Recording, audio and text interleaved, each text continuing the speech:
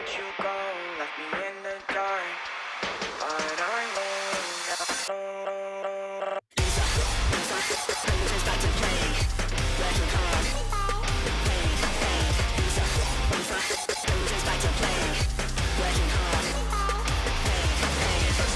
about Maureen, she was always on the piss with the older looking kids in the disco getting kissed. She was always in the hallways, all the toilets getting sick, chatting rubbish with her clique from the underlings they lived. One day Maureen met with Marty at a party in the sticks at some stately home in Wick with some friends of friends who's rich. And when Marty met with Maureen, it was all he'd ever wished. Pretty face and bubbly tits, which was all he'd ever wished. In a cave, in earthquake, locked exit, been a long way, tatted cannot erase. What you done was never okay. Still went with it with your bad way. Though you can never be replaced. Yes, I need a time. Damn it, girl, you changed. You're the only type, but no matter what, no one better off alone. You're the devil.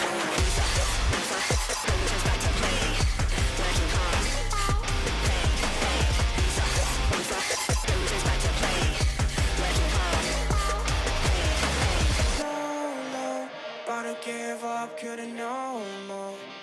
Not the same as a photo. Yeah. You're the devil, you're the devil. No. On this light, it's a mask on the fake smile. See me like it's fun, like it's alright. But it's fake, like a comment, left me burned like a comment on the stars. What you want is so far gone, it's the phone. In the cave, in earthquake, locked exit. Been a long way, tatted cannot erase. What you done was never okay. Still went with it with your bad way.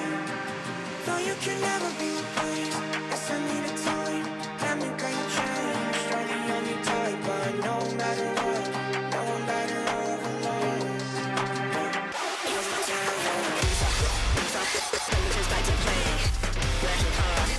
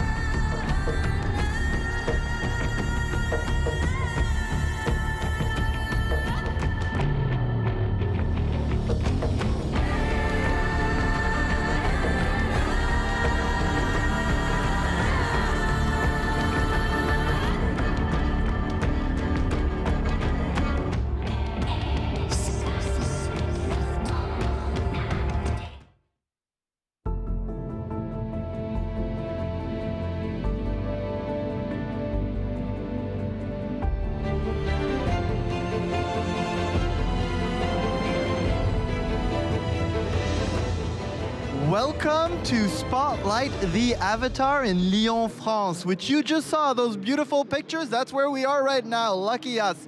Also lucky us, because today we have 6 rounds of standard, followed by a top 8 single elimination rounds. We're gonna send some people to the Pro Tour and we're gonna crown someone a champion in standard. Now, I have a lot of things to talk about to you today, but before that, we have, it looks like Frank Karsten is invisible right now, and I do tell you, France is a weird place. Frank Karsten could be invisible, but Frank Karsten is actually waiting for you on the sidelines. He's about to come in, and he's gonna give us what we've all been waiting for. We're gonna know the win rates of the decks that came to compete today, and we're also gonna know the breakdown of day 2. Now, Frank, would you care to come over here? I need an expert. We're calling in the reinforcements, the big guns, the cavalry. Excellent. How are you doing today, Frank? Got here, just set up the feature matches. We have some awesome decks coming up, and I can't wait to see more Magic today. Yeah, you don't realize this yet, but Frank, you only see him for a few minutes all day because he's so busy behind the scene making this whole tournament work. At home, please, if it's not too early, give a big round of applause for Frank. If it's early, don't wake up your flatmates. It's not, it's not worth it. You can do a golf clap for Frank. Now, before, we just want to remind them, today it's 6 rounds of Swiss standard, which is you play. If you lose, you don't have to leave. You can keep on playing as much as you want. But then once you get to the top 8, only 8 players of the hundreds of people that were participating today in Standard are going to play in the top 8. Now this is prestigious because you get to go to the Pro Tour just for making top 8, just for making top 8. I say this like it's not a big deal. But if you do For many, it's the big goal. It is the big goal, right? You can become like Frank Karsten, who's a Pro Tour Hall of Famer. But then you've got more and more money and prizes. We will be seeing the top 8 later today. Every round is about an hour, a little bit more. But once you do make day 2 today, you do stand to win some money. If you're in the top 64, you make $350. The top 32 makes $550. The top 16, $750. And then when you make it to the top 8, not only do you qualify for the Pro Tour, but the 5th to 8th players will make $1,000. 3rd to 4th, $2,500. And then we get to the big amounts of money. Well, they're already pretty big, but $5,000 is so much. At 2nd place and 1st place, not only goes to the Pro Tour, but makes $10,000. Now, Frank, yesterday we saw the breakdown. We saw the metagame. There was a lot of it. This is day 2. A considerable amount of the field has been eliminated. Can you please tell us what we're expecting today? What does the metagame look like after the dust has settled?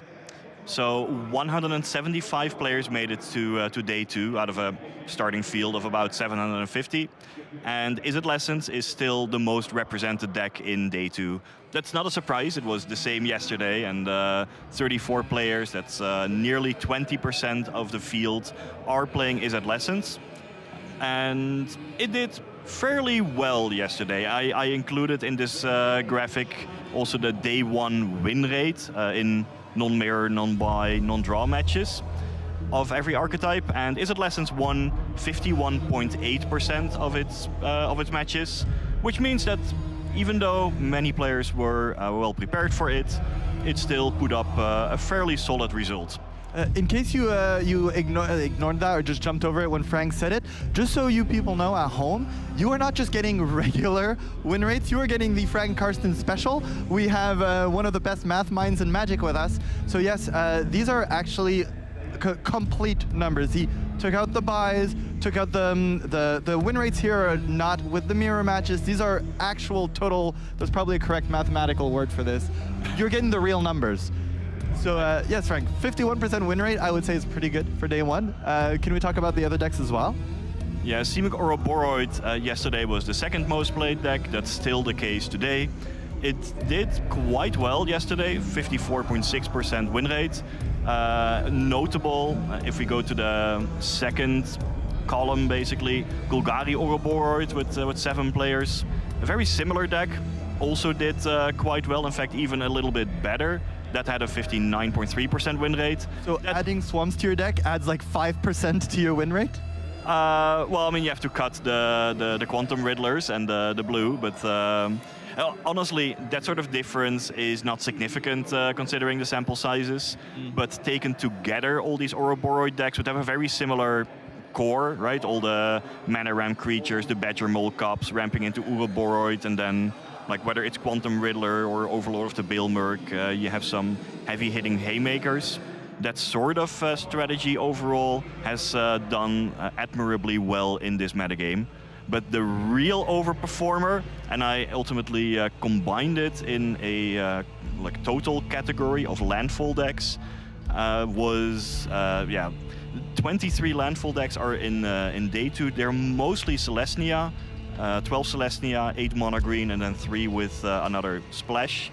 But I decided to combine all of them because they all have such a similar core, and like basically just adding a planes and some seam rips doesn't make all that much of a difference. But when you take them all together, 60.4% win rate on day 1, it massively increased its metagame share.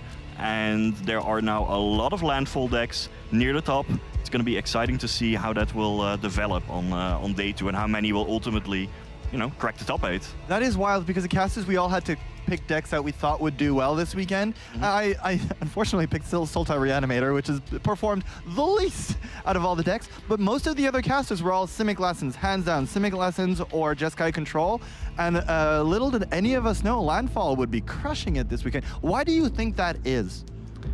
So inherently it is a very powerful strategy. Underappreciated at first because at the World Championship about a month ago there were literally 0 dedicated landfall decks.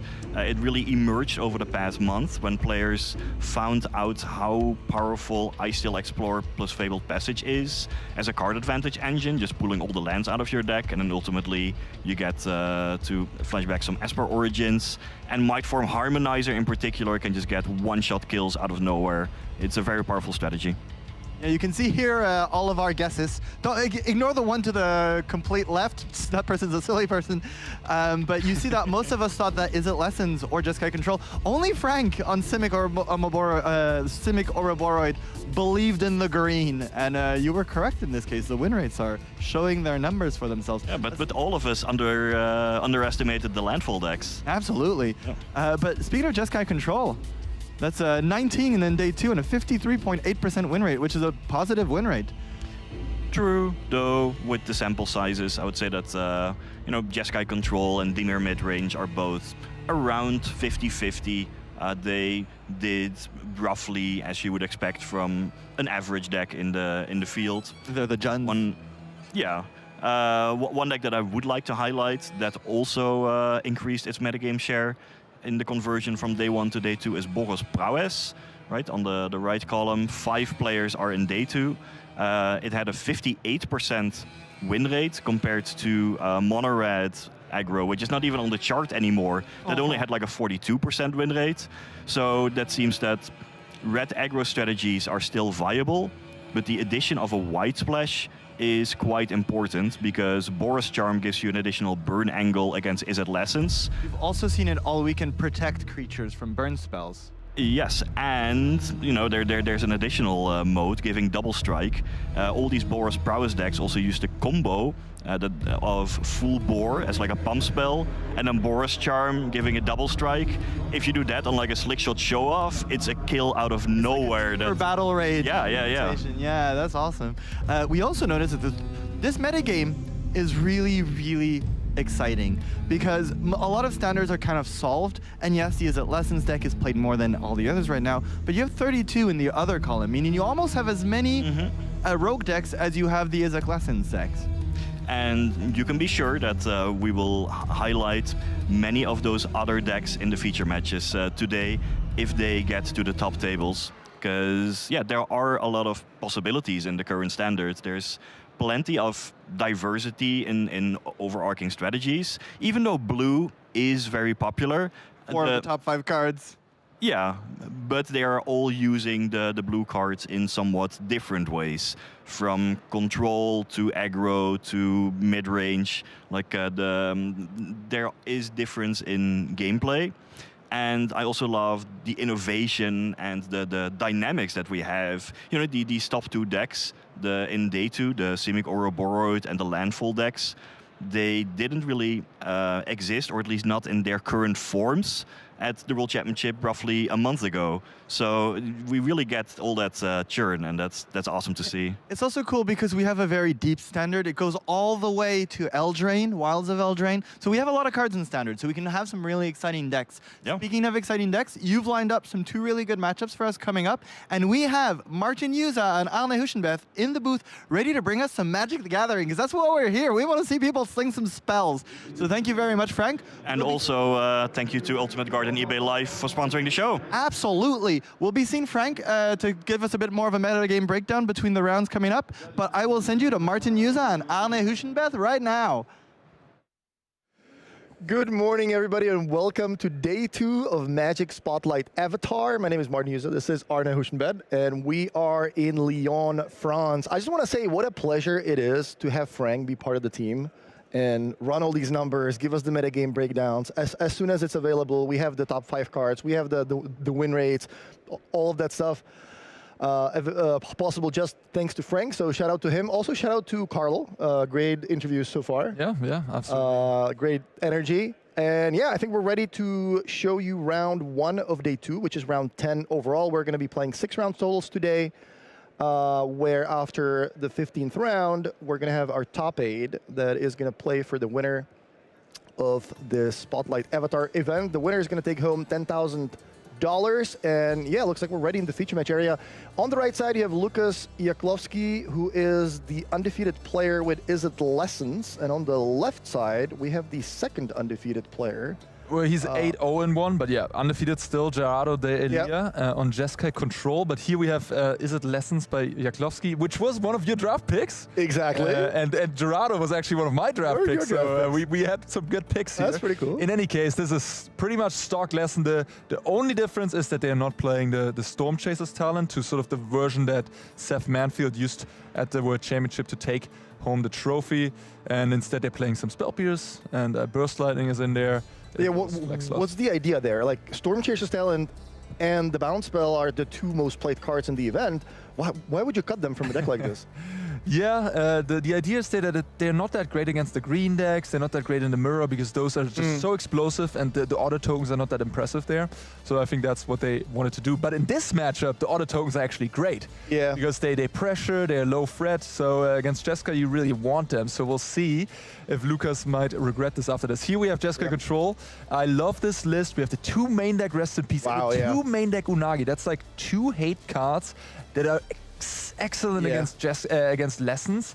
And then of course we have all the rest. We have some Abrades for the Monuments, we have the 4 Normalize, 4 Lightning Helix, Jeskai Revelation 3 times as that super powerful top end, 4 Stalker, 4 Consoles, Ultima Day of Judgment. I absolutely love this list, really nice. Also a sneaky Into the Flood more in there.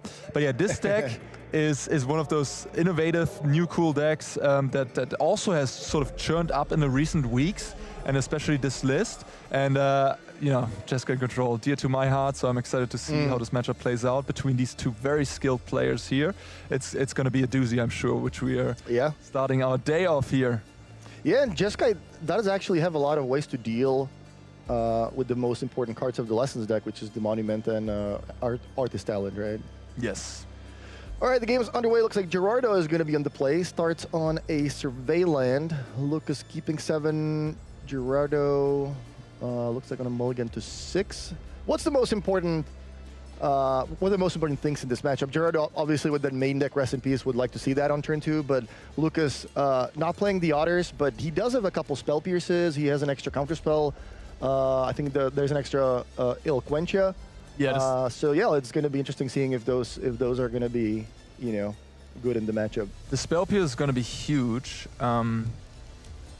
for Lucas to stop that 7-mana Jeskai Revelation, or even like a Consult the Star Charts on turn 4. But Gerardo does play 2 copies of Mistrise Village, which is the land that gives uncounterability to spells. So if the game goes really, really, really long, which it might, Gerardo does have sort of the inevitability. He also has the Mistrise already in hand. Interesting. But yeah, here we see an Artist Talent resolving. But he does have 4 copies of Get Lost, right? It's so cool that the Jeskai deck has so many answers to all these annoying sticky threats.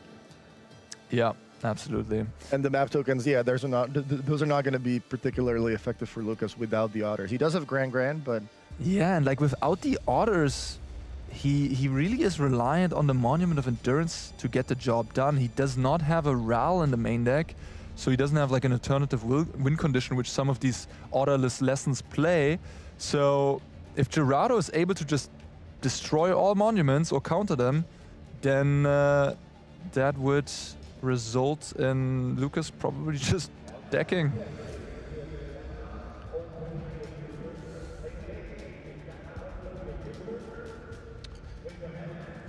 All right, looks like Lucas has Artist Talent number 2, and does Gerardo have another answer? Because this is exactly what you want to get going, right? You need the artist talent, or you need a monument in place. You can start churning through your deck, getting some lessons in the graveyard, turning on your accumulate wisdom, so it actually turns into an ancestral recall, and that is exactly what Lucas wants to do here. There's an Abrade. I see a No More Lies in Gerardo's hand.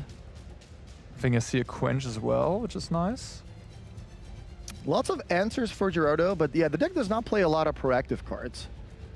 How does this Jeskai deck actually win? Like, do you just win by making tokens later on with Jeskai Revelation, or? Yeah, you have the Unagis, you have one copy of Manshitong. That land off the top here was actually huge for Gerardo. If he didn't hit that untapped plains, he would just get a stock up countered by a Quench here, so that was huge. And he was probably very happy to see that, because he's sitting on a really nice hand, actually. He has No More Lies, another stock up. And yeah, Lucas is not posing much of a threat here. It's interesting, Lucas is considering... Oh no, he's going to play Accumulate Wisdom in response. Trigger the Talent. We talked yesterday about the fact that if you play this deck on Magic Arena or Magic Online, the triggers are always done for you through the client, right? You don't have to actually pay attention to all the stuff. But here in paper, there is so many triggers with every deck, so many things you need to pay attention to. Oh, No More Lies is going to counter the Wisdom. Yeah, and Lucas now has a choice. He does have the Quench, so he can choose to have his draw-free resolve, as he has a Firebending Lesson which he can bin with the Artist Talent trigger. But yeah, he chooses to have his draw-free resolve and let the stock up resolve. So both players are resolving their card draw spells here. Yeah, Lucas is going to be able to use the fact that Gerardo is tapped out. What does Gerardo? Oh, he found a Rest in Peace. That is huge. That is huge. Yeah.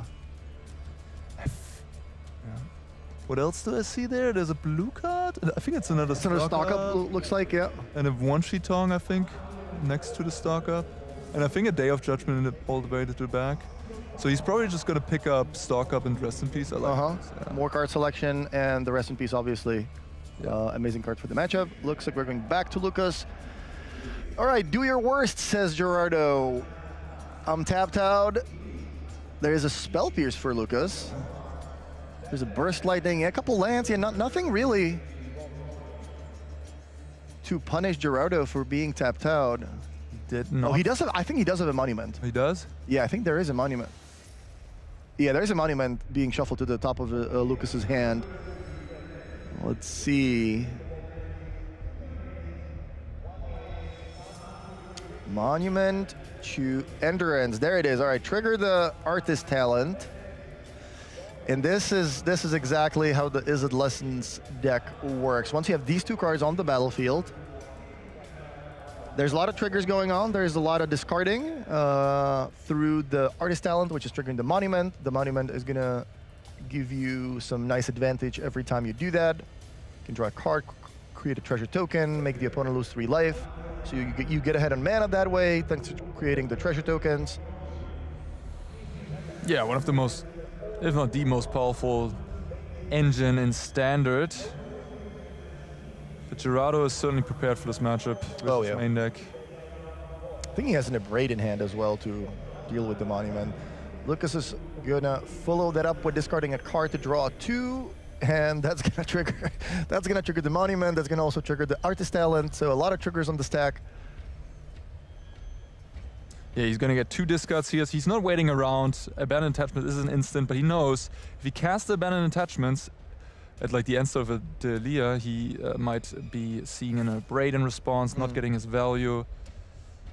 So he chose to draw and get a treasure, not dealing any damage. How does Lucas only have 1 map token? because he used Boomerang Basics on turn. Oh, right. Want to draw a card, I believe. Okay, so Gerardo, interesting spot. Could just abrade. Oh, he drew a Get Lost as well. Get Lost. I don't know. I think I want to get a braid, and the Rest in Peace is the problem here. Is the Spell Pierce. The Spell Pierce. Oh yeah. Like, and yeah, he would kind of like to play Rest in Peace here, but he runs into the Spell Pierce. A very important thing to note is this is day 2, and day 2 is open deck list now. Absolutely. Day 1 was closed deck list. You wouldn't know your opponent cut the others to have more counters in their deck. Now, in day 2, Gerardo actually knows that Lucas is working with a couple extra counter spells in his list. Stock Up sort of being offered as a bait here. I would like to get that Spell Pierce out of your hand. I mean, if it resolves, it's also good for me. So yeah, Lucas does go for the Spell Pierce. Doesn't want to let him get any more card selection. Wow, Lucas has a really good hand. He has a Monument and another draw free, so he can basically rebuild again.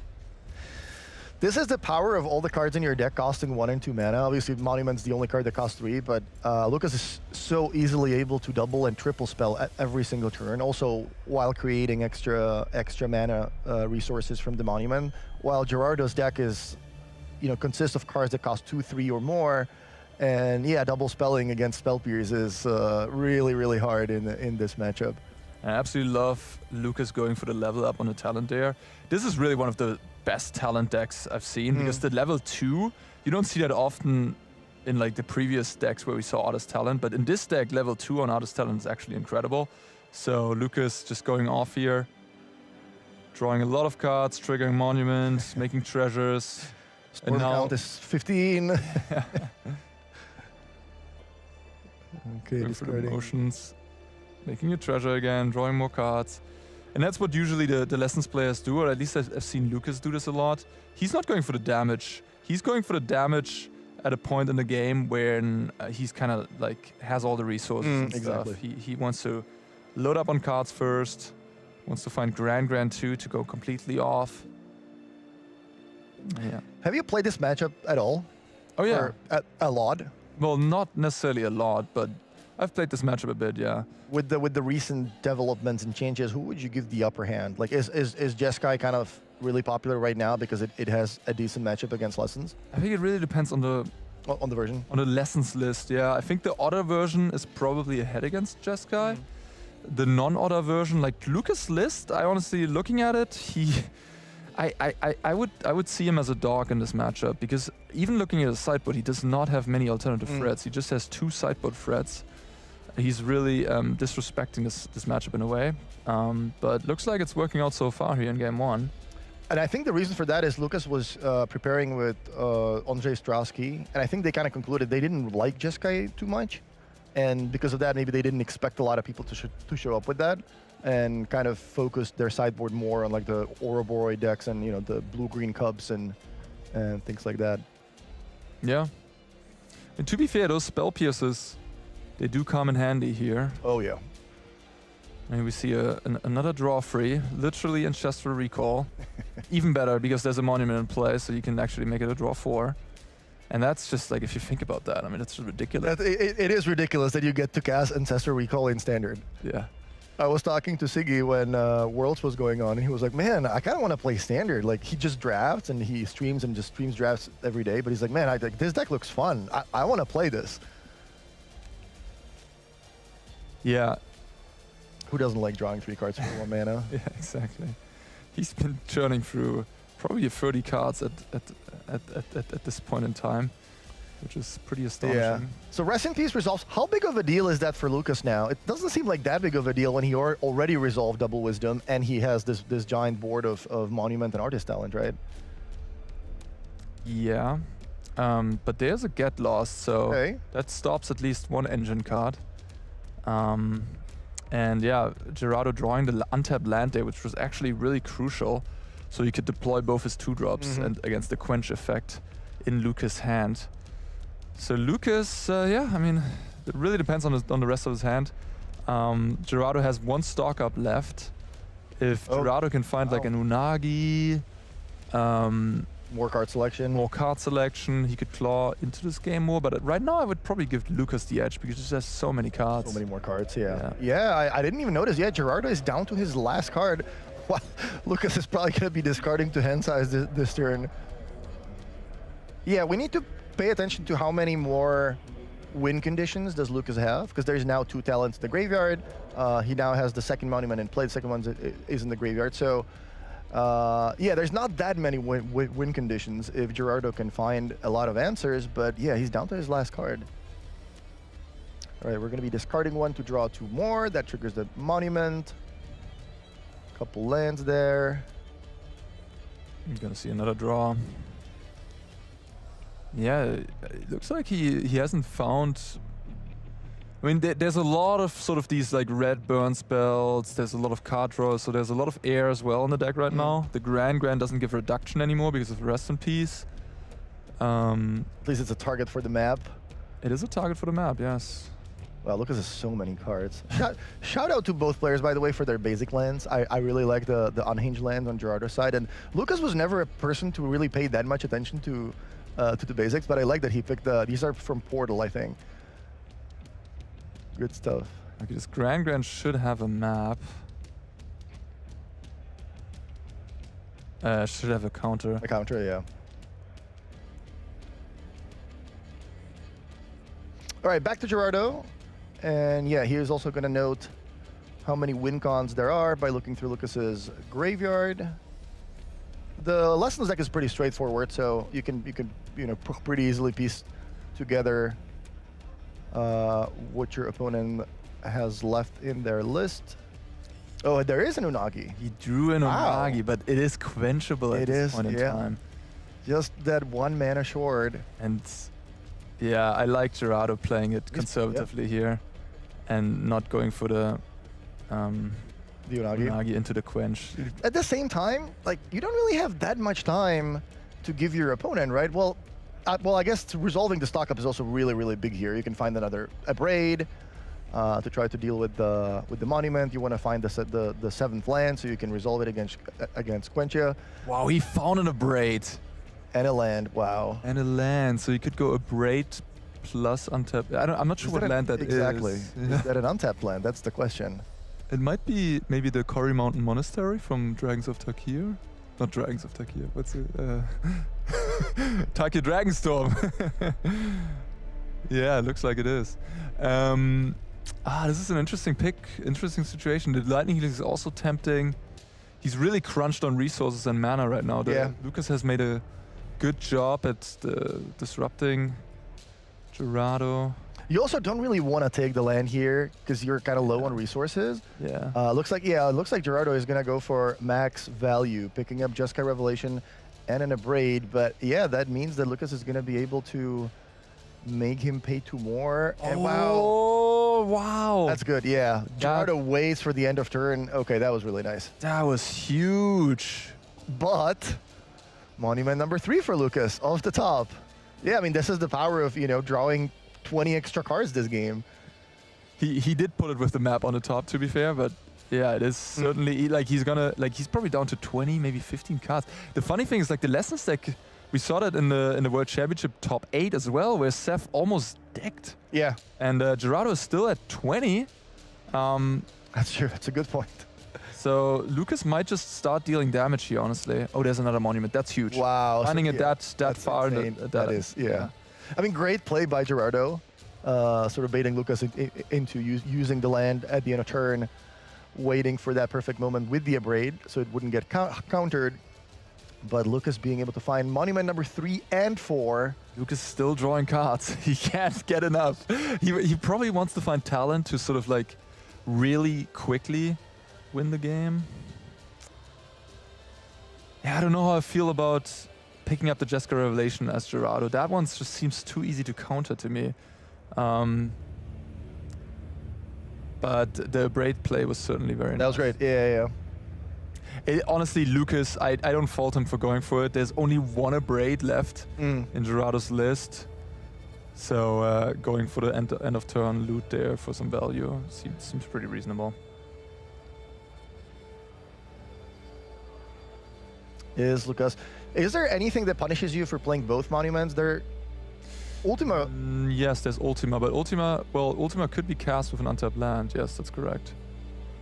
Yeah, Ultima is actually a huge one. Yeah, looks like Lucas decides to sandbag the fourth monument, realizing that, well, if that one also dies, then I don't really have a way to win anymore. Well, I guess Talent still does the work. So good old anticipate here, accumulate wisdom. Yeah, now the Unagi is online, uncounterable Unagi. Combustion technique does not work because rest in peace. So there's like no answers to the Unagi besides like bouncing it or using a bunch of removal spell. But that's impossible against the Waterbending 4. Like, you can't just like use multiple burn spells when you have to pay 4 mana extra on each of those. And Lucas actually only plays 2 bounce spells.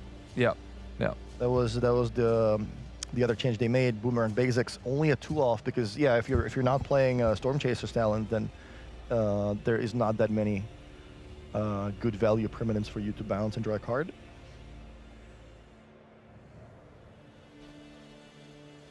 I love the 2 Unagis. They are so important in this matchup. I was also, when people ask me about how I would build the deck, I would tell them play Unagis twice. It's just so important here. Okay. You know, in essence, one of the best decks. And also Simic Ouroboros has 4 Riddlers in the deck. So the Unagi is actually quite nice against Quantum Riddler to keep up. So there's an Unagi and it cannot be countered. Yeah. What does Lucas say to that? I think there's a Grand trigger on this deck. I'm a little surprised that Lucas decided not to. Oh yeah, he's gonna resolve his loot first and then the draw 2. Well, he's like, well, I would like to resolve my loot, but wait, there's an Unagi. What do I do exactly? Let me think about that again. Whenever an opponent draws their second card each turn, you draw 2 cards. So if this trigger is to resolve, then that would give Gerardo 2 cards. I don't think Lucas wants to see that, but at the same time, what options does he have? Well, in response to the Unagi, he can actually loot. So he can draw his second card and prevent the draw 2 happening. And I think that's what he's going to do here. Right? It's on the stacks though. Yeah, I think they're trying to figure out what is happening. Is this in play? Oh.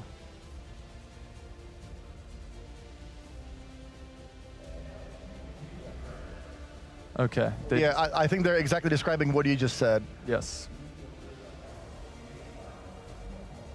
So we're gonna loot away a multiversal passage that triggers the monument, and yeah, I think Lucas really needs to start working on Gerardo's life total because he is still at 16.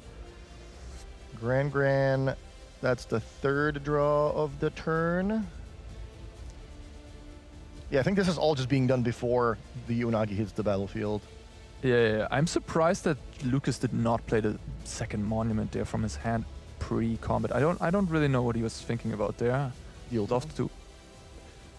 Yeah, I guess he just wants to play it safe. True, he could. Let me see a block.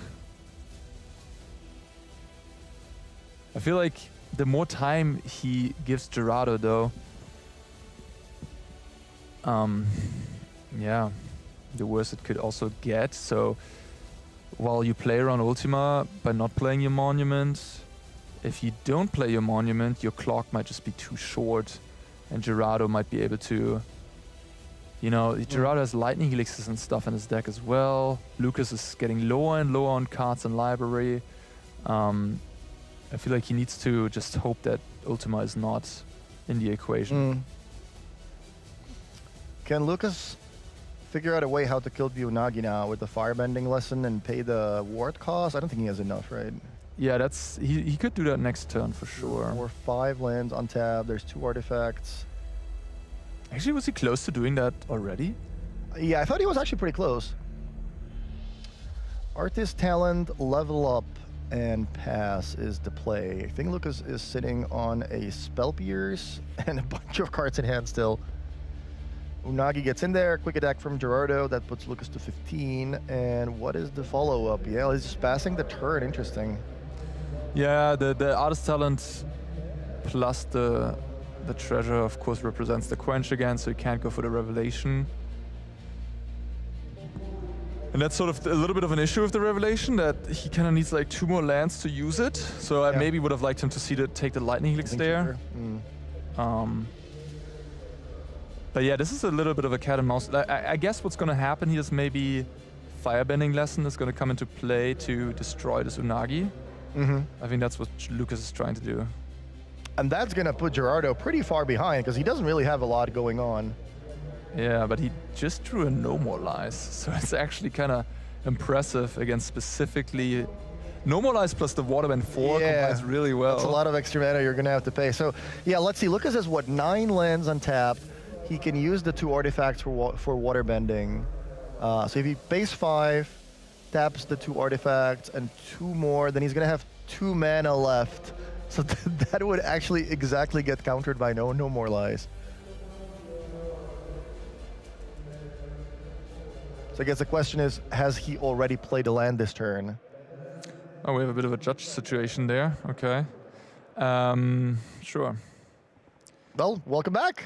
This is a Spotlight Avatar in Lyon. I'm hearing that it's going to be solved quickly. So yeah, just a quick reminder, if you're just joining, this is round number 10 of 15 before we cut to the top 8. And the top 8 players are going to qualify themselves for Pro Tour Secrets of Strixhaven later on this year in Las Vegas, United States.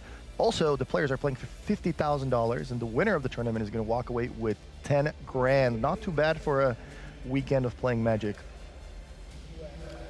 Looks like we're back. Lucas is going to start with Boomerang Basics on the Rest in Peace. Interesting. Not using the talent trigger, of course. Oh, I mean, but, well, he could have used it. Interesting, yeah, that's very interesting. Oh, he wants to do combustion technique shenanigans, maybe, to get the graveyard filled up to then kill the Unagi that way. Yeah, I guess that is in the end a little cheaper than Firebending Lesson, but you're gonna have to use mana to fill the graveyard first. Let's see here. Maybe he's leveling up talent to 3, so the burn spells then deal 2 more damage. Oh wow, okay, interesting. So now the combustion technique already does it, but the No More Lies will just come in handy here. Yeah. I think. Well, let's see. Does he have enough? No, he does not have enough mana to pay for it. He can tap the monument for a mana for the Waterbend, but it's still not enough to pay for No More Lies. Oh, he's going for talent first. He might want to do all of this in the upkeep, I guess, so that he can at least draw 1 card. Oh, he hasn't played a land yet, okay.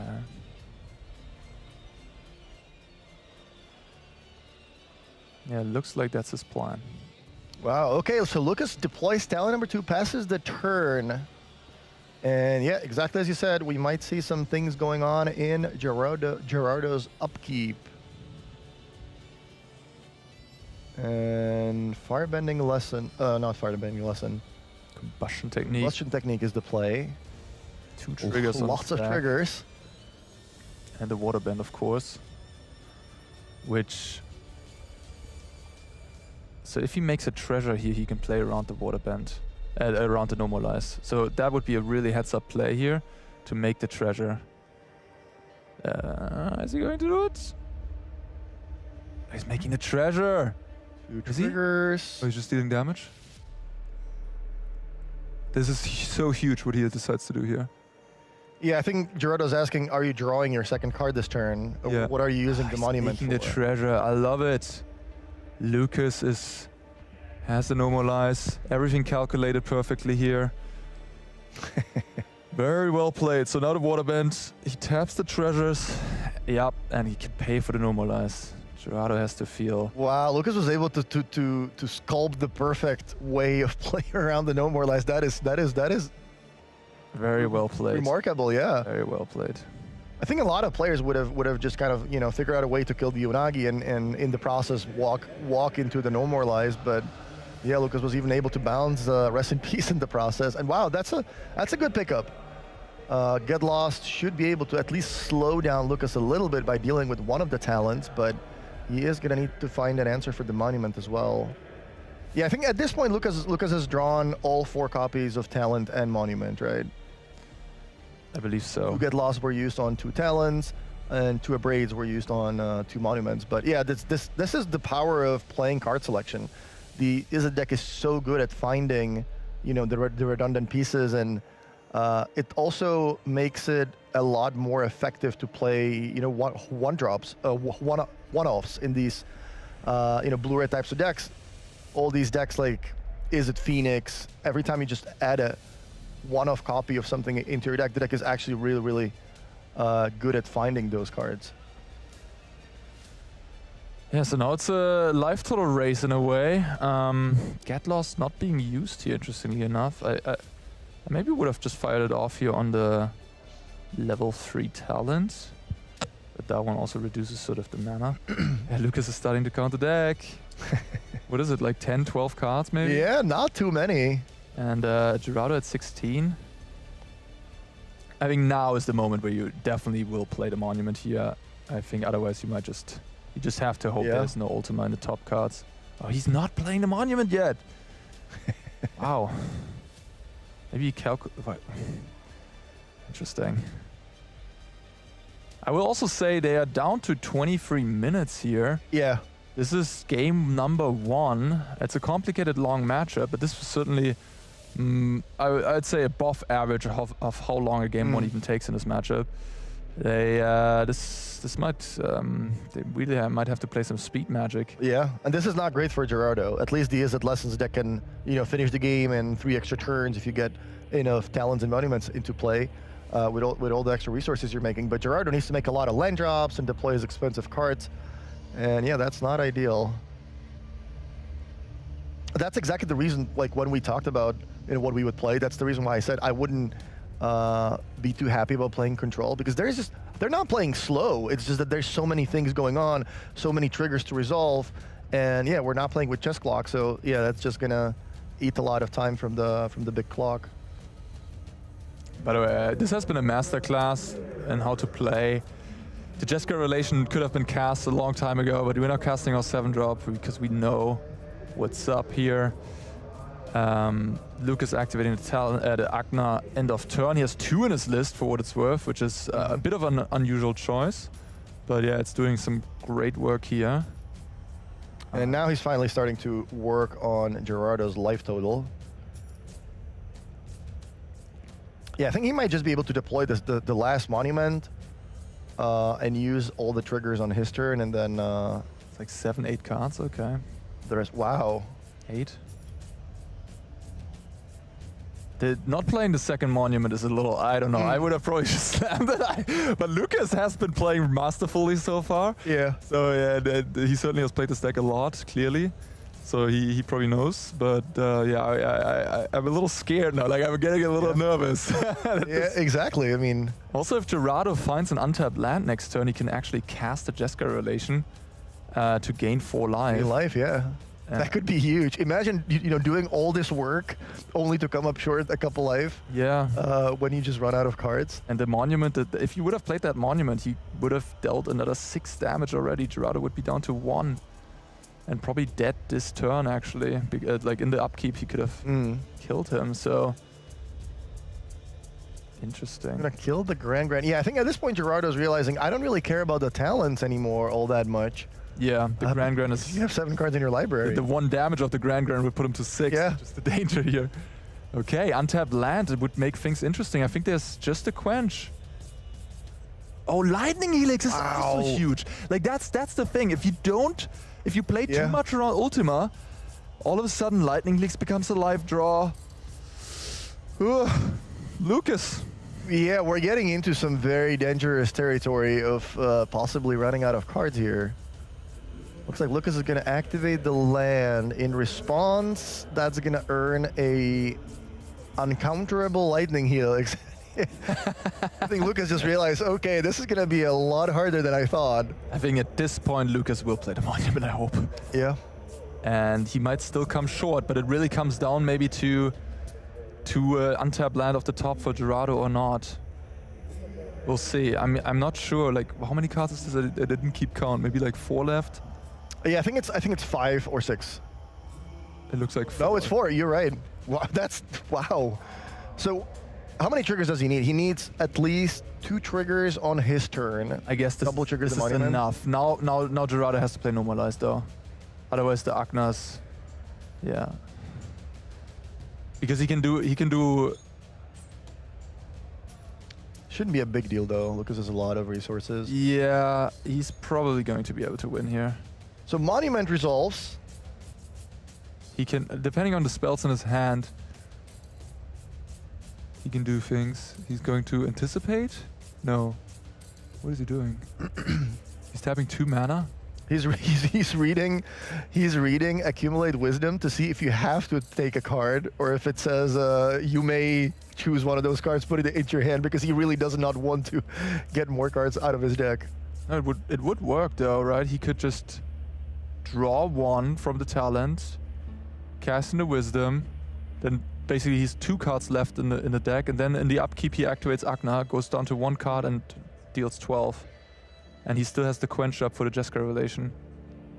Which, yeah. Alright. Seal the deal. Discarding Grand, drawing 1. Trigger the monument, you go down to 4. No, go down to 1.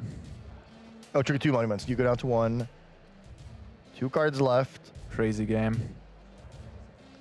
Lucas is just a master. He found the Spell Pierce too. So there's no stopping him. Exactly as you said. In the upkeep, I'm gonna loot, and that's gonna trigger the monuments with 1 card left in my deck. Wow, what a masterclass by Lucas. That was really, really well played. Crazy game. Yeah, that was beautiful magic from both sides. But really, Lucas showing off his prowess with this Izzet deck. Yeah, and I mean, definitely shout out to Gerardo as well for playing around the cards that he could have afforded to play around. He did draw a lot of his answers. He had the Rest in Peace. He had the Unagi. He was able to destroy a bunch of talents and a bunch of monuments with his Get Lost and Abrades, but ultimately came up short. We're looking at the sideboards here. Anything that Lucas will want to bring? Yeah, a lot of cards. This gets a lot better post-board actually for him. He has the Ral to bring in. He has the 2 negates. Even Flash Freeze and Essence Scatter are interesting cards because Essence Scatter hits the Unagi. Flash Freeze hits the red cards like Abrade, like Jessica Revelation. Okay. He can bring in the Abandoned Attachments, which is sort of like a sideboard card. A lesson you have in the sideboard to bring in when you bring out all your red removal lessons, so you still have a high lesson count. And he's going to take out all these Firebending lessons, of course. And then he also has a Riddler. Maybe he's going to bring in a Null as well. A Null is not that good here, though, because it just has Rest in Peace as a target. That's a great point. I was going to ask, Abandoned Attachments in the sideboard? It's very unusual to have this type of card in your sideboard, but yeah, that makes a lot of sense. When you have to take out the burning lessons, you still want to keep the lesson count high for your Accumulate Wisdom. What about Gerardo? What is he going to do? All right, what are we looking at? Yeah, we have the 2 Annuls, of course. They're excellent. A Negate is probably also going to come in. The Elspeth is debatable. It's not great into the 2 Negates and the 2 Spell Pieces from the other side, so probably not going to bring that one in. The second Ultima is also questionable, I would say, because of the counterspells post-board. It's just too tough to resolve that one.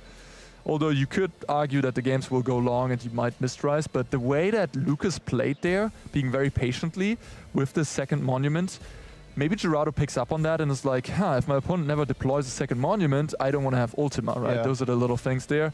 And then last but not least, of course, the exercise is going to come in here. Voice of Victory is another option that now low on time.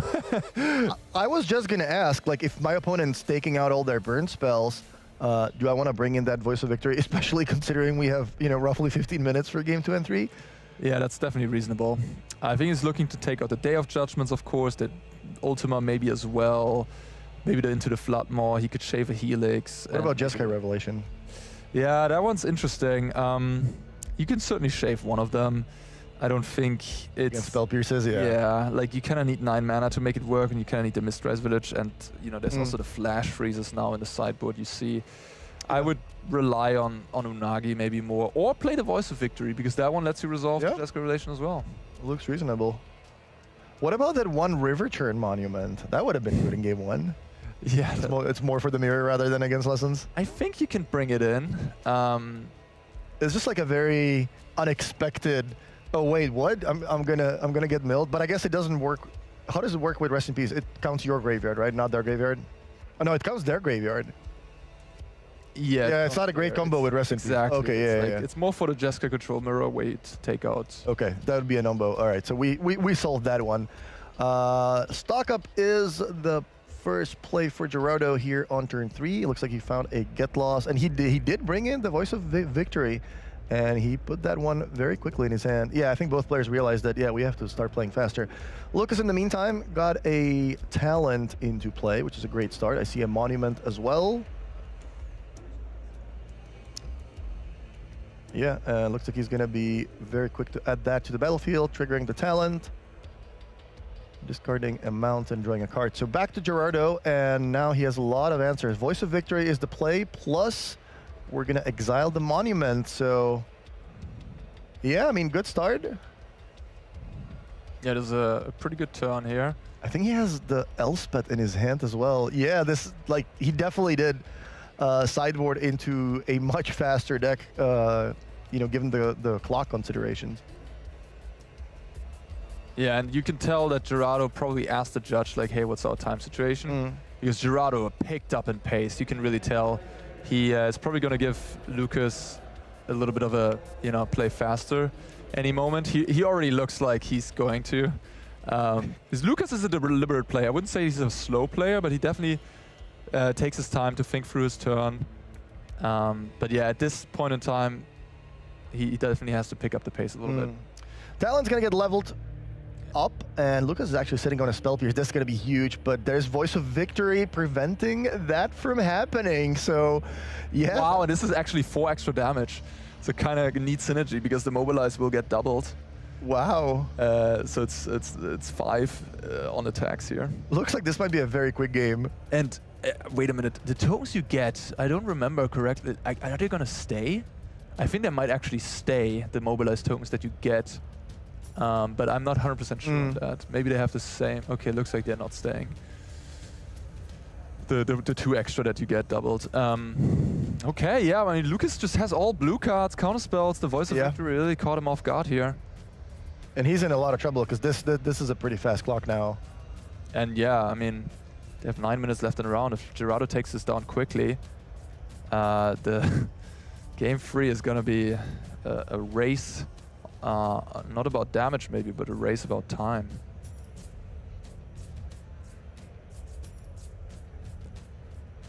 So thanks to the talent, Lucas's spells are now cheaper to cast. So he's going to start with a Boomerang Basics on the Elspeth. That's going to trigger the Artist Talent. Ditching, it will quench it. Yeah, those are not particularly effective right now with the Voice of Victory on the table.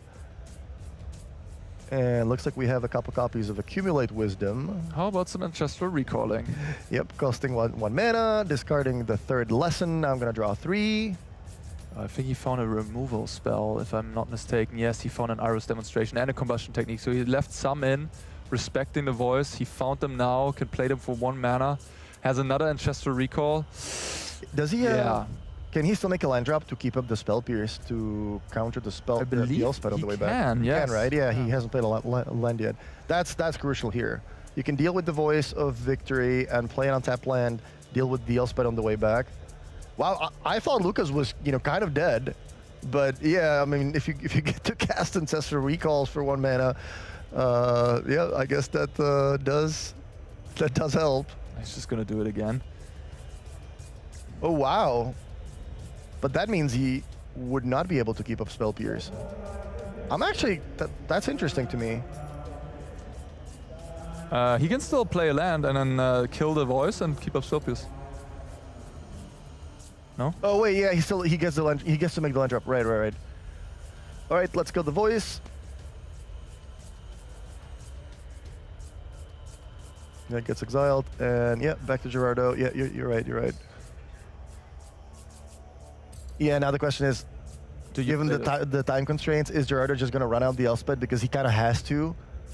He would normally not probably do it if, you know, they had 37 minutes. But given that you have only 7, you might kind of be forced into doing that. No, he still passes the turn. So yeah, he reads the situation correctly. The question is he going to have enough time to play around the Spell Pierce?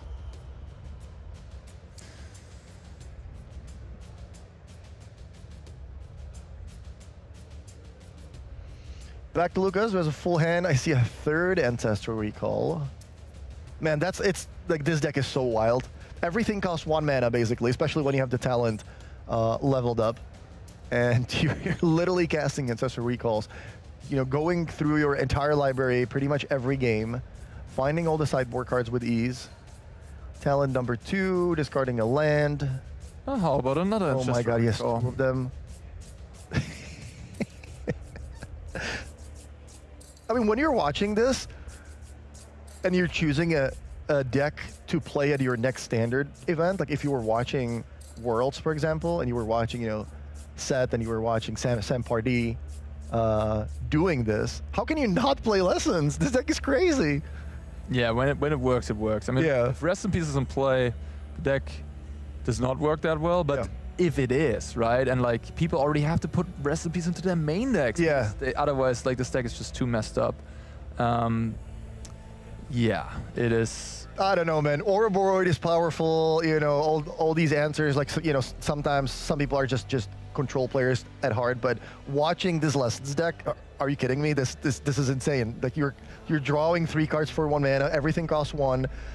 Even against the players that have these cards like Rest in Peace in their main deck, you still have Boomerang Basics. You still have counter spells. Lucas was able to, you know, play around all that in the first game. It's really remarkable how good this deck is, and you know, thanks to all the card selection, you just find all the good cards every single game. See Ancestral Recall being put up on the in there. Yes, indeed. Spell Pierce, but without any looting. Interesting.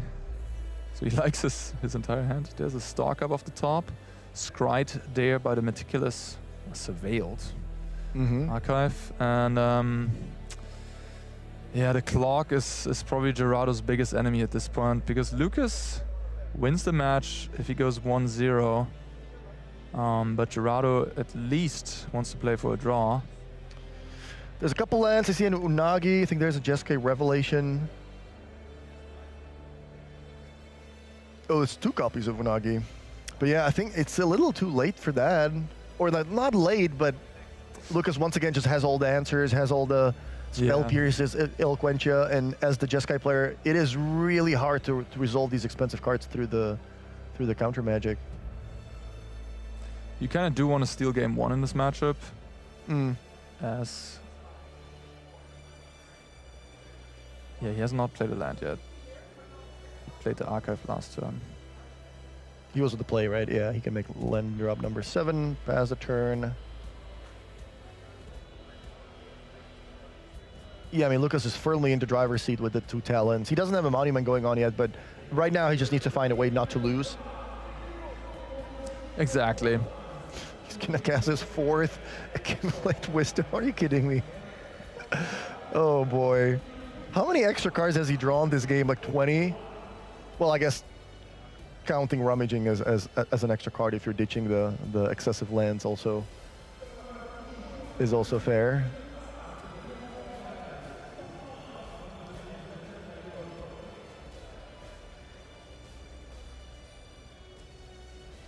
Land drop number 7. And what's the play? A Ral, okay. Double trigger on the talents. We're gonna ditch some lands. Yep, already made a land drop this turn, so not necessary to keep one of them. Ral hits the battlefield. The Rals in the sideboard, where do they usually come in? Like, what is the idea behind, you know, boarding in Planeswalkers? So the Lessons deck is being hated on a lot, right? Graveyard hate, a lot of disenchant and null effects. And having cards like Ral or even Quantum Riddler that just completely different type of threats that don't care about if your graveyard is removed, that are powerful by themselves. That's sort of the idea behind it. You know, your opponent holds up a null and disenchant, you play a Ral. Yeah, great. So you're just attacking from a different angle, basically? Yes. We already see players playing Ral in the main deck. I didn't notice that. It's like some people were cutting like a monument for a Ral. That seems wild to me, though. Like monument just seems like one of the key cards you want to have, and especially if players are, you know, starting to play cards like a Braid in their main decks. I I tend to agree with that. Yeah.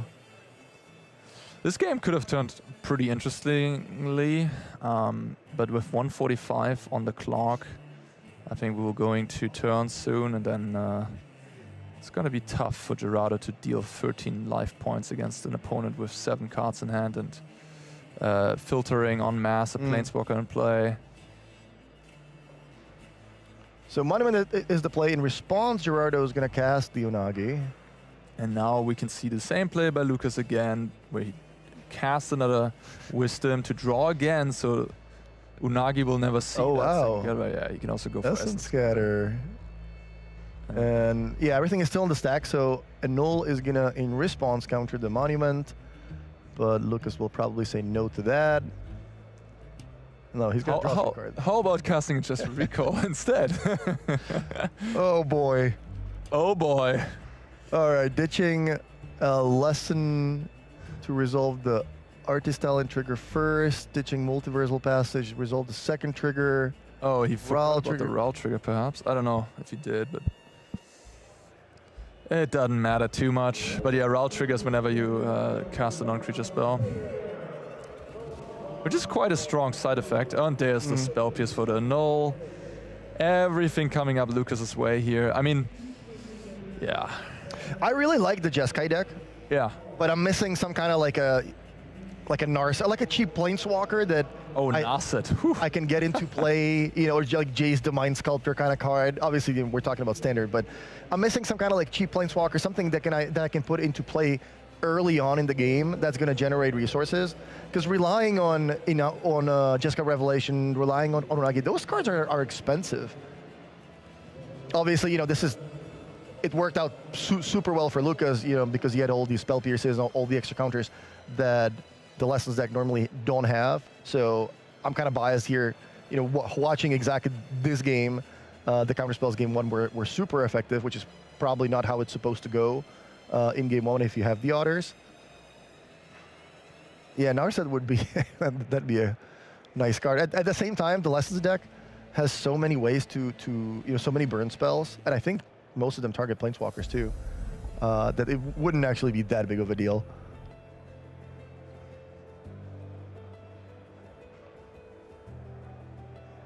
Now they're trying to figure out the trigger situation.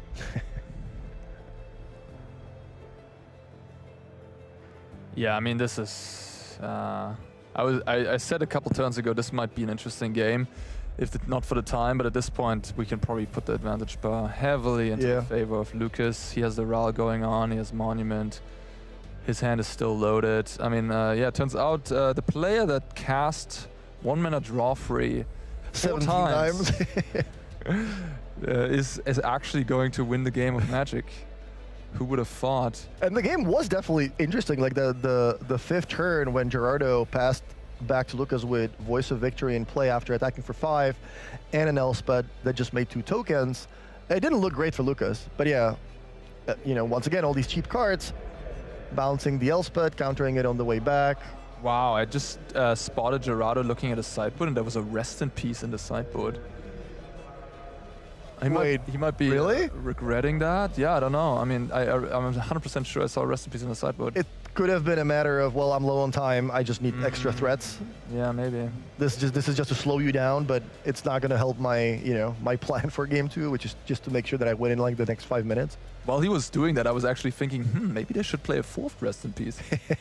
I see his Rest in Peace in the sideboard.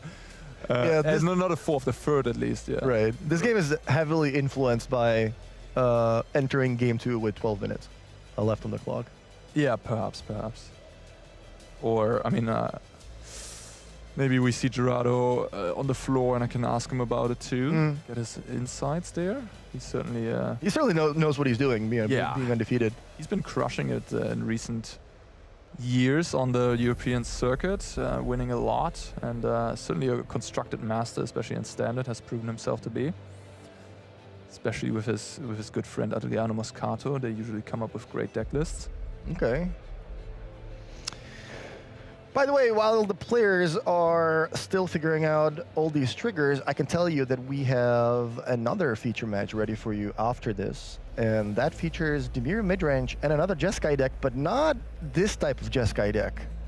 We have Jeskai Artifacts. And I know this deck is very popular. It's like a brew that's super popular. Like whenever I read, Reddit or some of the casual threads on some social media, people are very interested in this artifact deck, and they don't like losing to it either.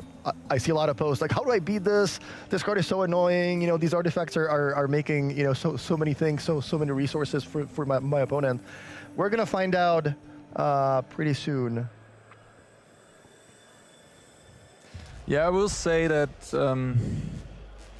if I would have been on the other side, like Lucas, he's a deliberate player, but at this point, I probably would have told him to speed up a little bit if I would be in Gerardo's seat. It doesn't matter anymore, but he does have to pick up the pace maybe a little bit. He's been taking a lot of the match block. Yeah, the thing is, it's not like you're thinking a long time about one play. It's just you're just making a lot of plays. Yeah. That's the thing with the Is It Lessons deck, because everything costs 1. You're making 7 plays every turn while triggering your monuments and talents 12 times a turn. There's just too much going on. And yeah, one of the reasons he's probably winning so much. I mean, he's going to be 10-0 here. Very likely, is he just is a very methodical player, and he thinks through all the lines. And as we saw in Game 1, he put an absolute masterclass on how to pilot this deck and how to win in this matchup. While we're having a little bit of a judge situation going on, maybe another question about land drops, something. Monument triggers. Raul is doing stuff. I think. I can't read lips, but I think Lucas might be just saying, like, I don't think it really matters. There's no time. My opponent can't really win in 3 turns. Well, someone in chat actually noticing something, or multiple people. What happened? River Churn Monument could be an out here for Gerardo. He can mill. Oh, yeah, that's true. If he without the rest in peace, maybe he figured out, all right, well, I have a better chance of milling you out rather than stopping you from, resolving Ancestor recalls. Maybe that's the angle. Maybe that's the angle Gerardo went for, and that's why he took out the rest in peace. I like it because it's unexpected. That would be crazy. Exactly. That. Because, I mean, there's no negate right now. Lucas does not have the answer right now. And wildly enough, the Riverchurn Monument, in conjunction with Mistrise Village, is uncounterable as well. So you can really force it through, activate it, and kill them. There's no Mistrise Village right now in play, but just in a theoretical sense. What a crazy ending that would be. Hey, by the way, I have a monument here. I have a monument as well, except this one is gonna mill you out. Thank you very much.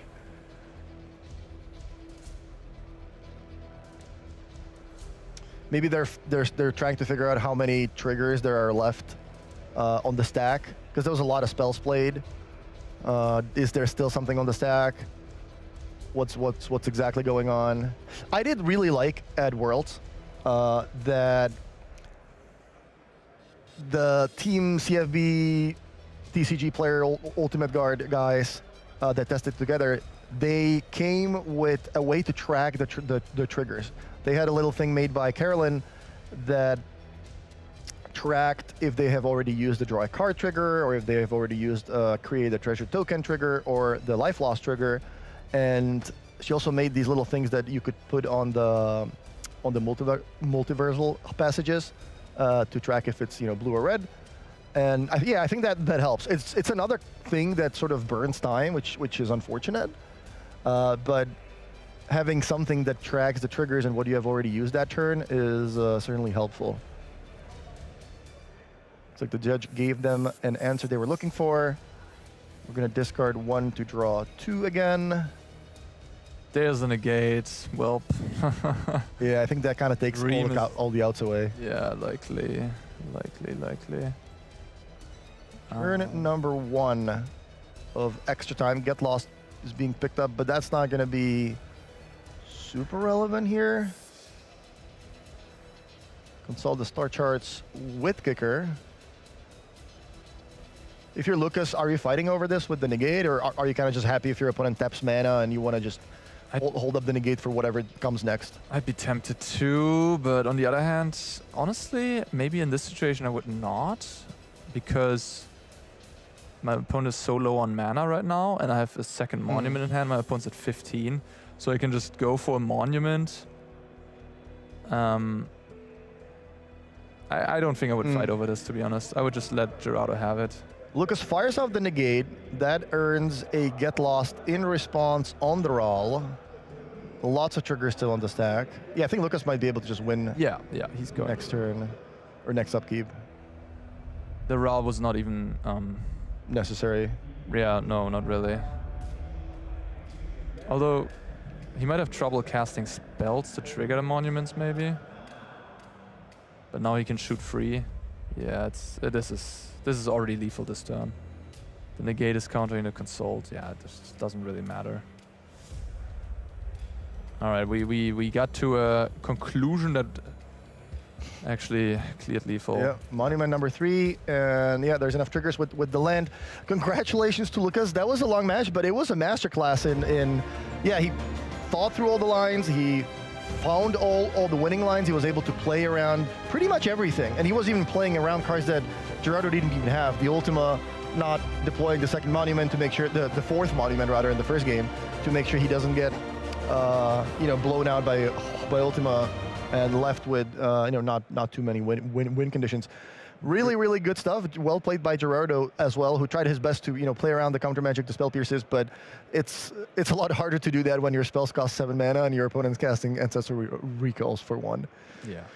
So that was match number 1. We're still going to show you match number 2, and that is going to be, as we mentioned, Dimir Midrange playing against Jeskai Artifacts.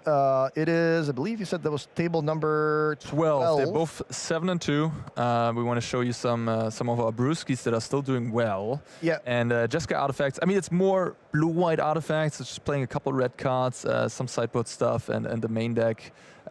What is it called? The artifact that gives all your creatures haste that you can fetch up is a sweet one. And yeah, we're going to jump in right here. We have on the Dimir side Nicolin Lascu, which we actually saw in Bologna making the top 8, also with Dimir. Yeah, I remember that. Yeah. I believe so. I remember him. And then on the other side, we have Adriano Moscatelli on the sweet artifacts brew. And the card that I was mentioning is the Fire Crystal. And here we have Nicolin's deck list. Yeah, this is pretty much stock. We have the stabs 3 times plus a trajectory, so a lot of respect for the green decks with 4 1-mana removal spells. I like that because that's one of the tougher matchups. And then otherwise, we got the bats, we got the flood pits, we got 4 Kite, 4 Curiosity, 3 Cecil going really aggressive on the legendary 1-drop, and then some Doomblades. And yeah, this is just Dimir. This matchup probably quite interesting, and those 3 copies of Chishana's Tidebinder actually in the main. Oh wow, yeah. Huge here as they hit artifacts. My question is, this deck was very popular, like a year ago or 2 years ago. What did this deck get recently that would still make it, be at the top of the metagame, considering, all the new cards that are so busted, and the lessons there's basically decks that are just made completely out of the new cards. Like what did this deck got lately? It's kind of funny because this deck looked almost the same a year ago. Exactly right. The thing is, the passage. Yeah, sure, it got some mana changes, but it also lost Darkstick Shore, so it's kind of... Okay, it's a wash. I mean, Cecil is the only big addition recently. In like the last year. Yeah, but what happened in the last year? We had a ton of bans happening. We had the 7 bans happening, and then we had another ban on Screaming Nemesis and the Cauldron. Vivionit here. And Dimir just... doing all these bans completely untouched. That's true. And I think that sort of explains why it still is around, because it just is a very powerful shell, a powerful deck, and it just has been left alone in the bannings. All right, here we have the Jeskai Artifacts deck, and please tell me what is going on here. Yeah, this is a spicy one. We have a United Battlefront, the look at the top 7 cards to find yourself the artifacts, and one of the most powerful artifacts you have is Simulacrum Synthesizer. You see the alternate artwork there, which produces a ton of gigantic constructs. You're repurposing Bay, which can fetch you all these one-offs you see, like White Oricide, like Dauntless Scrapbot, to put them into play, to trigger more Synthesizer, to have a bit of a toolbox.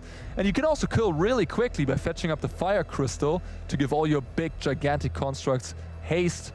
And then to round all of it out, we have some Rest in Peace here in the main deck as well. Respect and Lessons matchup, Seam Rips, Day of Judgments, and Authority of the Consuls to buy time. 3 copies of Authority of the Consuls in the main deck? Yeah, just it's a permanent you can find with United Battlefront, so it gets that count up, I suppose, and it just buys the time, because your deck just overpowers most decks with those Simulacrum Synthesizer engine.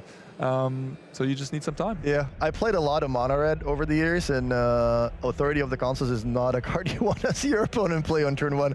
We're joining the game in game number 3, as you can see on the top, like those 2 little avatar faces in the circles. So both players have managed to win 1 game so far. This is going to be game number 3, and Nicolin is starting with a Duress, taking a Cryogenic Relic, which is not leaving Luigi with too much.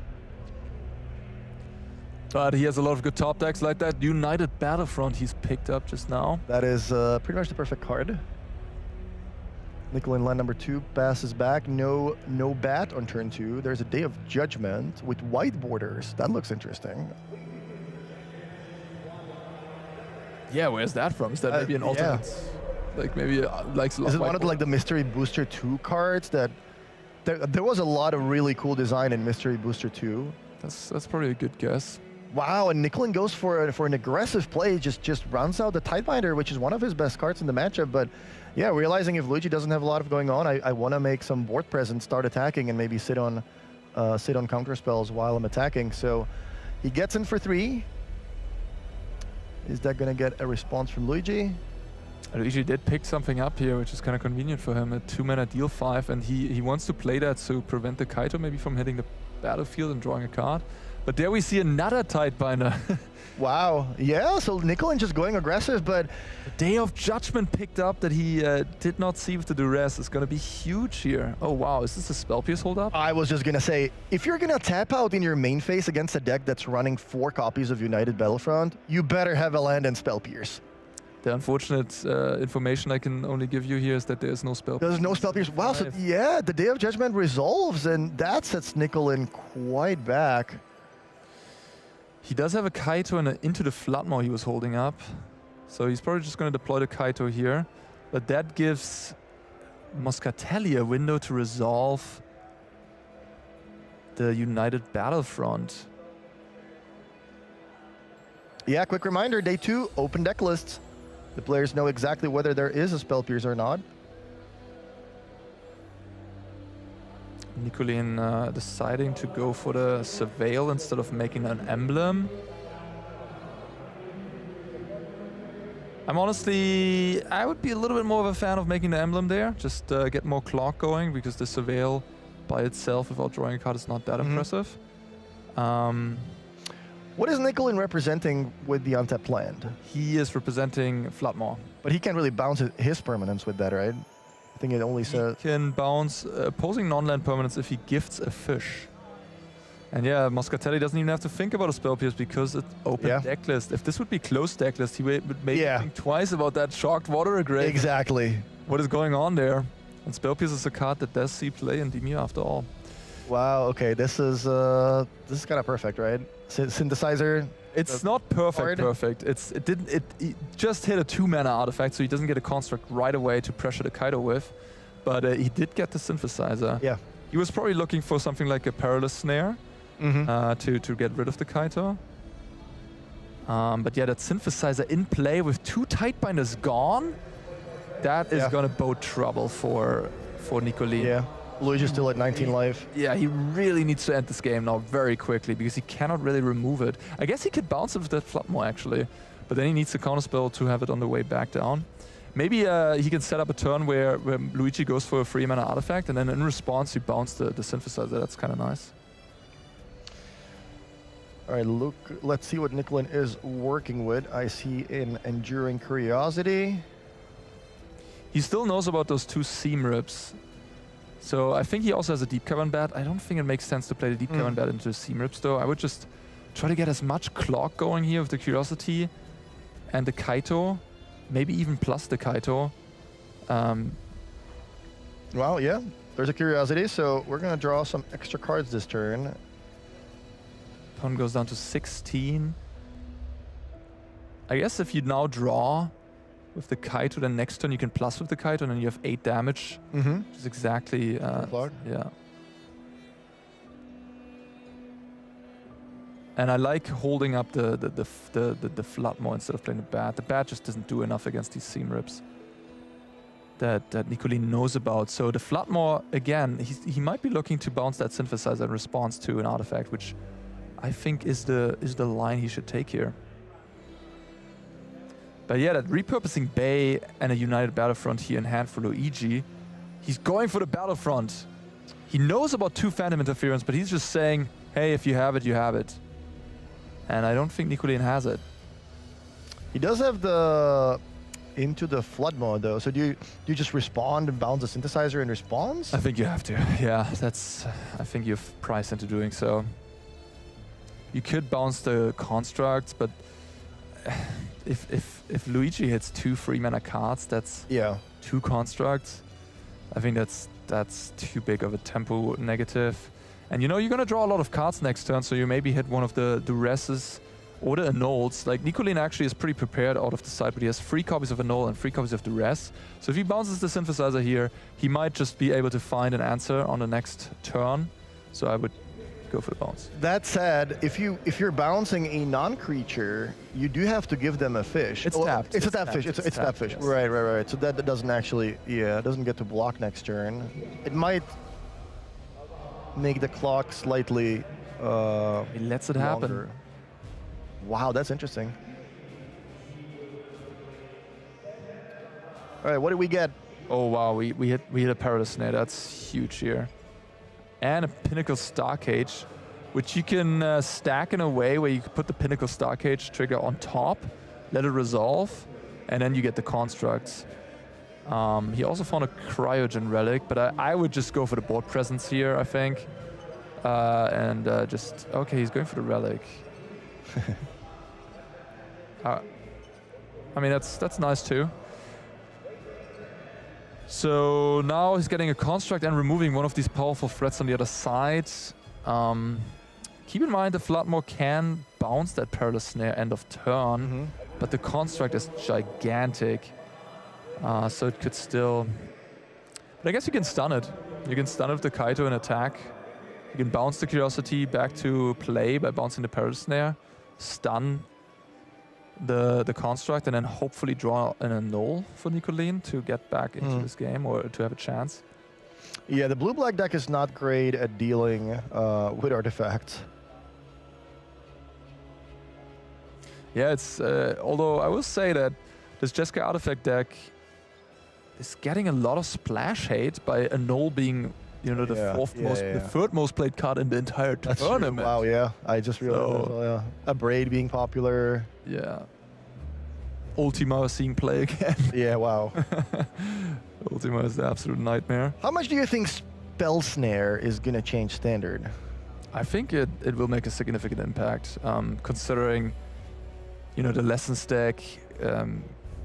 Yeah, you get it easily played itself for what it's worth, but also hits a lot of things in the Lessons deck. Yeah. Vagimal Cup. It basically hits the best cards in Standard, right? Or like the most important cards in a lot of these best decks. All right, attack from Nicolene puts Luigi down to 8. He did exactly what you said. He used the Kaito to stun the construct.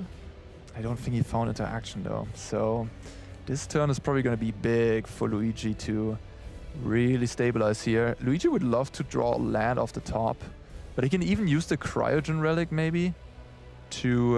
there we see a Deep Cavern Bat taking a look at this pile of 7 cards here, or 6. That's a lot of value. Triple repurposing A, the Perilous Snare we know about, and the Seam Rip we also know about. Yeah, it doesn't really matter what you take here, right? It's just going to cost your opponent an extra mana to deal with it next turn. Unless you have a second bad. Yeah, it does not really...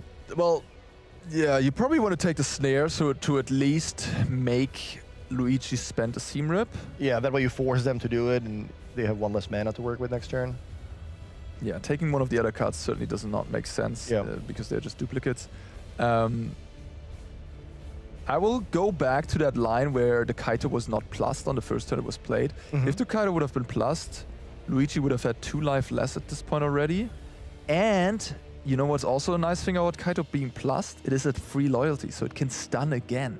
Okay. So I really would encourage Dimir mid-range players to think about that when playing with Kaito, to plus it at times. Even when you could draw a card, at times it might be correct to do so. The first plus is really huge, yeah. And a lot of people are not doing that.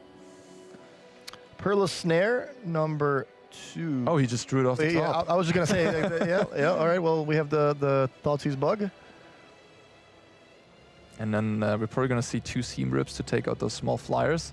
And then we have 2 blockers against this Kaito. Yeah, I think Luigi is turning the corner here. Yeah, exactly. That is so much value that the synthesizer is going to make. And exactly as you said, 2 Seam Rips on the Bat and the Spyglass Siren. Nicolene kept up 2 mana without using the map. I wonder if he has like a Flood Pits Drowner maybe? It looks like he was just bluffing. I see a land and a Curiosity in hand. Yeah, I think they now realize that they forgot to take a stun counter off of the construct, but that is easily fixable. And Luigi is gonna attack with the fish. Get in there? No, I would just stay back, but that's certainly a line he could take. Or maybe you already passed the turn and Nicolene is thinking about something. Oh, he had 4 mana up. Oh, wow, yeah, end of turn Curiosity. Why did I think he had only 2 mana up? I don't know. Okay. The swarms are kind of blending in with the tablecloth. Yeah. Thank you for making good excuses.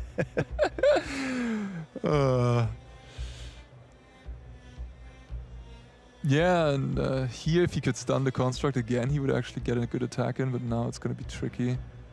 I didn't quite see what he drew. Oh, he drew another land. Yeah, Luigi is not only stabilizing, he's going to be able to, you know, make the construct so big that at some point he will get Nicolene under, what was the name of the Abyss? Like you have to sort of sack a creature every turn to stay alive just to chump block one of these constructs. Yeah, earlier we were mentioning that Monument to Endurance and Artist Talent is one of the best engines in the format, but Simulacrum Synthesizer plus artifacts that cost 3 mana is quite... With United Battlefront. Quite the powerful thing to do. And one sweet thing this deck is also capable of is sort of re-flickering a lot of the artifacts like the Saw Blades and the Cryogen Relic by playing the Pinnacle Starcage, which removes your opponent's board, but also removes those artifacts. And you can like flicker, bounce, sacrifice the Starcage, get it back. You have Height in the Ceiling, which can, for 1 mana and X, at instant speed flicker a bunch of artifacts. So there's a lot of really cute things going on in this deck. And I love to see Luigi doing well here. And we see the stun being used on the construct, and the Kaito unfortunately goes to the graveyard. I'm really being redeemed for my plussing to 5 loyalty here. Yeah, back to Luigi, and yeah, he's definitely turning the corner here. Once the construct's on tap, Nicolene's going to be in a lot of trouble. There's another Perilous Snare that deals with the Enduring Curiosity, and Nicolene is down to nothing while Luigi creates another construct token.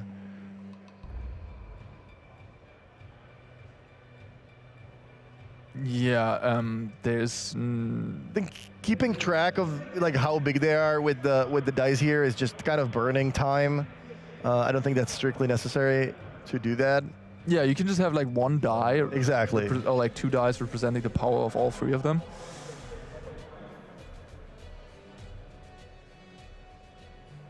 Yeah, we're kind of just going through the motions here. There's not a lot of stuff that the Dimir deck can do. They don't have like a sweeper or anything like that would deal with all the artifacts. There's no upheaval or, you know. Yeah, well, there's technically a card in this format, but River's Rebuke. That's true. All permanents of your opponent. So, some of the blue-green copies that play in the sideboard, but yeah, I think both players see the writing on the wall. Luigi Adriano Muscatelli picks up game number 3 and moves on to 8-2 with his take on Jeskai Artifacts. Well done. Yeah, good job on him. Pretty good standing in the tournament. Heading into round number 11. Maybe on his way to a top 8. The last time I was actually casting with Martin, I was already chatting with him about that right before the match started. We also covered a blue-white artifact shell for a while in the Bologna Regional Championship, so maybe we have a bit of a story developing here again, the two of us. Yeah, but as you said, like the deck being hit by the splash hate, the splash damage from these annuls and abrades, and that's not great. But I mean, he was able to navigate his way through. Sages in the main deck and the green decks. That's true. But he's been doing well so far, so maybe he can work his way through the hate, and Day of Judgment, Seam Ripper, also really good hate cards that he can incorporate against some of these decks, and the Rest in Pieces in the main deck as well. He can find with the United Battlefront, the Scrap Bot in the main deck. I'm kind of loving this deck. I'm really hoping we get to see more of it in the coverage. It's so sweet, and like these toolbox decks, repurposing Bay, fetching for all these artifacts is certainly a very sweet thing to see. Sounds like we have an interview ready, so let's head over to him and Carl and see what they have to say. I have Luigi here, coming straight off of a victory. This is not a deck we see a lot in day 2. So first of all, congratulations, you did great. Thank you. Now, I would like you to tell us, it's an interesting choice, and it's a rogue deck. Can you tell us why you chose the Jeskai Artifact deck today? Yeah, the first thing is that it wins very easily with mono red aggro, and it doesn't use many spells on the stack, because if you resolve the artifact pod, you can just resolve from the deck. So many Jeskai control or something like that are not able to counter everything of your deck. He has a nice combo, so you can do many constructs and give haste. So as you can win with like an overrun. I put it inside Day of Judgment instead of Split Up. Usually it was played with Split Up, because many Badgermore Cub are used to play around that spell. They do not attack with everything, or they just keep the dorks untapped to choose what to tap and what to do not tap. So if I just cast Day of Judgment, I can clean the board with also Eurobroid. And they do not expect it. Yesterday, I won 3 matches with this. Day of Judgment. So we saw it pay off in your match against Demir here. Would you consider Demir midrange to be a good matchup or a bad one? It's one of the worst because of the Tidebinder. Because that's one of the cards that can just kill my deck. In fact, I use Torpor Orb to block them. And the other thing is, I've been lucky because that kind of blue-black mid-range I met had 3 Tidebinders, not 4. So I had a few. After Day of Judgment on 2 of them, I was okay. Okay, yeah, you're feeling safe. Yeah. All right, listen, good luck in your next rounds. We might see more of you. If you keep on winning, you're still alive for top 8. I will try. Okay, I believe in you, Luigi. Yeah, thank you. Okay, thank you very much. We're going to send it back to the casters now. Welcome, my friends. The new Avatar The Last Airbender collection by Squareos is here, and today I'm going to show it all to you. But I'm going to do it in style. Now this is what I'm talking about. Look at this beautiful collector's case. Of course, if there's anybody I would trust to transport the crew, it's Appa. Ooh, magnets.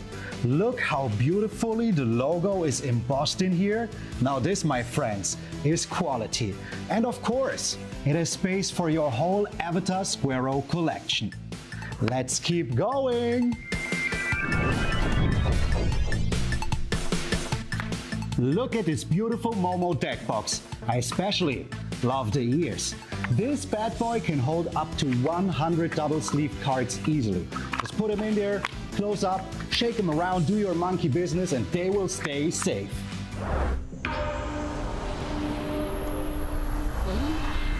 Ah, you're right, this meditation really does work. I can feel the energy of the elements rising already.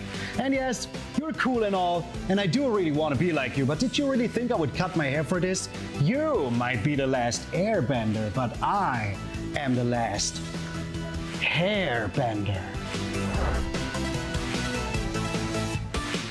Oh, and of course we all know, no Avatar The Last Airbender collection would be complete without his most handsome hero. And not only is he really good looking, but he will protect all of your most valuable goods. Let's keep moving.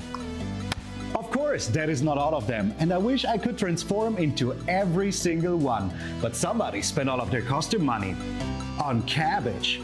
We still got Toph, Katara, Sokka, Uncle Iroh, Zuko, and of course Azula. And together with them, the collection is complete. And if you want to know where to get them, check out the link down below. And hey, while you're here, why not watch one of those videos?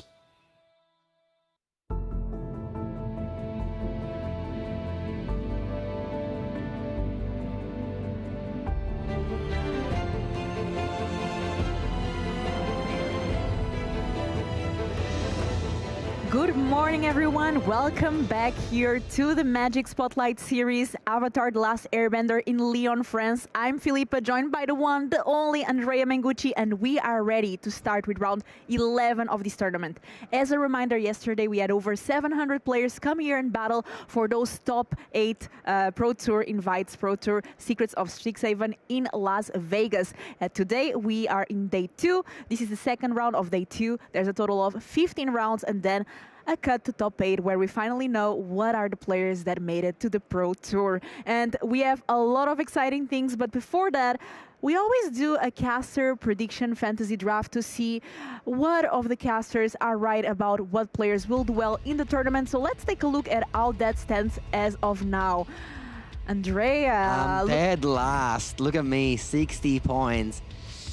I mean, you know, you cannot be good at Magic and caster fantasy draft, you know. On the contrary, no, I'm joking. But you are definitely leading here with a staggering 97 points. So congratulations to you, your selection. I mean, it's not that difficult. My strategy is very simple. I choose some Portuguese players that I know are very good and they're doing well. And then I have Ben Jones, which is a UK player that does consistently well in these tournaments. And of course, Raul Porjan, which won a regional championship last year here in Europe. Carl doing pretty good as well for his first fantasy draft ever. So it's the first time we have Carl on the crew. By the way, shout out to Carl. For the first time, it's absolutely insane how good the interviews are. Carl is going to be with us for a while. Super happy to see him, you know, work with him a lot, of course, in many of our YouTube videos. So, you know, it's a very much pleasure hanging out with him, as well as the rest of the crew. It's always amazing to hang out with Arne, Frank, Martin, and of course you.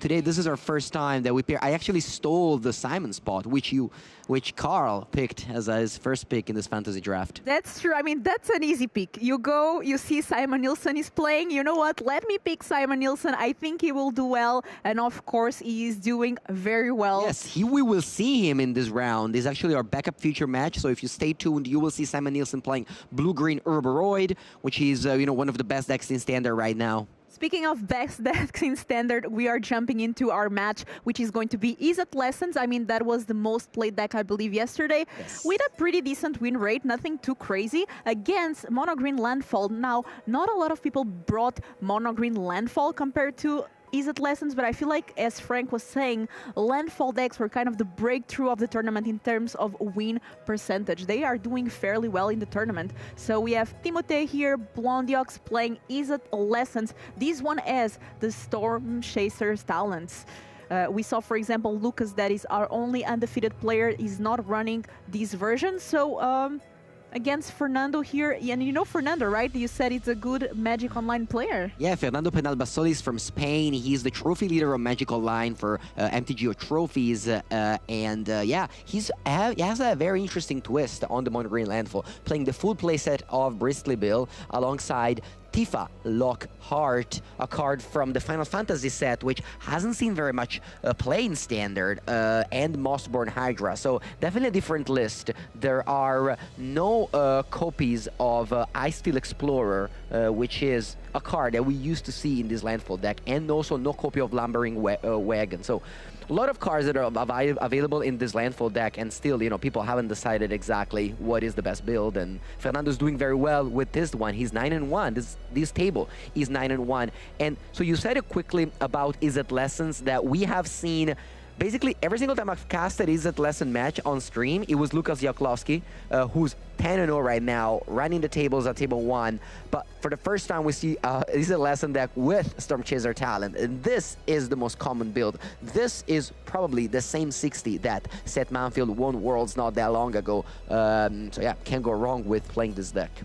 Yeah, I love to see it, and I'm excited to see also how the mono green deck performs. As you were saying, I was seeing Frank was saying that there's two kinds of mono green landfall deck. There's the one you're saying with the Ice Steel Explorer without the Tifa. This one is more of a Final Fantasy version with not only the Tifa but also the Traveling Chocobo. So exciting to see how that will perform here, starting with the little mini Chocobo. Cesar Chocobo, very powerful start. Of course, Timothy Blondieu has a removal spell in his hand. That little far bending lesson that's gonna probably just arrive now. Nope. We want a Grand Grand first because I believe Timothy is lacking land drops. He mulligan to 6, doesn't have a second land yet, so he needs that looting from Grand Grand to start making the second land. That's what you need. On this deck, I'm trying to figure out, it plays 4 Snake Skin Veil, so every turn that you don't answer to these little creatures is a higher chance of getting that protection. Playing wow. Lena here and leaving that escape tunnel. Very interesting. He didn't even attack with the Cesar Chocobo. Why? Because he wants to block. He prefers to, trade, not attack and pump for a 2-3 and rather hold up the Cesar Chocobo, which is a 1-2, but can become a 2-3 as soon as this fetch line resolves. But at the same time, Timothy can shock that in response. So is Fernando double blocking here? Let's see what happens. Ooh, Timothy draws a second land. Very, very important. But it is rewarded for playing that Grand Grand turn 1. Yeah, exactly. If he hadn't, he wouldn't be able to make a land drop this turn. So he's decided now what to discard. Probably discarding one of these lessons because, of course, the lesson deck wants to amass 3 lessons in the graveyard as soon as possible. Oh, it's gonna say no block. So no attack, no block for that Cesar Chocobo. Breaking the rules of Magic, where it says, either attack or block with your Magic cards. Interesting, interesting. Here is the Storm Chaser's talent. Going to create a little Otter token, leaving 1 mana behind, enough for that firebending lesson. And is Timothy going to shock down the Llanowar Elf?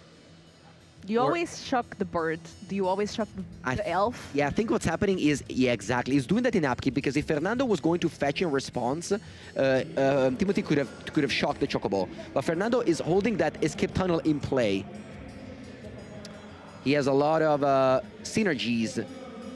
Such as this Badger Cub that will make so that, oh wow, still not attacking with the Chocobo. That is lovely. So now this escape tunnel, first of all, it can give protection with the Snake Skin Veil. So because when you tap it, you get an additional green mana because of the Badger Cub. Then you can sacrifice it, you get a land, and then you get the escape tunnel back. So that's 2 landfall triggers. Indeed. And again, Fernando is playing this in a very strange way, I want to say. But again, he is the current Magical Line trophy leader, so he knows what he's doing. And it's very important to kind of observe a master at work sometimes when doing this coverage. So from an analysis standpoint, Fernando is taking some weird plays, and I'm like, ooh, is that correct? And I'm gonna assume it is. He just knows his deck better, and he knows that his plan to win isn't attacking for 1, for 2, for 3. He just wants to attack for very big chunk of damage with the Mossboard Hydra, with the Tifa Lock hand. So preferring to keep that Chocobo back and now attempting to block those creatures. Let's see what's going to happen here. And when you play against a player like this, if it's the first round and they're making some strange plays, you might think like, oh, maybe they just don't know. But if you know it's a good player, 9-1, maybe they are the ones that know something that you don't. Okay, so here, Timothy discarded the Grand Grand, and Fernando is double blocking. Let's see how this is going to happen. There is no way for Fernando to play a... Ooh, accumulating wisdom here, getting 3 cards. Accumulate wisdom, and the Grand Grand will die. But before that, Fernando is going to fetch with the escape tunnel. and he's going to get back the skip tunnel because of the airband and get a forest. So the Chocobo is becoming a 4-5 right now. He's The small bird is becoming a big bird. taking 3 damage from the otter, and the Grand is dying. That's a very big deal because that means that now the discount will not happen anymore. No more discount, but Timothy did amass a good amount of cards with that accumulate wisdom, playing land for the turn. And Let's see. passing the turn, I guess. Yeah, I believe. Okay, so Fernando has ramped with his Bajamol Cub and now has a couple of plays in hand. 2 Mossborn Hydra, which costs 3 mana, and 1 Esper Origins, which costs 2. So it will be mana inefficient this turn. I guess no, this Skip Tunnel does not tap for mana, so it does have 3 mana at the end of the day. What cards does Fernando have? I thought it was 2 Mossborn Hydras and 1 Snakeskin Veil. You think, oh, it's Snakeskin, it's not Esper Origins. So wow, he's just choosing to pass the turn, not deploying that Mossborn Hydra. Very interesting. Yeah, the Snakeskin Veil could not be cast last turn, but it can be cast this turn. So now he's going, yeah, just choosing very interesting lines of play for Fernando. Let's see, a 3rd Grand hits the battlefield, which will discount this Monument of Endurance. So Monument now only costing 2. That Otter as the Prowess trigger, and yeah, just passing the turn, leaving the Otter to block. Ooh, interesting. Leaving the Otter to block. Fernando just draws pass. Wow, the patience.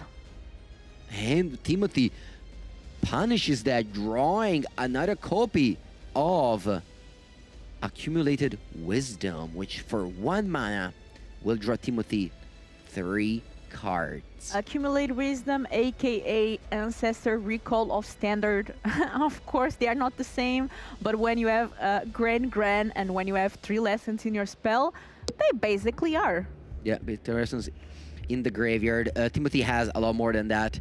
Fernando is waiting the 4th land to deploy the Hydra with Snakeskin Veil backup. As the game progresses, Timothy will be able to get more removal spells, more answers. Multiversal Passage for 1 mana, playing Artist Talent. Now it's when things are going very well for Timothy. You have Monument to Endurance, Artist Talent, Grand, more than 3 lessons in your graveyard, so you're just, you know. Yeah, the 4th Grand hits the graveyard. Now with these abandoned attachments here, going to start discarding, drawing. Yeah, we're discarding the extra land, and Timothy already has 2 Firebending Lesson in hand. No, that's a different removal spell, but still, lots of ways to deal with Fernando's creatures. Yeah, and at this point, when Fernando waited for that protection might not be even enough anymore. There's also the Tulquentia. Yeah, that's another great answer for just 1 mana. Because of the Grand, he'll be able to answer whatever Fernando will be doing, and I believe this game has the writing on the wall, as Timothy has it all. He has the card advantage, he has the engine, he has the board presence. And, you know, you can tell why Lucas Jaklowski and Andrzej Straski decided to go against the Storm Chaser talent. The card did not do much this game, and the Otter can't attack, can block. A little bit too expensive to return a card to his hand, so, you know. It's time for this deck to find Otter card. Yes, other cards, exactly. So we will see maybe Timothy going to sideboard that card out. So finally, Fernando chooses to sacrifice his Skip Tunnel. Big bird, but against... So we do have the Mossborn Hydra, we have counter that, so... Draw an extra card. Every time you cast a spell, you draw a card is pretty unbeatable engine whenever you amass the combination of Artist Talent plus Monument to Endurance. It will quench ya. Doesn't seem like, you know, the craziest of counter magic, but in Standard works pretty well, especially in this deck. Combustion Technique. That's more than enough. Lessons in the graveyard to get rid of that. But there's that Veil. Snake's Veil going to give +1/+1 an X-proof until the end of the turn. That means that the bird survived, but you know what? The bird doesn't have Trample. It doesn't have Trample, and it also will die to more Combustion Technique when Timothy will find those. You can also If we had an advantage bar at this point, Mango. 95% towards Timothy at this point. You can also just return the combustion technique with the Storm Chaser talent. I guess it would be punished by another Snakeskin Veil. And we're playing open decklist now, and Timothy knows that Fernando is playing 4 copies of Snakeskin Veil. Yeah. Might see land for the turn, but Timothy here considering... Yeah, Fernando chose not to attack because he is holding back that Gran. The attack would just be chumped by the other token, and then Gran could get in, draw an extra card. So maybe just hoping that Timothy just breaks hard. But that Storm Chaser talent in play is now making sure that we're going to pay 1 mana and draw, discard an extra card, discard a... and draw 5, 1 from the Monument to Endurance. One thing about this version is that it also runs 4 Boomerang basics instead of 2, like the Otterless version. So more cheap ways to just deal with any creature that Fernando might play. Yeah, Boomerang basics, so good against that Chocobo now. Yeah, this game is definitely harder and harder. Timothy is deciding to deploy a second Monument to Endurance. It costs only 2 mana because of the Gran discount. Makes a treasure because of the other Monument to Endurance. So basically, it's almost free. And if you told me months ago that Monument to Endurance would be the most played standard card of either Drift, I would have suspected, but... Boomerang basics, we have the Snakeskin Veil, but Combustion Techniques, and that's going to be enough, I guess, to take care of the bird. Let's see how many lessons are in the graveyard at this point. I think quite a lot. Yeah.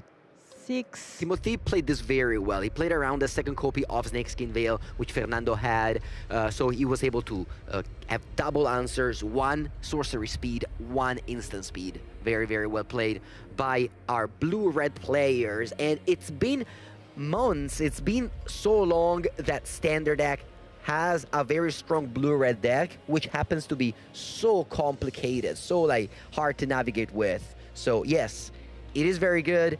It does very well when you look at tournaments, but you know, it definitely takes a lot of time to master. And that's one of the things. If you look at the win rate on day 1, I believe the Is It Lessons deck at 51 point something%, which is obviously above the medium, but nothing crazy, like not 60% like, for example, Landfall decks at. One thing that I've noticed is that, as you said, this deck is not easy to play. So me playing this deck and Simon Nielsen playing this deck, we will have different outcomes on playing the deck. I mean, with all decks, but especially this one, I feel like we are seeing amazing plays here today. Now we have the sideboards here. What do you think might enter?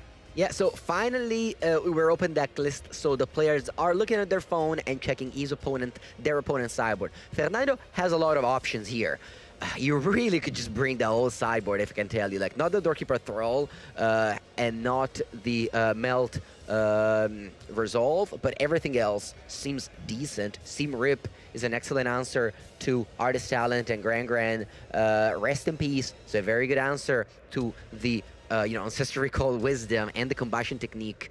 You have Origins of Melt Bending, which is another answer to, the enchantment and artifact deck that power the blue-red lesson. So definitely a lot of cards that can potentially come in.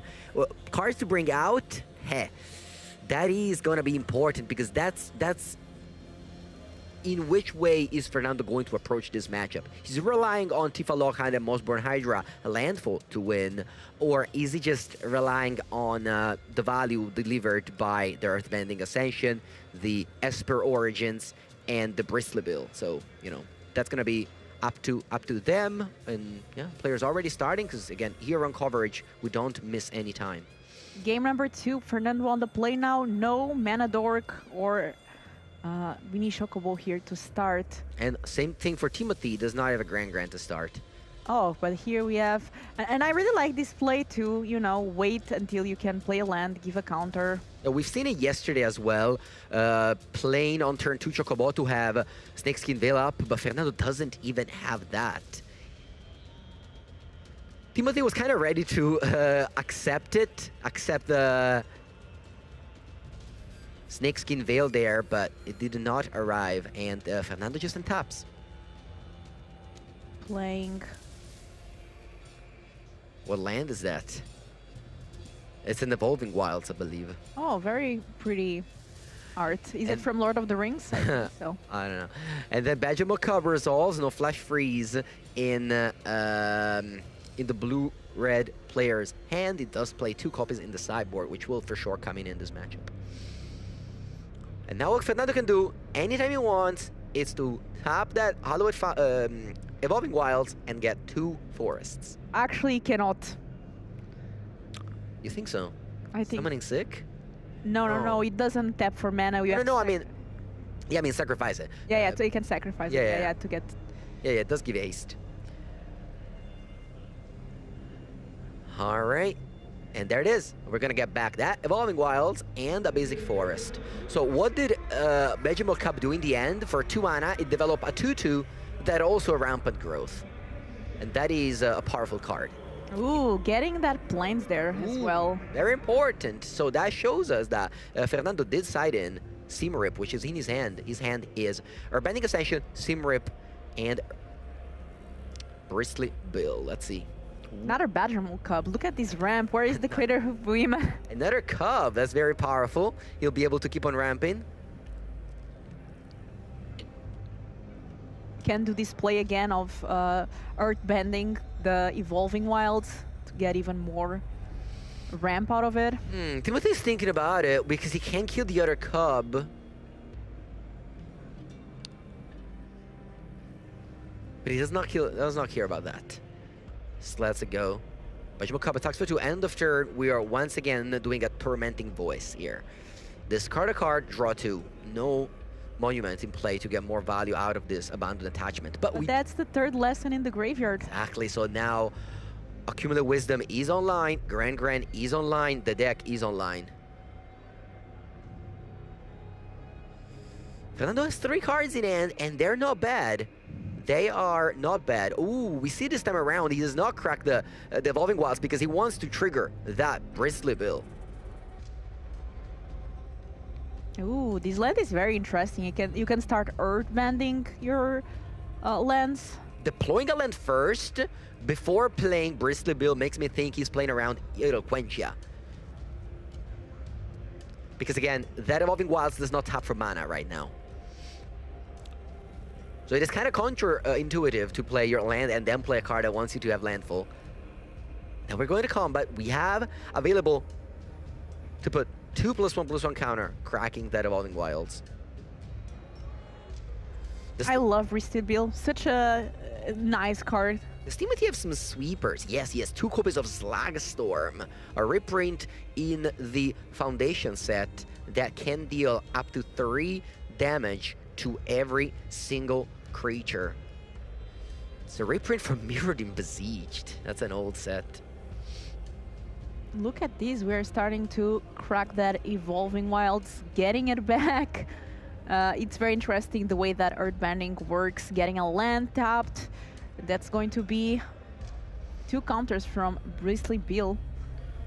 Yeah, and Fernando's going all in on the same one. He's playing around Slagstorm. Again, we're playing open deck list. If, for example, Timothy had 2 copies of Pyroclasm, then Fernando would have divided his counters 1 and 1. But because Timothy has 2 Slagstorm, he's dividing them 2 and 4. It's very important when you play the event like this to check your opponent deck list and, you know, play accordingly to what you've seen during sideboarding and the pre-game action. Yeah, and Timothy here now considering exactly what to do. There's an Accumulate Wisdom. There's over 3 lessons at this point in the graveyard, but there's no Grand or Artist Talent leveled up to get that sweet discount. Yeah, I mean, Timothy has so many cards in hand. Like, look at that, 7 cards in hand. He's behind in board and is just passing the turn. What is Fernando going to do? He has 6 damage. He can just attack, but it looks like he's doing something else. Okay. Ooh, earth bending with Ba. That's going to earth Ba bend too. Sing Se. And this time around, he's going to combat. He's not playing around anything anymore. He's not, 8 damage. yeah, he's not holding up the Evolving Wasp just to crack it. He's attacking, not deploying the Airbending Ascension, but instead tapping all his creatures. Okay, and here we are going to torch the tower that. Push a tower and combustion technique, so...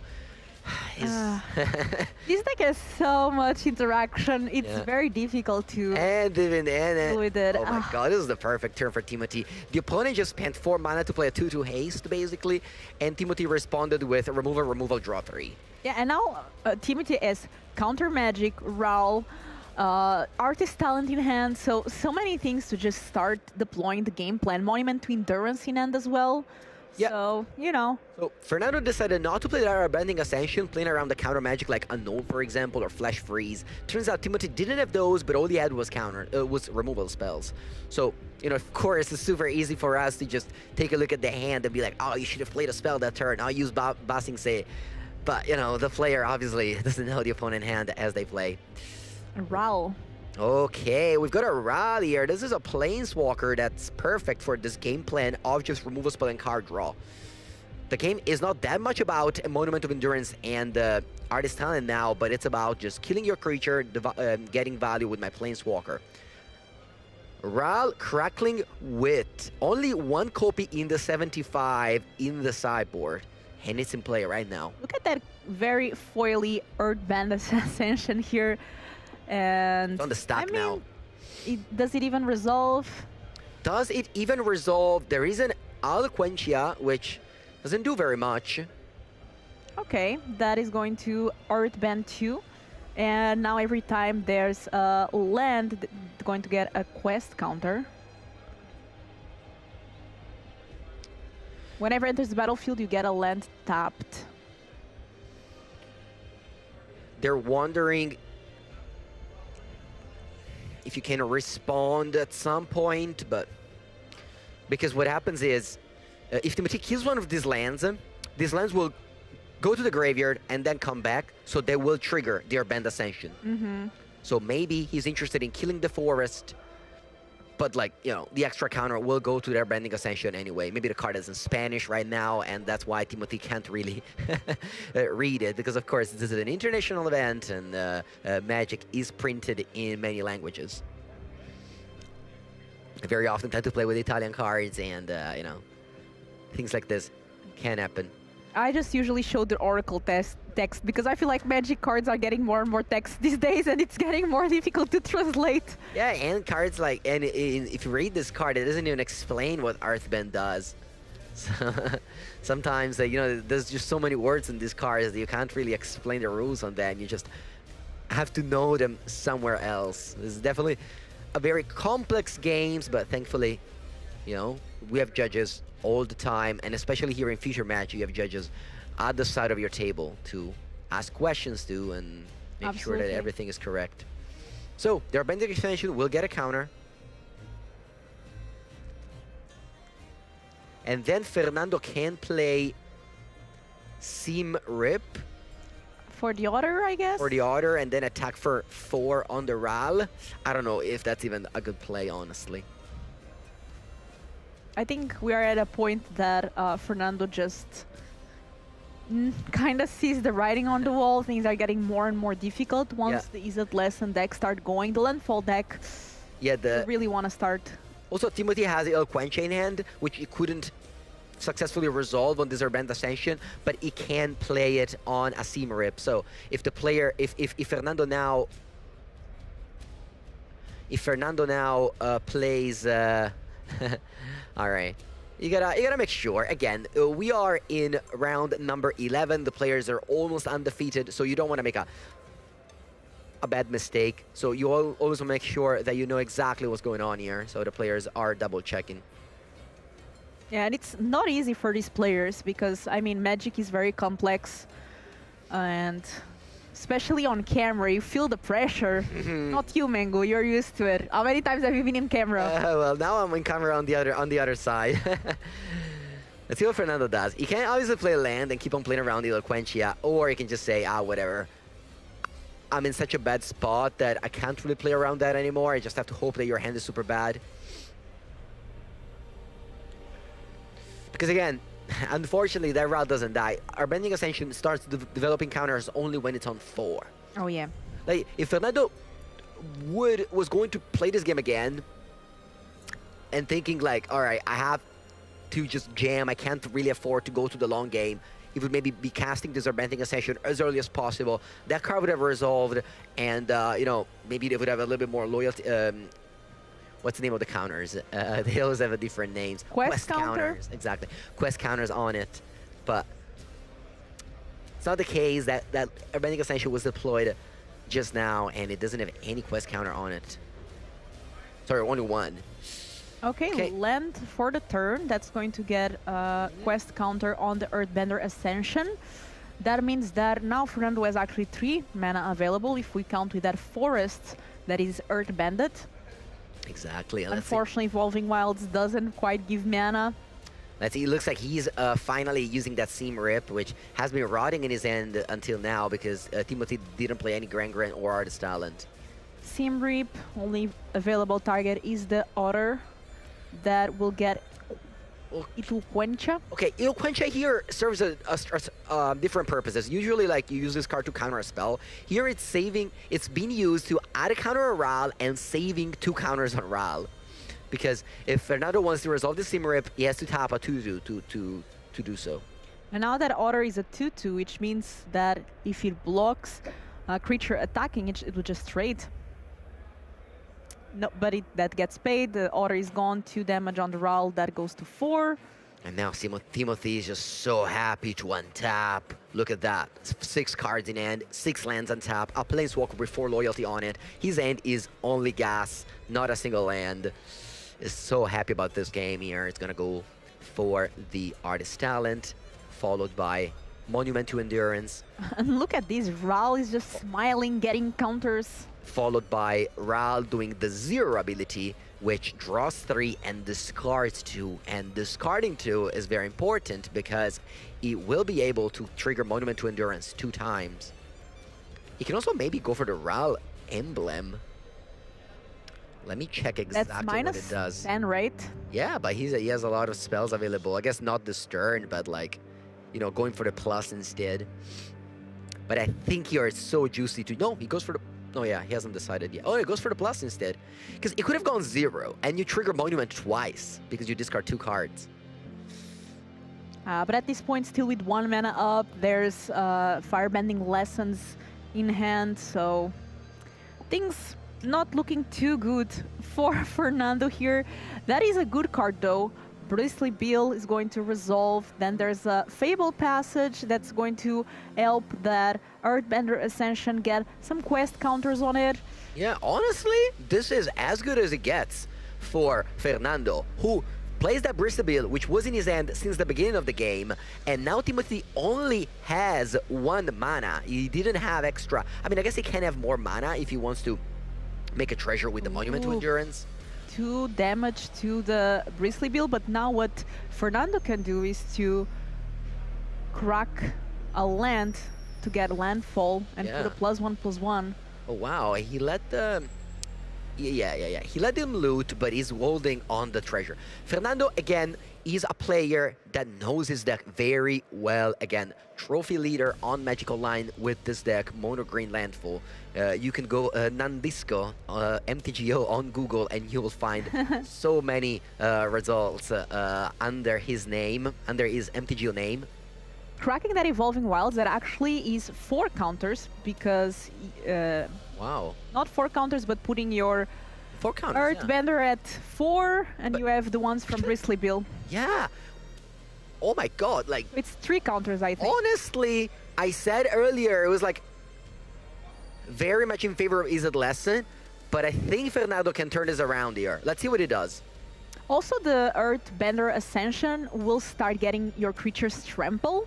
So even if Timothy would chump block with an Otter, it wouldn't really matter that much. Yeah, I think that play was... Now you can just double the counters There's still the Fable Passage that's going to be a lot even more counters. Okay, so now we have the Earthbender Ascension online, and that means that that forest has trample. The first has trample. The Farbending Lesson will resolve. 2 damage on Bristly Bill will happen. The treasure is in play now.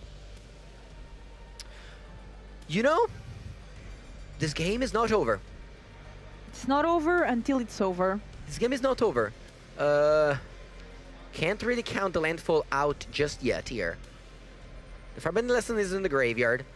Fernando goes to main phase. It still has Fable Passage trigger, I think.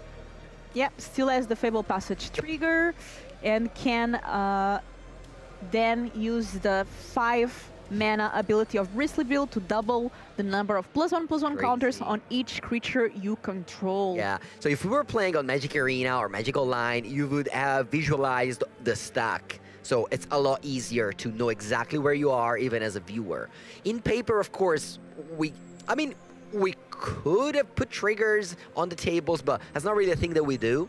So you see the players vocalizing a lot. So, you know, we can't hear them right now, but I'm sure Fernando... Wait a second, can't this be little? Because you double the counters on your forest, your opponent is at 10, the land has trample. Oh my god. Timothy only has 1 order to block. Yes, you can crack that Fable Passage, get an untapped land. But in response, the opponent will finish your Bristly Bill. Oh, but there's 5 mana there. Okay, so using... So what Fernando could have done was, when Timothy had no mana, he could have just done that. Like, fetch and response, double the counters, attack for 12. But Fernando here is playing really well against that second Firebending Lesson, so choosing to... Because he doesn't have available 5 mana to double the counters unless you would crack that Fable, and... to that, Timothy could have response. Yeah, but I'm saying when the treasure was on the stack, so it wasn't there already, you could have made the forest a 12/12 already. And Earthbending Ascension makes it trample, so maybe he had lethal? There's no copy of... There's no way that Timothy can answer a 12/12. The Combustion Technique costs 2, and there's no Grand, so... There's no mana. Fable Passage gets cracked. In response, there's another Farbending Lesson, killing Bristly Bill because it has 2 damage on it. So the bill is gone, but there's still going to be a lot of counters going around. There's no copy of Into the Flood Maw in the Used Lessons list, and the players are playing open deck list right now. Okay, so that's going to be 7, 8. 8 trample. The other token is a 3/3, so soaking up 3 damage. So the rally is only taking 5, so 8 minus 5 does 3. Okay. No, maybe not. 8, and the other was a 3/3, right? Yeah.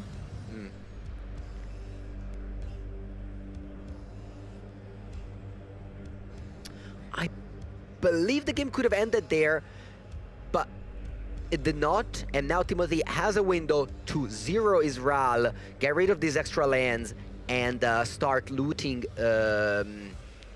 or just cast spells. That also works. Combustion Technique. Combustion Techniques. How much damage is that going to be? That'll be for sure. I think that will be enough. Yeah, that'll be for sure over 8. And honestly, I almost had hopes that Fernando could turn it around. For a second there, it seemed like with the help of that Bristly Bill, things were looking good, but that second Firebending lesson just insane.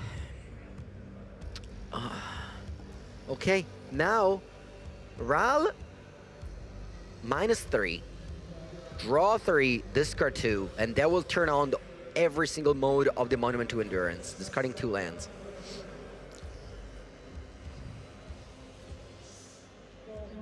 Treasure. So there's now...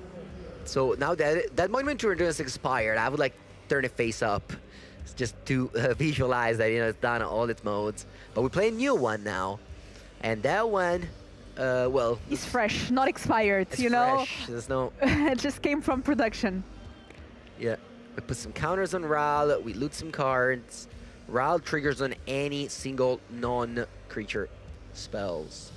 So every time you cast a non-creature spell, you get a counter on this Ral, which can deploy. So much mana, but nothing to do with it. I mean, there's the land that you can Earthbend. Another Bending Ascension is not bad. Timothy still didn't find Flash Freeze. Oh, but he did find Get Out. He has to spend 2 blue, and he will be able to counter target enchantment. And I think Get Out is really Get Out of here for Fernando, because at this point, these 2 monuments plus Aral plus Artist Talent already leveled up. Yeah, Basing Se can make a Earthbend. A forest a 2/2, and then those Evolving Wilds can make that forest a 4/4. But so I guess we are able to kill Ral. No, we were not, because Timothy can play Firebending less than deal the forest 2 damage, put a counter on Ral. Oh, he has those very handy monument to endurance. Yes, tokens. As you said, a new technology. Although he put that dice exactly between the second and the third, so I think he made a treasure with the other monument. I like the way that you say like new technology for this kind of thing. All right. Quest counter on the Earthbender Ascension. That means that that forest is going to get 1 counter. Cracking the Fable Passage, getting a basic land. And putting basically just throwing a card just to put a +1/+1 counter on Ral. Oh no, actually, he had a Braid, so a Braid will get rid of the forest. Even better. I thought it was just using Firebending Lesson, but no. So he can now do draw and treasure, I think. You don't have to do deal 3 damage basically ever. That's really, you don't care about winning the game when you play the Lesson deck. As long as you have cards in the deck, you just draw extra card, it'll be always better. Are you going to be playing this deck for your Mengu videos? Mengu workshop? I don't know for my Mengu videos, but I'm definitely playing Blue-Red Lessons whenever I have to play Standard. It definitely fits my game plan of drawing cards. Look at that. I would have drawn cards with Ral every single turn I had the chance to. Yeah, and it looks like Timothy thinks alike, just so much card draw. When you have 2 monuments in play, Ral -3 is draw 5, discard 2, and that's a good ability. I don't know how much you had to spend to get that ability. Bam, bam, drawing. I'm just happy to see some Planeswalkers playing in Standard, to be honest. Yeah, all of this, though, it's... Okay, Gran. Oh, passes. Yeah, GG. GG. All right, congratulations to Timothy Blondieu from France, who defeats the Spanish player on Green Landfall. I mean, love to see it. I think Timothy really played well this deck, and just again showcasing how strong this deck can be. We also saw some nice plays there from the Mono Green Landfall player, but in the end, just the easy lessons when you start assembling your synergy. There's not much your opponent can do. The only way that I saw things from the state of the game so advanced for the Izzet lesson players losing is to decking out. Yeah, I mean, honestly, the Mono Green deck had the chance. He found a window, sandbagged the Bristly Bill, resolved their Bending Ascension, had enough fetch lands in play to be able to find a lethal line, give the forest trample. He had a window, so don't count the landfall deck out always, because they can like turn it around with a snap of a finger. And now we are ready to have a winner interview with Timothy and Carl, so let's go to that before we go to our second backup feature match. Timothy, congratulations. What a win, what a win. Now, this is a very popular matchup this weekend. You're playing the most popular deck.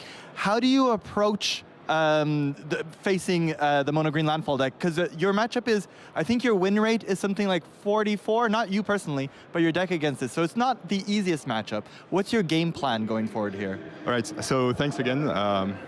What I think about the matchup is that it's a pretty hard matchup, as you said. I didn't test specifically against the mono-green version of it, more against the green-white. This one was more on the green side because no enchantment threat in the sideboard, no Felida retreat, which is usually good. So I know he has to win through creatures, and this is very important for me. So I need, of course, to keep all the removals I want. I want a reactive hand, and I also want to trim on the cards that are a bit heavy and do not impact the boards. So my plan is to get lessons to the graveyards, to cast Accumulate Wisdom, and then to just have more answers than he has threats. Of course, there are some issues with this plan. It's a bit weak to Earthbending Ascension. Yeah. It's a bit weak to Basing Say, but hopefully we reach, when we reach this point of the game, we just have the engine going. And this is what I was able to achieve in the game 2, where I had to take a turn off or something to just do the Artist Talent Monuments. And then he kind of fell into my trap of double firebending lesson. Yeah. Even he was kicking himself afterwards. He was regretting. He didn't realize he should have thought about it, but he didn't. Because Basing Say is making a threat every turn. Yes. I see you've got an aubergine shirt. That's right. You're the second person I'd interview this weekend with an aubergine shirt. How's the team doing? So the team has been doing fine. So we had Arthur yesterday. Yes. Who was playing Golgari Ouroboros. Yes. Unfortunately, I think he's like X3 now. Oh no. So around 10, which is still good. It's good. It's pretty good. Probably not live for top 8, but No. if he's really lucky in his tiebreakers, and some people, I don't know, fall sick. Who knows? But he was playing a deck like that was not that expected, kind of brewed it himself, so I think he's kind of proud of that. And then other members, we have some in the limited PTQ, which is just an amazing event, I think. We have one other member at X3 as well, so it's just 3 on day 2. Okay. But we had a lot of fun, and I'm still live for top 8, so that's pretty good. Excellent. Arthur, we're really... No, sorry. Arthur, Timotei, we're really excited for you. We'll be keeping track. Hopefully you make it to top 8. In the meantime, congratulations. Let's go. Thank you so much. Send it back to the casters. Thank you, Carl, and lovely to see more about our winners of the rounds. Now we are ready for more Magic. We have a backup feature match, and you know, Mengu, this is an open tournament, so one of the best part of these tournaments is also getting to know Magic players that we didn't see before, and they are breaking out, and it's the first time that we are seeing them, and you just see them evolve into great players, which is the case of the player that we are seeing now. You might not have ever heard of him, but I've heard that he has a lot of potential. His name is Simon Nielsen. I'm joking, of course. The guy on the right. And he's playing Simic Ouroboros versus Alfonso Barcelona playing Azorius Midrange. Now, Azorius Midrange is an interesting one, and honestly, I think it's one of the first times that I'm seeing this deck play at high competitive Magic. So let's take a look here at this interesting deck by Alfonso Barcelona. We have Aang's Swift Savior, so a new card from the Avatar, The Last Airbender set. Also, Aang's Iceberg. What is really the goal of this deck, Mengu? It's a mid-range deck. A mid-range deck is the name for a deck that is in between aggro and control. So you have the aggressive element of a 1-drop like Light Stall Inquisitor and a very aggressive 2-drop like Voice of Victory, as well as the control elements of No More Lies, of Avatar's Wrath, and 4 copies of High Noon in the main deck. This is a statement. This is a statement of the format. Like, I don't want to let the Easy Lesson deck play multiple spell per turn. I don't want the, I don't know, Simic Ouroboros deck go off playing multiple mana dork into creatures. But that's insane. 4 copies of Ainun in the main deck, and he's doing very, very well. They're at table 5 right now. On the other side, we've got the tier 1 of the format alongside Is a Lesson, Simic Ouroboros. That's true. So Simon Nielsen here with Simic Ouroboros, and Simic Ouroboros was one of those decks that actually did pretty well yesterday. I was hearing the segment with Carl and Frank Karsten on the win rates of day 1, and both Simic Ouroboros and Golgari Ouroboros did quite well. So here we have Simon Nielsen's list, which is the more OG, let's say, Simic version. And one card that I really liked to see yesterday play was the Spider Sense. Spider Sense is very powerful in combination with cards like Gene Pollinator. You can basically just, for 1 mana, counter any instants or sorceries. And again, we get to show you 2 matches per turn on this casting booth here from Fanfinity, sponsored by eBay Live and Ultimate Guard. Alfonso Barcelona from Spain, of course, starting with a top lane. Both of the players without a 1-drop. So taking it slow here. Taking it slow, but 2 mana meets Badger Mole Cub, and that's going to Earthband 1. And Simon starts the ramp going. This deck does have one of my favorite cards of all time, which is, of course, the Badger Mole Cub and Crater Hoof Behemoth. Badger Mole Cub is a powerful. It's just seen playing every format right now, in Modern as well. I love it in the Yawgmoth deck, but it didn't do too well at Worlds. There was not that many green deck, just a couple of Teamer Otters, but now we finally see it doing well here. Ooh, look at that into the Flood Maw, stopping 2 mana. Floodprint Drowner, it's a pretty good card, but look at that Spider Sense. So using Spider Sense just to be able to untap next turn. This is interesting. You're using a card to be able to untap your land next turn. Because if your land doesn't untap, then you can use the ability of the Floodprint Drowners to shuffle the land back in the deck. That's true. And that's going to delay you quite a bit. That's true. So Simon says, I want this land next turn. I don't want you to spend 2 mana to shuffle it away. So get that out. But Alfonso must love this exchange. He basically just traded a activate ability of a permanent for a card. And that is very good. Yeah, so attacking there because the Floodprint Drowner does have Vigilance, 2/1 Vigilance. That's going to start dealing some damage to Simon, slowly but surely. But now Simon does have access to quite a bit of mana, and going immediately for that Uruburoid. I mean, asking like, do you have something? Because if you do, this is the time to use it. We know, of course, there's Tishana's Tidebinder, which is a great answer to Uruburoid. So before the counters happen, or just get lost. That also works. 2 mana, bye-bye. Yeah, I feel like Tishana's Tidebinder is one of the best answers to Uruburoid. But Alfonso doesn't want to risk it, doesn't want to just have a 3-2 in play that can die in various ways, and then the Uruburoid is free, so he just wants to take this window to kill that creature. And here having 2 answers for Uruburoid actually will pay off, because there's a second one in Simon Nielsen's hand. And another reason why you would want to play Get Lost is that now you can go Enduring Curiosity and actually connect with your 2-1. Otherwise, your 2-1 would be blocked by the 1-3 that's Uruburoid. But at the same time, you would have Tishana's Tidebinder that would connect. So, Yeah, now this does mean that Simon can freely go for a second Uruburoid, yes indeed. Whereas, if we went for maybe with Tishana's Tidebinder past the turn, he would have been able to have then Get Lost for this one. So Alfonso took a pretty aggressive line that was punished by Simon.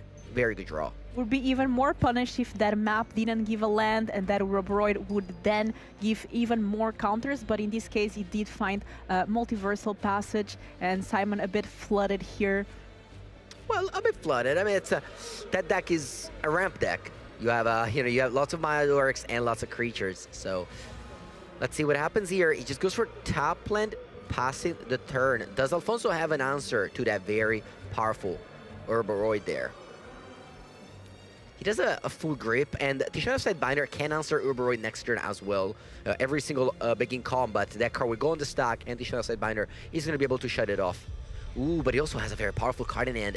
It's going to be cast now. It's the Avatar.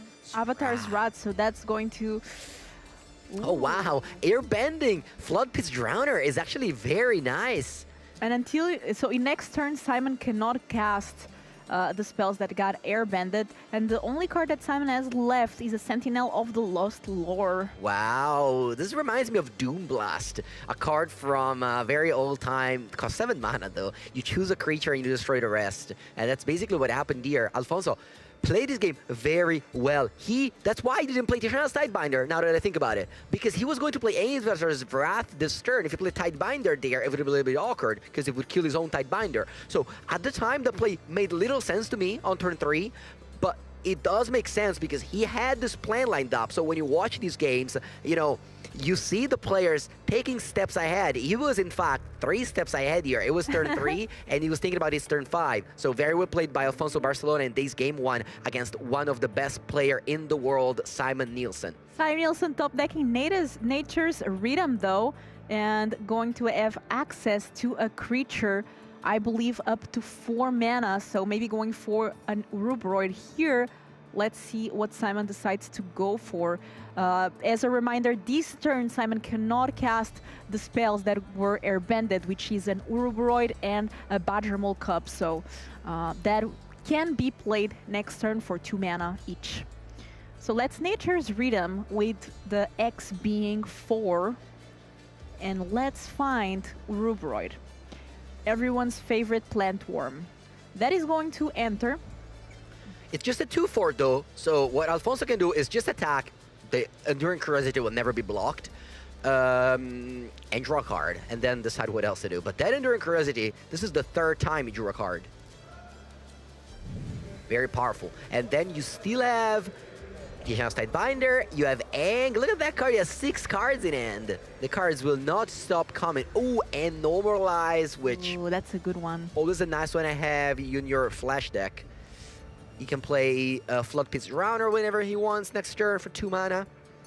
I really like this deck from Alfonso, and as you said, you basically play everything Flash Pit. I actually have a mission in Arena that I have to do, which is to win a deck where you only cast spell during your opponent's turn. So I'm just going to copy this list and get that achievement. Wow, that achievement seems hard. I would just change it. I would just re-roll it. Okay, so Simon is in the tank here. He has to decide how to play those 2 spells that he has right there on the left corner. He's going to be able to play around Mana Leak, No More Lies, by playing this Breeding Pool first, untapped. Actually, he doesn't even need that, because the Badgermole Cub will develop an extra mana. But, yeah, the advantage bar is definitely towards Alfonso right now. Yeah, this turn Simon can cast the airbended spells, so the Badgermole Cub, Urubroid, both cost 2. Yeah, so... You may ask yourself, why is Alfonso playing Azorius mid-range over Dimir mid-range? You got worse mana base because you don't have Allure Fountain, but at the same time, you get Avatar's Wrath, which has proven to be an outstanding card, and one of the reasons why Dimir mid-range does not do very well right now in Standard is the very bad matchup against the Urubroid decks.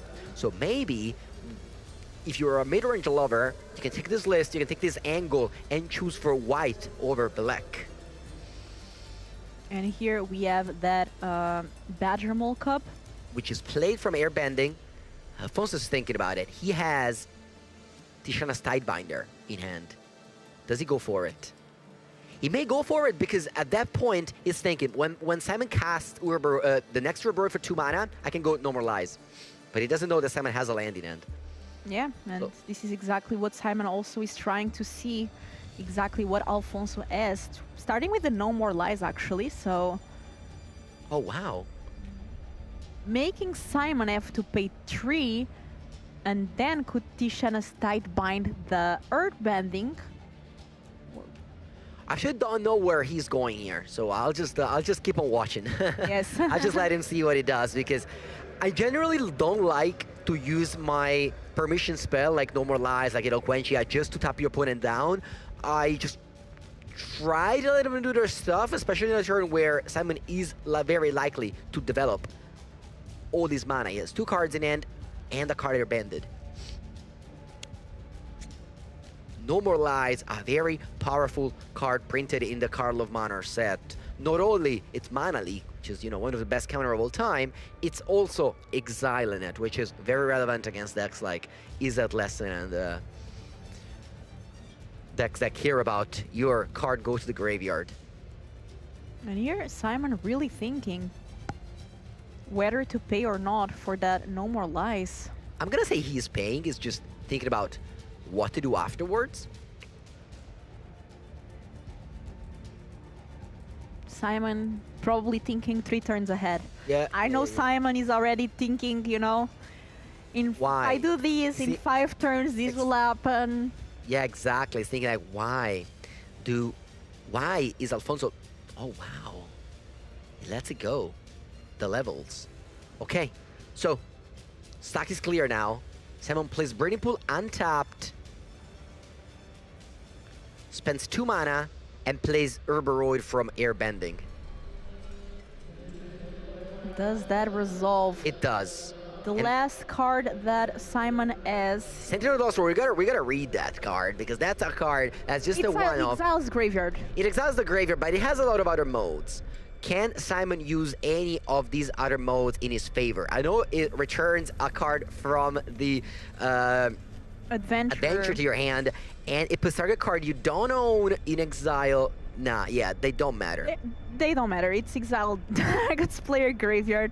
It's one off. I guess it's good against the Lessons deck, Reanimator, so on. He didn't even use it. Alfonso isn't using Is Tishana's Tidebinder. Oh, He's wow. going for double. Yeah, you can just shuffle the... Oh, he has a Restless Anchorage. He has lethal. Oh, that's right. We were just... Too focused on Tishana's Tidebinder, yes. or even Nagazang. He doesn't even need to activate his Tishana's Tidebinder. So that's why did he want to go Tishana's Tidebinder, because he wanted to spend 6 mana exactly to play double. Flop his Drowner into No More Lies. He had 6 lands, and he had a plan to win the game. He wanted to tap Simon out. That's why he played No More Lies first. Very well played there by Fernando. Winning a game against, you know, one of the best active player right now with a brew must feel very good. But in Magic, we play best of 3. That's true. Just half away from that match win. He just got game 1. And there's a lot of good things about playing best of 3. One of them is that you get to sideboard. So let's take a look at the sideboard cards on both players' sideboards and to see what they can bring against each other. So let's start maybe here with Simon's Uroboros list that just lost against... Let's take a look at Alfonso, which is displayed developed on screen, now. so it's much easier for the people at home to check. Remember, this is an open decklist tournament, so you can check your decklist at home as well. We got Beza. Beza's nice. We've got Claire and Conqueror, which shut off all of the mana sources. That's also nice. Ooh, we've got a card that we don't often see. Pinnacle Starcage. That's the equivalent of Temporary Lockdown.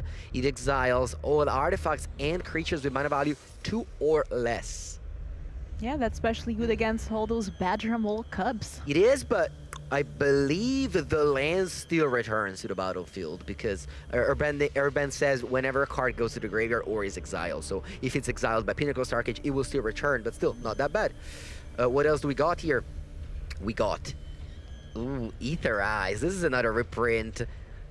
This is a nice card for 4 mana. You return all attacking creatures to their owner's end. Imagine Simon has like a board state with like 1 million dice on their creatures. It just boom. I would love if this was a closed deck list and you have no idea that your opponent has this in their deck and they just settle the wreckage almost. Basically settle the wreckage. I love that. It is very similar to that card. And again, this was they closed decklist tournament yesterday, open decklist tournament today. So maybe yesterday, Alfonso did get a win with that. Yeah, catching some surprises here, and we are seeing Simon Nielsen's deck list now on the screen. Playing with Quantum Riddler, which some players decided, you know what, I don't want to play Quantum Riddler, I don't want to play Spider Sense, I don't want to play Meringue River Regent, I want to play Golgari instead. That's true. The player from Spain doesn't play Quantum Riddler in his blue deck. I wonder how many players are not playing. That's maybe a question for Frank. How many blue players are not playing Quantum Riddler? I think Quantum Riddler was one of the most late 5 cards, yes. Gene Pollinator here, a start for Simon that went on a aggressive mulligan, it seems like. Only 5 cards for Simon. Simon kept some risky hand yesterday, kept a one-lander at some point, but it was on the draw. Maybe on the play you can't afford to do that, so he must have mulliganed some of these. 2 Nature's Rhythm. Okay, we do have that Spider Manifestation there. That one honestly has surprised me. First of all, reach sometimes can be very relevant. It was yesterday when we were covering one of the matches. Yeah, and then just the fact that it keeps untapping every time it plays something like Uroboros. Starting town, comes to play untapped. Okay, Simon finds the land and now can play Nature's Rhythm for X = 2. Does Alfonso have an answer for all those 2-drop? No More Lies is pretty painful against Simon because not only counters that but also exiles it, which means that you cannot harmonize it later on. But it looks like here Alfonso does not have No More Lies in hand. So Simon will be able to find that Badger Mole Cub and start the ramp going. You can see here displayed on the bottom right, just above the life total, Pinnacle Star Cage. This is a card that Alfonso has in hand alongside a basic planes, and Simon does not have an answer, does not have a Spider Sense. And actually Simon here now having access to 4 mana again, thanks to that Badger Mold Cup, as a second Nature Rhythm, so could even get another Badger Mold Cup, but... thinking. Yeah, the Spider Manifestation untapped, of course, because a 4-drop was put on the stack. Yeah, and just harmonizing it actually by... Okay, interesting. Oh, I see. Getting Mockingbird. Harmonizing. 2. Getting a Mockingbird. That was enough to also untap that Spider Manifestation? Yeah, because of course you're putting a 4-drop on the stack. Nature's Rhythm, what an interesting card. It is very good. A creature with mana value X or less and put it on Battlefield Shuffle. It's like the Green Sun Zenith of our days. And the Harmonize, then you can bring it back. Yeah, so Alfonso now plays planes, takes 1 damage from the starting town. Pinnacle Star Cage, and I think Simon was expecting this might happen. He was expecting this might happen, but you still hope it never happens. Yeah, the forest will come back. So the forest comes back, the rest gets exiled under that Pinnacle Star Cage. Some semi-corboreal lists are playing some disenchant effect, like Reclamation Sage.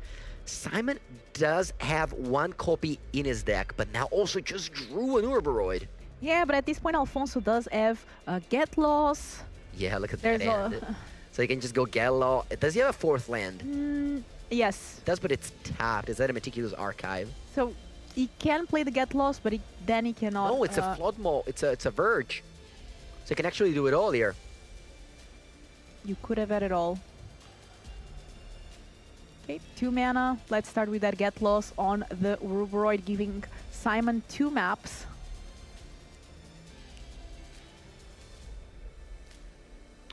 And he untaps all his permanents.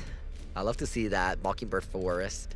I think here Simon might have to do an aggressive, like just play that Nature's Rhythm, but we know there's the No More Lies. And you're gonna hate to see No More Lies here. That card gets exiled. That's so brutal. Alfonso now needs to close the game. He needs to find a creature to start attacking with. Game 1, it was a totally different game. Game 1, he went on board, he got his Enduring Curiosity going. This game, it's a lot different, but he has Aven Interrupter, he has Tishana's Tidebinder, so a couple of creatures he could play instant speed. Tap and go. Not much. Wow, Tishana's Tidebinder comes in, just a 3-2 flash. Does he have Enduring Curiosity to make that even better? Ooh, he has Aven Interrupter in hand as well. So what he can do now is take 2 damage and deploy, name red. Actually, no, starting town will give you a red when you need it, because High Noon has a Lava Axe ability. You pay 5 damage. Yeah, you pay 5 and you deal 5 damage to a target. And the target could be Simon's head right now. You know that Lava Axe flavor text is one of my favorite one. There's like a guy throwing an axe made of lava, of course, and the flavor text is just catch. And yeah, I love that. So here, Tishana's Tidebinder attacks for 3. Alfonso passes. Simon is already in the Lava Axe range if he breaks once again. Come on, he's like, come on, give me something good. Bam. Badger Mold Cup. Aven Interrupter. Card gets plotted and the game is over. Congratulations to Alfonso Barcelona, who wins 2-0 with a brew of his. Nobody else, I mean, probably Frank can confirm this, but nobody else is playing this deck today. I love it, you know, and we saw this tournament Allies also doing pretty well, which was a breakout deck as well here in the tournament. And now we see this mid-range deck piloted by Alfonso Barcelona, which is now one step closer to Pro Tour Secrets of Strixhaven and making here top 8 of this event. It must be so good for him to just build a deck, come to a spotlight series, you know, over 700 people, be 8-2, which is already a great record, play against one of the best players, if not the best player in the room, and win. On coverage, playing very well, so really could not go better for him right now. Congratulations to Alfonso, and honestly, Mengu, I want to hear more from that deck, so let's have an interview with Alfonso and Carl. And I'm here with Alfonso, and I have so many questions about your wild deck choice for the day. First of all, congratulations on beating Simon Nielsen. Thank you. Who's a hell of a Magic player to beat. Yeah. Now, you're playing Azorius mid-range. A lot of the cards that are in Dimir, but a lot of other cards that we haven't even seen in other decks this weekend. What is the idea behind this deck choice? The deck choice was built around High Noon. Since a lot of blue-red decks were on the field, we thought that it's a card that counters directly the most played decks. So we have a lot of room in the sideboard to fight the rest of the field. And a lot of green decks are popular right now as well. So we tuned the deck a little bit to fight them as well. And how did you do that? What are you adding to the deck for this? Sorry, again? So you want to beat green decks. Yeah. What's your game plan? What are you adding to the deck? The Fluid Speed Droners helps a lot, 2 Avatar's Wrath. And once you can manage the early turns, and with a High Noon on the table, the amount of mana doesn't matter, because they only can play one spell. And you can play an Interruptor, Ankh, and keep the game fair. The amount of mana doesn't matter at all. And then you can just win by the air. So you said we earlier. Did you develop this deck with a team? Yeah, we're a group of 3 Spanish players. Okay. That we were testing the deck for the last month. And how are your colleagues doing? Yeah, one of them is still playing day 2 as well. Okay. The other one didn't have that much luck. So you built this deck together, and 66.66% of you are day 2, and you're doing excellently. Yeah, that's it. Well, we're gonna keep an eye on this deck because it's a quite a brew, and maybe you'll follow it through the games because it seems like it's doing pretty well. This may be a future contender. Now, listen, thank you very much for the interview once again. Thank you very much. Done. We'll be seeing you in future matches to come. We'll send it back to the casters. Ready to play now. Put me in the game now. I'm ready to do it. I ain't ready.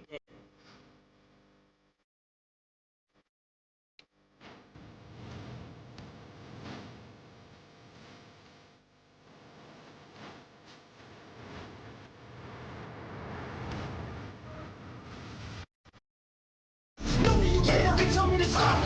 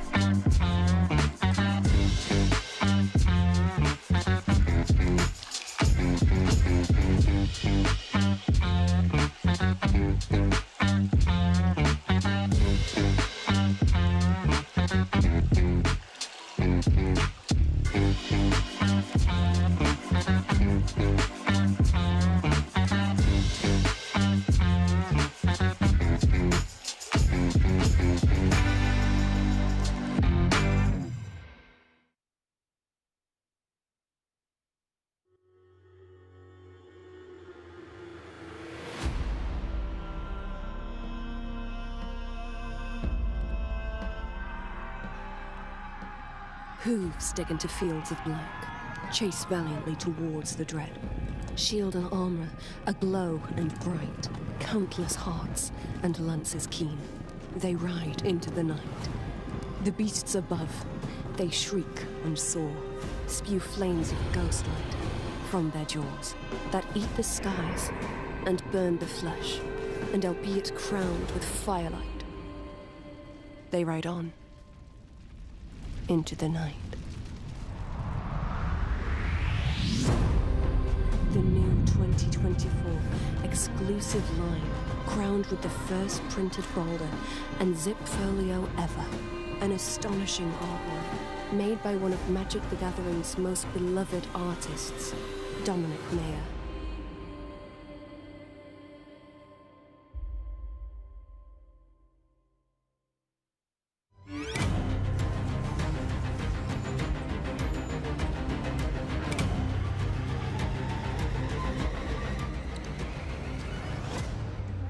Hello, friends, and welcome back. This is round 12 of Magic Spotlight Avatar here in Lyon, France. And we have another cool brew for this round. Is it fair to call it a brew? Is it a deck that's popular online? Well, I actually just made a YouTube video on it right before I left for Lyon. It is Simic Omniscience. It's a Kona deck, so it's unpopular, but it's certainly already out there a little bit. And we have already seen Nicola yesterday in the feature match area, especially with his tech of Voice of Victory plus Cavern of Souls. And he's facing off against none other than Hall of Famer Willy Adel, who is here for all over the pond in the middle of from Brazil. Yep. And battling it out here against Nicola on Boros aggro himself. He's always on the mono red decks lately. I feel like he really is a champion of those and really good at piloting them. Hey, you just said you made a video on this blue-green Omniscience deck. Can you tell us where? Like, plug it in. I think that's cool. I mean, if people want to see, more about this deck, like a deck and how to pilot it, some of the other cards you can play in that, where can they find it? Yeah, well, thank you, I suppose, for... I'm doing YouTube on Arne Huschenbeth, just my name. That's where I'm at. There you can find me. That's where you can learn about the deck. Yes, a little bit, or see it in action. It didn't go that well to me. Spoilers.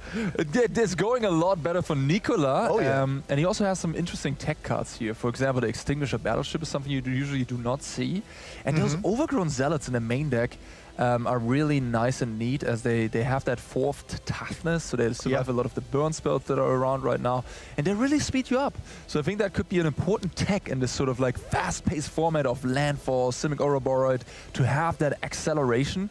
So really, really good and cool-looking innovation. Yeah, it looks like the 0-4s are going to be good against Willy, especially because he is playing Boros aggro. Yeah, it's a good blocker, I suppose. Yeah.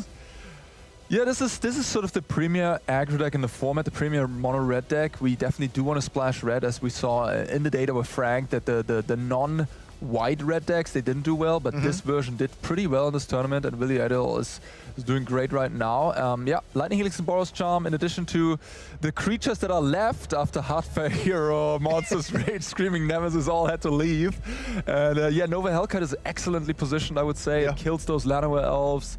Very good against those decks, and also Otter tokens are often 1/1s. Right. So yeah, this is mono red, and we're gonna see one of the best mono red players, maybe on the planet, champion it here. So if you're a mono red player, definitely go and watch this. Pay attention. Pay attention, yes. Yeah, Willy, he also might be the only Hall of Fame player in attendance. That is... All right, turn 1 hired Claw, so good start for Willy, but there's the 0-4, as you said, and it is going to do a really good job of blocking here. That is kind of the perfect answer. One thing I wanted to highlight in Willy's deck was he's playing 9 shocks, between 4 shocks, 4 burst lightnings, and 1 Dragonfire. That's 9 shock-like cards. That's a lot. Yeah, he's really respecting the green decks. Respecting Gran, I suppose, as well. I like it. Good metagame call, probably. It's working out for him, although he had a bit of a rough start to the day. He was starting at 8-1.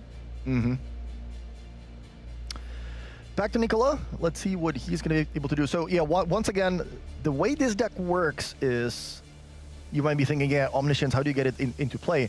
Kona is a 4-mana 4/3 that has a survival ability, which says if Kona is tapped in your second main phase, you may put a permanent from your hand onto the battlefield. And how do we get it tapped in a matchup like this? Conveniently, Edge of Eternities gave us planet lands that have the ability to station. So you can just play a planet, and then the station ability essentially making you have to tap a creature to station it up. It's just a perfect synergy with the Kona. But you don't actually care about whatever station text or payoff there is on the planet. You just care about the fact that they tap out of your mana. Like incorporate into your mana base. And here we see Lost in the Maze being really nice. This is sort of, it is protective for tapped creatures. It's a really cool card. So tapped creatures you control have hexproof, so it works really well protecting your Kona with the planets. Oh wow, yeah. But it also can work as sort of a time buying effect here, giving 2 stun counters to 2 of these Ember challenges. Yeah. That is a huge play here on turn 3. Nicola buying himself buying himself a lot of time to be able to play that stock up, which is normally a little slow against a Boros aggro deck on the play, but Nicola doing a great job of slowing Willie down. And is he going to be able to find the combo? I do see the blue planet in his hand, so that's already part of the combo because he would be able to tap the Kona. Yeah, I think he's still looking for Kona and he's still looking for Omniscience. He doesn't have either of those. He just picked up a Meringue, I could tell. And now he's probably going to play a tap land. But he's still doing pretty fine. These Ember Hearts cannot attack this turn. Well, no. Those are not gonna untap. Force of habit. Ooh, Slick Shot is the pickup. There it is. And Slick Shot works particularly well with Boros Charm in this deck. Here's an attack, and are we going to see any spells played? Okay. Ping you with the Heart Claw, there's a block, and there is a Burst Lightning, so Willie goes for the maximum amount of damage right now. That puts Nicola to 10, and is he going to be able to find the combo? There's the Kona. Ooh, there's a Kona. Wow, what a pickup. And he does not have Omniscience yet, but he does have Enduring Battleship, which, oh my gosh, it's a, it's a sweeper. Crazy card. Yeah, it's a sweeper and it's a destroy target permanent, non-creature permanent, so he can blow up a land here. It will also kill the Kona, but I suppose that's probably worth it here. Extinguisher Battleship, sort of a throwback, for Star Wars fans, the Death Star. Yeah. Yeah, very fitting. And a 10-10 flying trample for Station 5, so gets the job done pretty quickly as well. Yeah, and this is kind of the perfect spot for Nicola too, right? Because Willie's tapped out. Normally he does have access to cards like Lightning Helix, although he doesn't have white mana right now. But yeah, if he wants to go for it, he certainly does have the option to bring the battleship onto the battlefield and clear the board. Yeah, he also has Meringue River Region, which is a nice one here. Of course, a 6/7 gigantic creature against the mono-red deck. Very, very hard to get through. And bounces, 2 Ember Heart challenges, let's say. It's a pretty good alternative line. But I kind of like just getting the battleship going. There's a Kona, so here we go. Exactly as you said, we have the blue planet. Kona gets tapped to station it. It also now has hexproof, and in the second main phase, we're gonna put the Meringue River Regent onto the battlefield for free, thanks to the survival ability. And now what's gonna happen? We're gonna get to bounce to permanents, non-land permanents. Yeah, he's just gonna bounce 2 of these 2-drops. I guess without having extra lands in hand, he would also blow up his mana source if he casts the battleship. So this does make some sense, for sure. I actually kind of like this line. Yeah, I mean a 6/7 flying blocker. That's again someone who's kind of stuck on mana, doesn't have a white source. And now Willie maybe has to rebuild, and then the Kona can just put the battleship into play next turn while you have a 6/7 out. That survives it. And Yeah, that's pretty strong. Okay, Ember Heart Challenger returns to play, and so does the Slick Shot. Actually, that gets plotted. Yeah, that is. Yeah, might as well plot it, right? It's not going to attack. It's not going to block. Yep. Might as well protect it from the battleship. Reminder: this is now a closed, an open deck list event. Exactly. We had closed deck lists on day 1 of the Spotlight event. On day 2, the players do know what they're up against. And consult the star charts. Are we going to find Omniscience? I think we did. I think it's another consult. Consulting and to consult. Okay. Just using the impulse mode here, not going for the full value, which is understandable in a way, because he might want to cast the Roiling Dragonstorm after. He just wants to dig deep. He doesn't care necessarily about the card advantage here. Right. You're just looking for one card. Yeah, you're just looking for Omniscience. And there it is. All right. He was like, yep. Yeah, I'll take that one. Okay, so now the big combo is going to happen. Okay, tell me what's going on. Kona gets tapped again, station the land. Yeah, we're probably going to see an attack from the Meringue, although actually never mind. Now we're in the second main phase, right? Oh, no. Yeah, that's a question here with the Meringue. Like, there is a plotted Slick Shot, you had 10 life, so you probably should stay back with your fly, because that's maybe the only way you can lose this game. But this might just be, let me take a look at this list again. Some people play Terror of the Peaks. Okay. He's playing Extinguisher Battleship. Now I see, that's kind of cute. So so people play Terror of the Peaks and then they can deal infinite damage if they find 2 Meringue River regions. Okay, they bounce each other. And then just, yeah, Terror deals infinite damage. But what he can do is, he can wipe the board and then Extinguisher Battleship, destroying all opposing lands. So that's cool. Like a Terror of the Peak. Plus you have an extra sweeper. Plus you have an extra powerful card that you can bring into play with Kona. So, because Terror of the Peak is not very impressive, of course.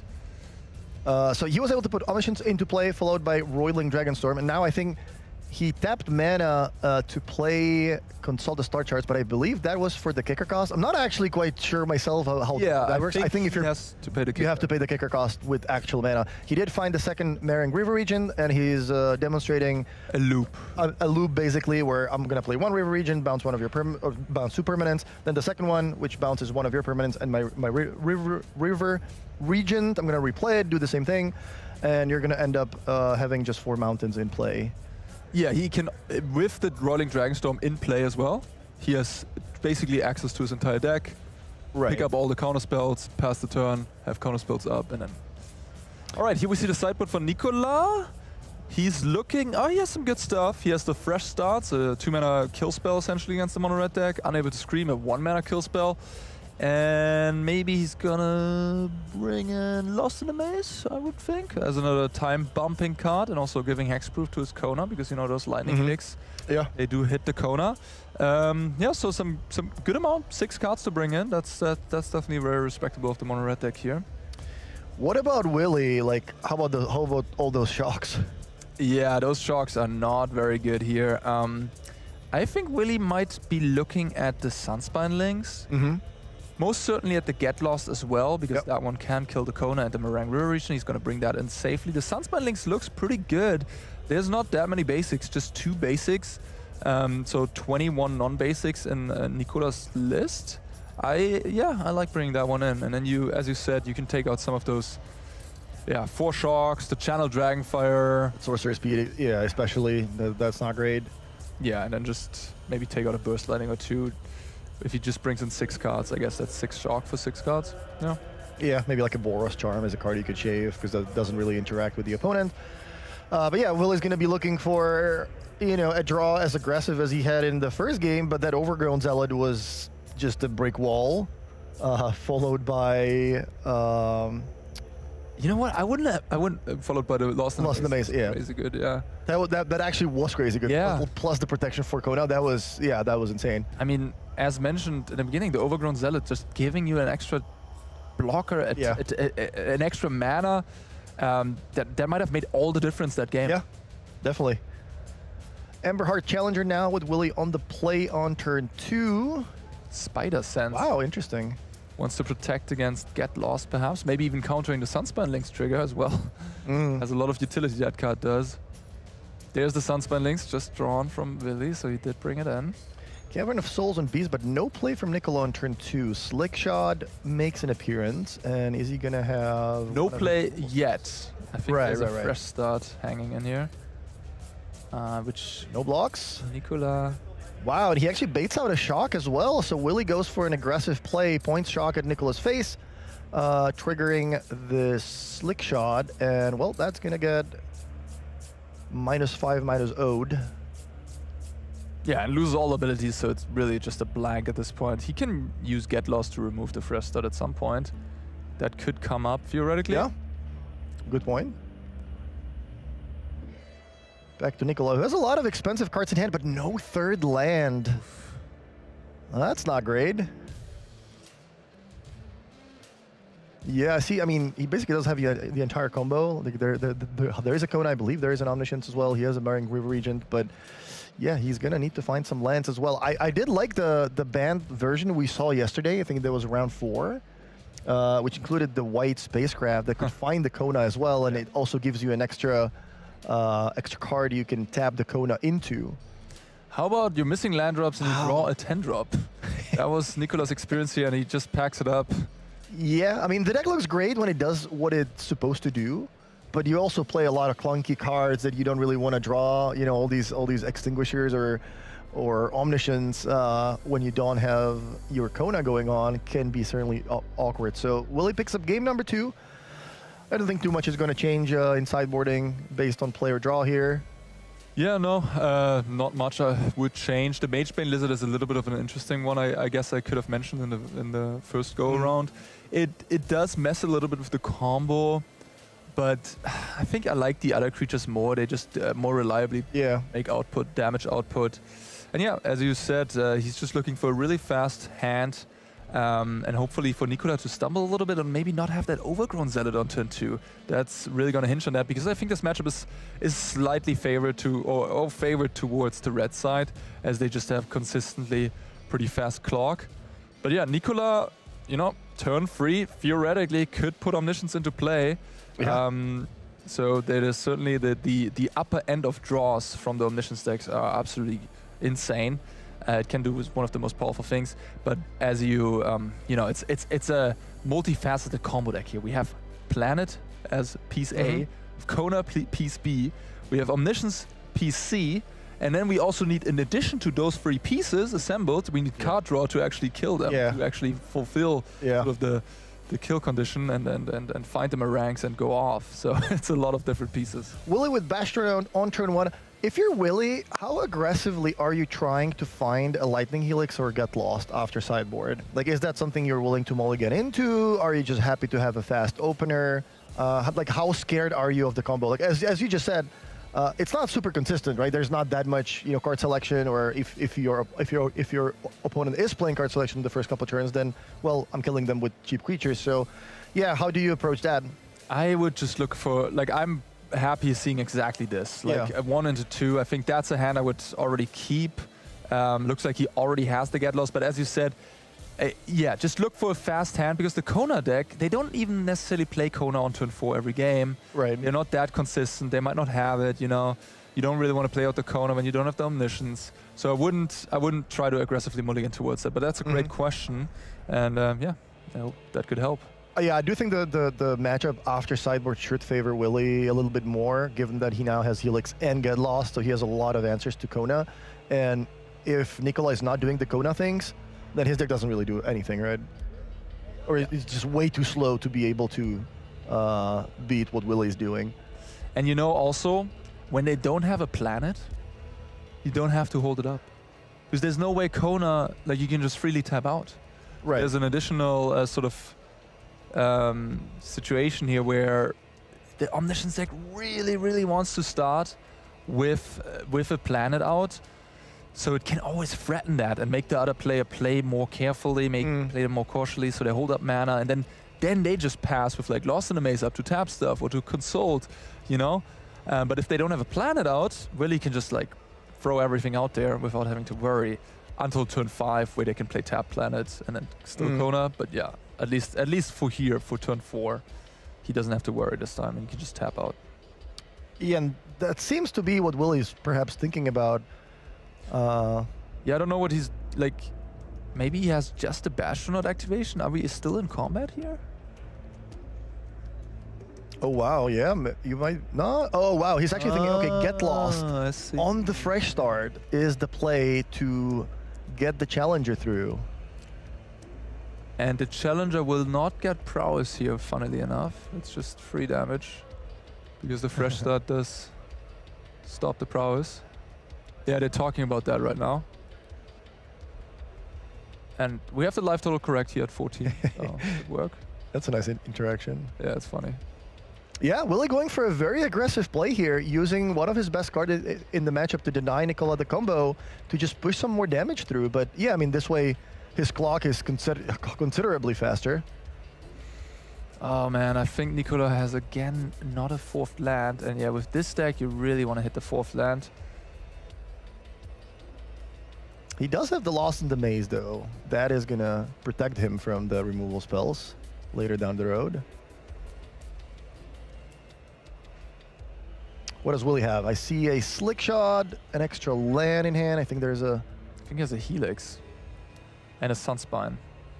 So he's... Oh, wow, yeah. He's possibly looking at closing out the game next turn. Yeah, he might just be playing Slick Shot here.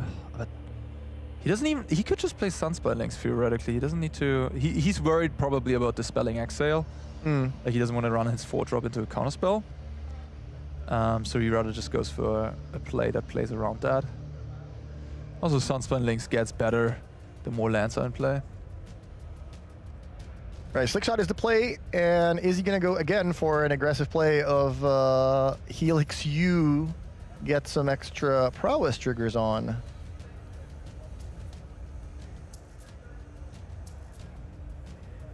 Oh, there's a loss in the maze. On the Bastronaut. And now we see a Helix. Yeah, so Willie does go for the aggressive play. That's 3 from the Slickshot. It's 9 in total, so puts him down to 5. Wow, yeah. And then the Sunspine Links plus these creatures might just do the trick here. Speed is up to 6. That's how speedy Willy is. Yeah, no lands again from Nicola. That's unfortunate. He does have like big, part of the combo. He does have the Kona. He does have the Omniscience, but he has no way of getting the Kona into play or tapping it. Well played by Willy. Again, he's a great player. He did see that the get loss should have been played onto the fresh start. He was not overly cautious. He saw his role in being the aggressor and not in wanting to hold that up for like a future Kona. Yeah, I think that's certainly what a lot of players that maybe not have not played the matchup before, or they're not as experienced in standard might have been thinking. Yeah, I mean, I have an answer for your combo. I'm just going to wait for you to play it, and then I'll have an answer to it. But in the meantime, your opponent's going to be able to develop their mana, and they're going to be making more land drops, drawing more cards, finding more cards, and it is just better to be more aggressive, which Willy certainly knows how the matchup goes. And yeah, that was a great play that is now allowing him to close out the game before Nicola can even find land number 4. Yeah, and that's a great thing you're pointing out. It's sort of the. I feel like when a player starts become is sort of on the path to on the Pro Tour, is getting better and better at Magic, they want to do the smart play. They want to play around things. They want to be in control of the game and everything, and that can lead to you being overly cautious and not being proactive enough. And there we see Willy taking the map. Yeah, wow, Nicola goes for the last effort, consult the start chart, doesn't find anything, extends a hand, and Willy moves on to 9-3. Congratulations to him. He was able to navigate the matchup pretty well. Really well played game 3 by him. Obviously a little unlucky on Nicola's side, not finding land number 3 and 4 in games 2 and 3. That was unlucky, but there's 3 more rounds. He can still finish decently well. There's a lot of money prizes in the tournament. And yeah, Willy's still, I think, maybe in the running for the top 8. I'm not sure what exactly the cutoff is going to be, but we had approximately 750 players. We're playing 15 rounds, which is a lot. So X2-1... X2-1 is safe. 12-3, maybe. A couple X3s are going to sneak in, and with an 8-1 start, Willy is probably, tiebreaker-wise, in a good situation if he wins out here in the rest. Yep. We have an interview ready. Willy is in our interview area with Carl, so let's hear from them. Willy, Edel, congratulations. You made it. You're playing one of the least represented decks in day 2, and with one of the best win rates, and you're doing so well. Why did you? So there's not a lot of people playing this deck, and clearly you all know something we don't. Because the deck is doing really performing super strongly. Why did you choose to play Boros? I think it has besides I enjoy the red aggressive decks. I think it's kind of well positioned right now. It has I think it has a good matchup against Lessons. And with white, you kind of have some agents against the blue-green Ouroboros decks. And I think the best catch about doing so well with Boros is most people are used to sideboard against red aggro decks, against the old school red aggro decks, like the one with needleheads, whatever, more creatures and less burn. So they have a lot of removal and not a lot of counters. So you usually can burn them out. You have more flyers with the slick shots. So it's kind of a different way to approach the matchup. And I believe a lot of people are kind of leaving 2 weeks ago when the most popular aggressive deck is mono red, not the Boros one. And so one thing I like to talk about the most is the deck is called Boros, and there's one card with the word Boros in it that's really versatile in your deck. Boros Charm not only deals 4 damage, but it's got 2 secret modes that usually people kind of ignore but are really handy in your deck. Can you talk, have you managed to use them so much today? Oh yeah, I used them all several times. Like the indestructible one is the one I use the most. Like of course, besides the 4 damage when I wanna kill, like of course, like it's the single spell that does the most damage on the deck, so it's pretty good. But the indestructible is pretty good against sweepers, especially Day of Judgment, this kind of effects. And of course, that come in hands like in several occasions, like attack for a lot of creatures, they block off a lot, so indestructible whole team, so kind of ref the other side. And when they try to kill my Mage Bane Lizard, so I indestructible, and they do another trigger. So even if they kill the Mage Bane, they take 2 triggers of 2 damage, not 1+2. And sometimes that's 1+2+3, and kind of doing response. So kind of have like a lot of secret modes. And of course, the double strike. If you cast a single spell before, like for example, Shock, the Boros Charm will do 5 damage with the Slick Shot. So double strike 5 power creatures, so it's 1 more damage. So yeah, the Slick Shot with the double strike on Boros Charm often gives you almost like a Teamer Battle Rage. Exactly, you have that kind of feeling. Like that's a lot of version that play a lot of pump spells, like the full bore. I'm not playing full bore because I wanted to have like a better matchup against the creature deck, so I have more shocks. But when I have full bore, it's kind of combo decks. And how much would you say, because you're doing really well with the deck, how much would you say is it your deck choice, and how much would you say is it Willie Idle, Legend of Magic the Gathering? No, I don't think it's about Legend of Magic. I think I saw some other Boros decks hovering on the top tables. I think like if more like the better. If you see the better players here, like the most accomplished players, most of them are playing like Lessons or Roboroid. If they start playing Boros, you'll see like even more people on the top. So like even if the deck is not playing by the top players on the Spotlight events, it still has the best conversion rate as you have. So it's kind of disrespected because some people see it and say, oh, that's a little kid deck, like a burn deck, like mono red. But actually it's not. Like since you need to play like really sharp to get like every point of damage matters. Like you don't have like a card like the Lessons deck, pay 2, draw 3. You don't have this kind of degenerate spell. So every single of your cards will need to take the most value of it, and it's not a single text. Yeah, Mono Red is one of those funny decks where you can play it okay when you're not very good at Magic. It's probably the one that will give you the most wins. It is. But you need to truly be a master to get some wins that you would never usually supposed to have. Exactly. Like, sorry? No, that's what I feel like. Mono Red has like a very, very low entry barrier, but like to totally master it is not less simple. Absolutely. Thank you very much, Willie.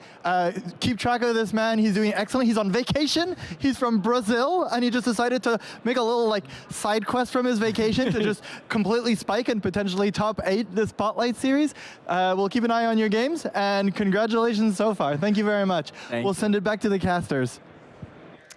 Yeah, good stuff. Congratulations to Willie again. And we were actually just talking with Arne that not only does Willie get a lot of mileage out of being a Hall of Famer, so obviously playing really well, but his build is great. Arne just mentioned that normally these Boros decks they play full Boros. Instead, Willie has 9 shock effects, which is really important in this field where there's a lot of Llanowar Elves, there's a lot of Otters, Grand, cards that you really want to kill on turn 1, and that can just be the difference between losing and winning the game if you let the Grand live or the Llanowar Elf. Yeah, good stuff by Willie. I hope we see more of him later. And now we're going to jump into our backup feature match. More Magic coming for you guys. And who do we have here, Martin? So we have table number 19 between Mark Oswald on Is It Lessons? And he's up against Patrick Rossire playing Allies. And I probably butchered the name, but yeah. That's all right. I'm sorry. We had Patrick already yesterday in the feature match on his Allies deck. He's the player who built the decks out of his Arena Direct boxes. He was like, I have these cards. What can I build with this? Oh, there's an Allies deck. Nice. That is such a great story. Like, all you need to build is like, look at that, Allies at Last. That's the removal spell. Every single main deck card that is not a land is from the last set. You can literally crack a couple of avatar boxes and build and get some lands obviously into your mana base from the other sets, but The rest is literally by cracking some boxes of Avatar, and you have the deck. So what's going on here? Yeah, it's a really cool deck. It's a creature-powered synergistic tribal deck essentially. The more the merrier. You have more of them in play. They all buff each other. They double the triggers with Katara the Fearless and Earth King's Lieutenant. You go completely crazy. Essentially, if the creatures are not killed or interacted with, this deck creates an insurmountable board state. And in addition to that, it also has card advantage built in. With the South Pole Voyager, you're drawing cards. You have Aang as sort of an interactive piece. You have Allies at Last as a 1-mana removal. You have Graveyard Hate with the Boiling Rock Rioter. With the Mai, you have some Spell Hate. So it's sort of a hate beerish type aggressive deck. Really cool strategy. Yeah. And well, this is sort of... We're basically watching Avatar block constructed here. Like, this is another deck that's basically built mostly out of Avatar cards. Shout out to the WotC, you know, gave the designers and the playtest teams. They must be pretty happy about this. Yeah, I'm absolutely loving this. I always like to see it when there's a sort of a tribal deck or a synergistic deck that just comes out of one set and that is playable in standard, especially if it's as sweet as those two are. And I guess this is really the who is the champion of Avatar block constructed. Yeah, we're gonna settle it once and for all. This Allies deck is certainly, you know, very similar to the modern Humans deck, and I especially like that it has two good 1-drops. It has the Earth Kingdom Protectors, and there's also the green 1-drop ally. Earthen ally. Earthen ally. Yeah, I think that's like the key to make the deck work, is that you do have two really good turn 1 plays. Yeah, absolutely. Especially the Protector's super nice at protecting some of these really annoying permanents, like the Mai Scornful Striker right here, which is quite strong against Lessons. But I see a Firebending Lesson there lurking. But yeah, I mean, and a Boomerang basis, so he could theoretically bounce the Earth King Protectors, then kill the Mai, do some shenanigans like that. But the Earth King Protectors here on turn 1 makes it really annoying. Yeah. Oh, he's gonna bounce the Mai. Interesting. Take 2 damage in the process. Get an attack in with the Gran. Draw a card, and what are we ditching? We're ditching the attachment. So Gran gets in for 1. Mark is setting up pretty nicely for a future Accumulate Wisdom, and there is also a Storm Chaser's Talent, something that some players have been cutting from the deck this weekend to make more space for counter magic. But in this matchup, the Talent is going to be a lot better than something like Spell Pierce. Love this mana base by Patrick. Just all these tribal lands, Cavern of Souls. It's a deck that's quite good against counter spells, for just having 4 Cavern of Souls, making all your spells uncounterable. Yeah. Yeah, the mana base is like surprisingly really good for a deck that's, you know, essentially 5 colors. Mark has quite the hand here though. Like the Firebending Lesson would be the 3rd lesson to hit the Graveyard, which would mean he could already play the Monument here, reduced by the Gran ability. He can do some Boomerang basics on Storm Chaser's Talent shenanigans, which he's going to start the turn out with. Okay. And taking 2 though. Yep, Patrick very good at you know, noticing the triggers. Yes. Yeah, I mean, this Mai is absolutely incredible here in conjunction with the Protectors. Oh yeah. He's just passing the turn. Interesting. He only has 1 red mana. That is a bit of a problem here. Yes. We got a Katara. All triggered abilities double trigger, so that actually double triggers the Mai. Oh my goodness. That's 4 damage now. Wow. I've not seen those two in conjunction in play. I mean, they're black and band colors, so it's kind of hard to get them into the battlefield. But yeah, in response, we see a Firebending Lesson. I wonder if the playtesters ever had this kind of game going on. Like, I'm gonna try my lessons against your allies, you know, to see, you know, how the new cards are gonna do. Yeah. Mai is doing a lot of work here. Yeah. I wonder if the person with allies was losing, and they're like, "Hey, let's make another ally that kind of just like hoses the spells deck." Yeah, the Earthen ally is a 4/2 right now, for what it's worth, but the Otter is a 2/2, so that's actually like a pretty good block. But still, a 1 mana 4/2, that's also quite strong. Yeah. As big as colors on your other allies are in play. Just missing red to be a 5-2.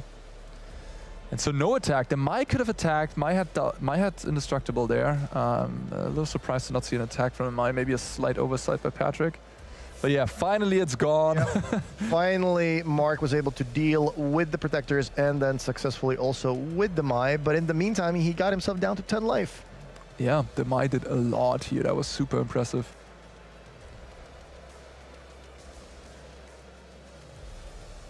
Looks like Monument is the play. It is going to resolve. Mark could have just paid 2 mana for that. Maybe just the feature match, the pressure. How stressful is it to sit in a feature match? I guess not too stressful for you. Maybe not. Yeah. Well, if looking back, I certainly you do feel nervous at times, I suppose. Funnily enough, for me, I was maybe not nervous at the very beginning because I was like, this is kind of exciting. I want to be here. I want to succeed and prove. But then as soon as I proved myself a little bit over the course of my career, then the pressure rises a little bit to, oh yeah, this is the guy that actually is supposed to win maybe. And then you have some pressure, you have some ego. You want to prove that you got it. But like now I'm at a moment in my career that I'm like pretty chill when it comes to feature matches. That's good. Yeah, these monuments should cost a mana less. Patrick, with just an attack from the Katara, didn't really add anything else to the battlefield. So is Mark going to be able to turn the corner here with a second monument? He does need to find... Oh, he has a third one in hand as well. But he needs ways to discard cards, though. He does have the option of attacking with the Grand, but that would not be... I think that might be worth it at this point. That would not be an attack you could do multiple times. Just yes. Let's just do this once. But yeah, I think he's happy to basically chump attack with the Grand because he's going to try a bunch of cards. He does find Accumulate Wisdom, which, yeah, it is kind of an Ancestral Recall. And there's another... I will say the sequencing there from Mark, he could have drawn, and then still decided on the monument, if I'm not mistaken. Do you have to choose on... do you have to choose? Wait a minute. Do you have to choose with the monument? I think you can like let them resolve after each other and then still decide like, hey, maybe I want to get a treasure here and get a red mana going. You see? Yeah. I think that's how it works. In any case, he does have an Agna that land. How do you pronounce that? Agna Quell in the mana base lurking there. So he has repeated looting, and he's still at 7 lives. Patrick just passed the turn with 4 mana, not anything left apparently in hand. So yeah, Mark Oswald might have enough time to turn the corner here.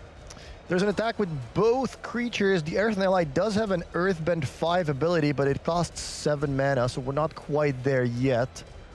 The Otter is going to chump, and Katara gets it for 3, so Mark goes down to 4. Okay, chat is saying you have to choose the mode when you do it, I suppose. Okay, good.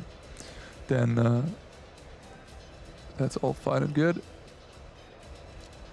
Katara gets it for 3, and we are back to Mark, who, yeah, now the world is his oyster. There's a draw 3, no big deal. This is how it starts. 2 lands and a removal spell. So yeah, he has 4 mana now, Combustion Technique. We're going to deal 4 to your Katara.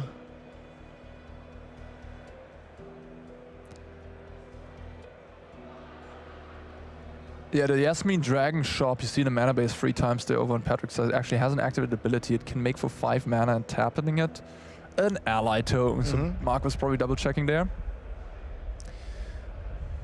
All right, decides not to attack. Yeah, I think at this point, you just want to make sure you don't die. Because you're going to have so many extra resources. You're going to be seeing so many extra cards and doing all the things with the 3 monuments in the next couple turns. So yeah, I like not attacking. Just holding on to my 1 removal spell. And of course, Patrick has his own ally tokens, as they are in each booster pack, of course. He's probably got a ton of them at the ready. And there we see one of the issues, I guess, with a deck full of legends. He was stuck on that Katara for a long time. Yeah. Now that Katara is gone, he has a replacement. Oh wow, was that Allies at last? Yeah, he has an Allies at last in hand. He's really looking for Hakoda here off the top into some allies, or maybe the Avatar, Avatar at the Crossroads. That would be really powerful with the Katara. So there's a combustion technique on the Earthen ally. Is that gonna earn the removal spell in response? It does, so we're gonna kill the Otter. Yeah, I think that was done before blocks. So yeah, that token is gonna get through. And just another land for Mark. So he has a firebending lesson and also the land available to loot. I think he's gonna probably start with that to see more cards. Yeah, I think using the land here makes sense. He could use the talent as well to get the removal back, or the wisdom. Oh wow, he levels up the talent. Yeah, combustion technique, okay. Just keeping the board clean, playing it safe, not messing around. Yeah, passes the turn. So now the teapot, the Dragon Tea Shop, is actually quite threatening with 3 life. I mean, making 1/1 every turn. That's gonna force the opponent to find a removal spell every single turn. So yeah, you're flooding out, but at least you know your lands can make some creatures. He's down to 3 life for what it's worth. Oh, that's quite a nice ally. You can tap allies to exile cards from graveyard, and then whenever Boiling Rock Rioter attacks, you can cast 1 ally from your graveyard. So it's graveyard hate and value in 1. Ooh, yeah, now he definitely has to activate 2 lands just in hand here for Mark. By the way, Mark technically has 9 damage in play right now as well. With these monuments. He's going for a draw on every one of them. And he found the removal on the last look. Wow, plus Artist Talent. This was actually huge. Now he can go Artist Talent, draw another card here with the Iros, make treasures or deal damage, discarding the land. Yeah, this was huge. And he finding another Iros, and now he has to make a decision. And this is the turning point, right? Like once you find that removal spell, you clear the board. Now you're going to find more card selection spells, and at this point it's almost impossible to fizzle. Yeah, he needs a haste creature, which I don't think he has. And yeah, we see the monument dealing 9 damage there.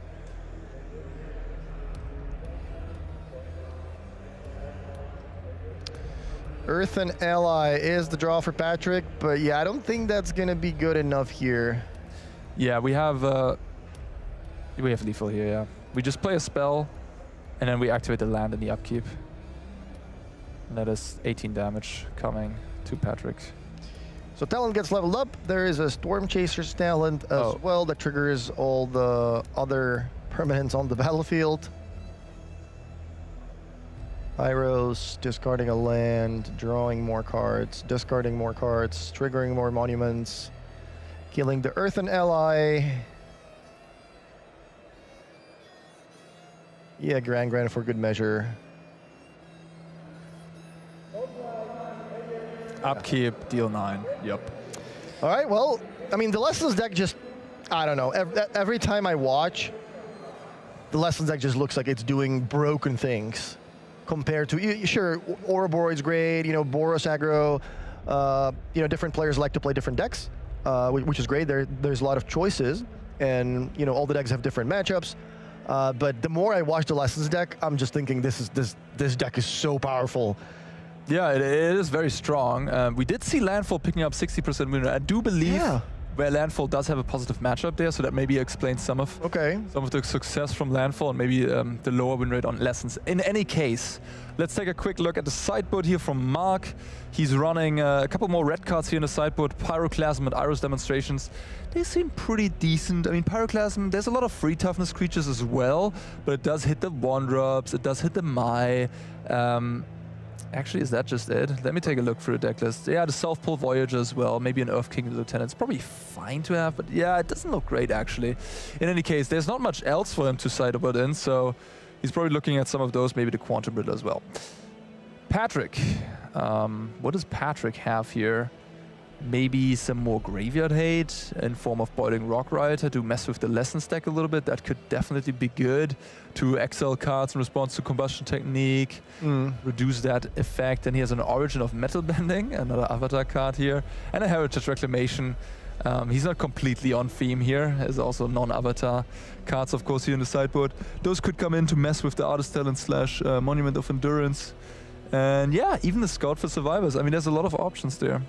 What about something like the extra Hakoda in the sideboard? Is it too slow, or is it something you're happy to see in a matchup where your opponent's killing a lot of your creatures? I could see it. It seems kind of nice as that 5th toughness, another value play. Like in that game, we saw, you know, the threats just being answered by all the red removal and Patrick running out of cards. I think Hakoda is definitely a good card to up your numbers in for the post-board games. And yeah, for him to side out the allies at last, perhaps. He can side out some of those Kataras maybe as they are kind of weak into the removal spells, and trim a little bit here and there. Best turn 1 play for Patrick in game number 2, Earth Kingdom Protectors. What's the follow-up? South Pole Voyager. Yeah. A limited all-star from Avatar. And here we again see that Earth King Protectors being so nice with the 2-drops. And yeah, the Iros will just kill the Earth King here. Yeah, it's so nice how you can trade up on mana with the Earth Kingdom Protectors. Basically eating Mark's entire turn. And now is Patrick going to be able to trigger the South Pole Voyager twice? I really like that the ally deck. It has removal, it has extra value, it has cheap creatures, it has a really good curve. There's a lot of good stuff going on with the double triggers. You can overpower the opponent. So yeah, the deck really does have it all, including a really good mana base. And yeah, what a start here. Turn 1 Earth King on the play into South Pole, into Lieutenant plus Earth Knight. This is extremely powerful stuff. And the Mark is looking just at an Iros demonstration here, which he has to use on the Voyager. But yeah, he's falling further and further behind here. Good call on the Paraclasm, by the way, because Paraclasm wouldn't really have done too much here. Would have killed the Lieutenant, but the 2/3/3s or the 2x3 creatures would have still stayed in play. It's a tough one. And there's the Hakoda. What a curve here by Patrick. He's just showing off. Looking at the top card, what's going on there? Yeah, what a start. Wow. Okay, attack for... That is 5? 1, 2, 3, 4, 5. It's just a 2/2 of an ally. Just a 1-mana 2/2. No big deal. Just a Isamaru with a counter, so 3/3. Yeah, Mark looking at a lot of blue cards, I can tell. He has a Flash Freeze in hand, which is a bit of a risky proposition against the Cavern of Souls deck. But no Cavern of Souls right now, at least on the other side. And there's actually 2 green cards in hand. I see the Disenchant and I see the 5-mana Aang. So if he can hit the 5-mana Aang with the Flash Freeze, that'd at least be a good tempo play. But right now he has to worry about that board state. And yet another Earth Kingdom Protectors. Yeah, maybe in response to that one, I would have fired off the Abandoned Attachments to try to find a removal spell. He can actually cast the Combustion Technique for 1 mana because he has the Grand in play if he does that. Mark is down to 2 life. What a start by Patrick. Okay, attachments, ditching a passage, draw 2. Now Grand should be active. This did find Pyroclasm, which, yep, not good here. Yeah, you can use it to kill a 1-drop. And kill your own Grand. And kill your own Grand. Yeah, that's not ideal. Is that kind of like a play-draw thing? Like, do you have it on the play or draw, not on, you know? Right now, looking at this game, I'd be like, yeah, maybe I should have it not on the play and just try to be proactive and powerful. Oh, wow. There's the concession already. Yeah, I mean, that's fair. What a fantastic draw by Patrick. That was, yeah, I mean, as good as the lesson deck is, there is not a whole lot you can do against that. Yeah, exactly. And that really showcases the power of the Allies deck. What an incredible curve out there. Just really, really good. Yeah, I'm interested in like in trying this on ladder when I go back home. Like, this deck actually looks really, really good. Yeah, and now Mark is going to be on the play. It's going to be on the play and hopefully has a proactive. I would not have the flash freeze. I think that's a little bit too risky. Oh, it looks like he's on a mulligan to 5. Wow, okay, no Grand. But that is a pretty solid mulligan. He has 3 lessons. Like, we have to accumulate wisdom to maybe do a draw free to undo the mulligan. It's pretty good mulligan. Oh yeah, there you go. There's another lesson. Yeah, if there's a card to get you out of a multi-5, it is Ancestral Recall. There we see Scout for Survivors in Patrick's hand. And a South Pole Voyager. Yeah, South Pole Voyager nod. Okay, getting killed right away. Is that something you're trying to, sort of sandbag a little bit, or do you just want to curve out? And, especially with the Lieutenant in hand, do you just want to put the best creatures in play? Well, you're actually pretty happy about this. Because you have Scout for Survivors. Incredible with the South Pole Voyager. Okay. And they both get a counter too. That is insane. To be fair, Mark could have played around this card by playing the Combustion Technique, which I would have done. The game was playing on very fast, so I didn't comment on that. But if he would have played Combustion Technique, he would have exiled the Voyager and played around that. Absolutely brutal play pattern here. Still pretty good. He drew the 4th land, so he can kill the Voyager. And draw 3 cards. Yeah, we got a game. We got a game on our hands here. Oh no. Is that 3 islands? No, that is 3 islands. Oof. Well, what a roller coaster of emotions this turn was. Oh wow, I drew the 4th land. Okay, now I can play both of my cards. Kill your card, draw 3. Oh, 3 islands. All right. And I see Patrick. I think he has 5 spells in hand. He has double Lieutenant. Wow. Yeah. And now another power play I hope we're going to see deploy here is maybe the Great Divide Guide. Okay, never mind. Going for the Voyager. Another Voyager. Also reasonable. I mean, he just has... Yeah, there's the Divide Guide. A really powerful ally too. Gives all your allies Birds of Paradise ability. Earth Kingdom Protectors for good measure. Gain another life. Yeah, this is very strong. Yeah, now I guess the only card you kind of have to think about is Pyroclasm to not overextend into it too much. But yeah, Mark picked up a Monument. That's nice. But the 2 lands in hand, that's kind of unfortunate. Multi-5, then flooding out. Yeah. And that Scout for Survivors was absolutely incredible. Is this a matchup you've played a lot? No. Because I was just thinking, have we found a deck that is really good against Lessons? Yeah, there's a Pro Tour coming up in 2 weeks. I'm sure there's a lot of players interested in something like that. I don't think it is. Lessons, I would say, historically pretty strong against someone who's just playing creatures one at a time. Use of those red removal spells, cheap interaction. Grand is incredible. We saw that in game 1. Mark was able to just sort of destroy everything. And Patrick, to be fair, had some incredibly good draws in these last 2 games. He upper echelon of what his deck was capable of. Congratulations to him here, moving on to 9-3 in the tournament. So I wouldn't quite say this is the deck to play if you want to beat Lessons. I don't think so. That was a really good showing, though. I mean, congrats to Patrick. The deck looked incredible. Obviously, he did have great draws. The mana worked out perfectly. He was able to curve out in every game with the Earth Kingdom Protectors being one of the best cards against, a deck with a lot of removal. But that looked. I mean, the deck looks really cool. Obviously, this was the when everything works out. Mark got a little unlucky there, but that was cool. Yeah, very impressive. I'm looking forward to seeing more in the feature matches. So maybe still live for top 8. Likely had a good start to the tournament as well. And yeah, we're gonna hear from him in the winner interview here. Patrick, congratulations! Welcome back. I missed you. Good thing that you keep winning.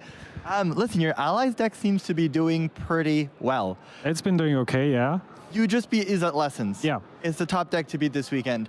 So far, I've seen you beat it twice. Is it just not a matchup you're afraid of? No, it's a pretty good matchup. We were discussing this yesterday. I have a lot of annoying creatures for them, and I have ways to protect them.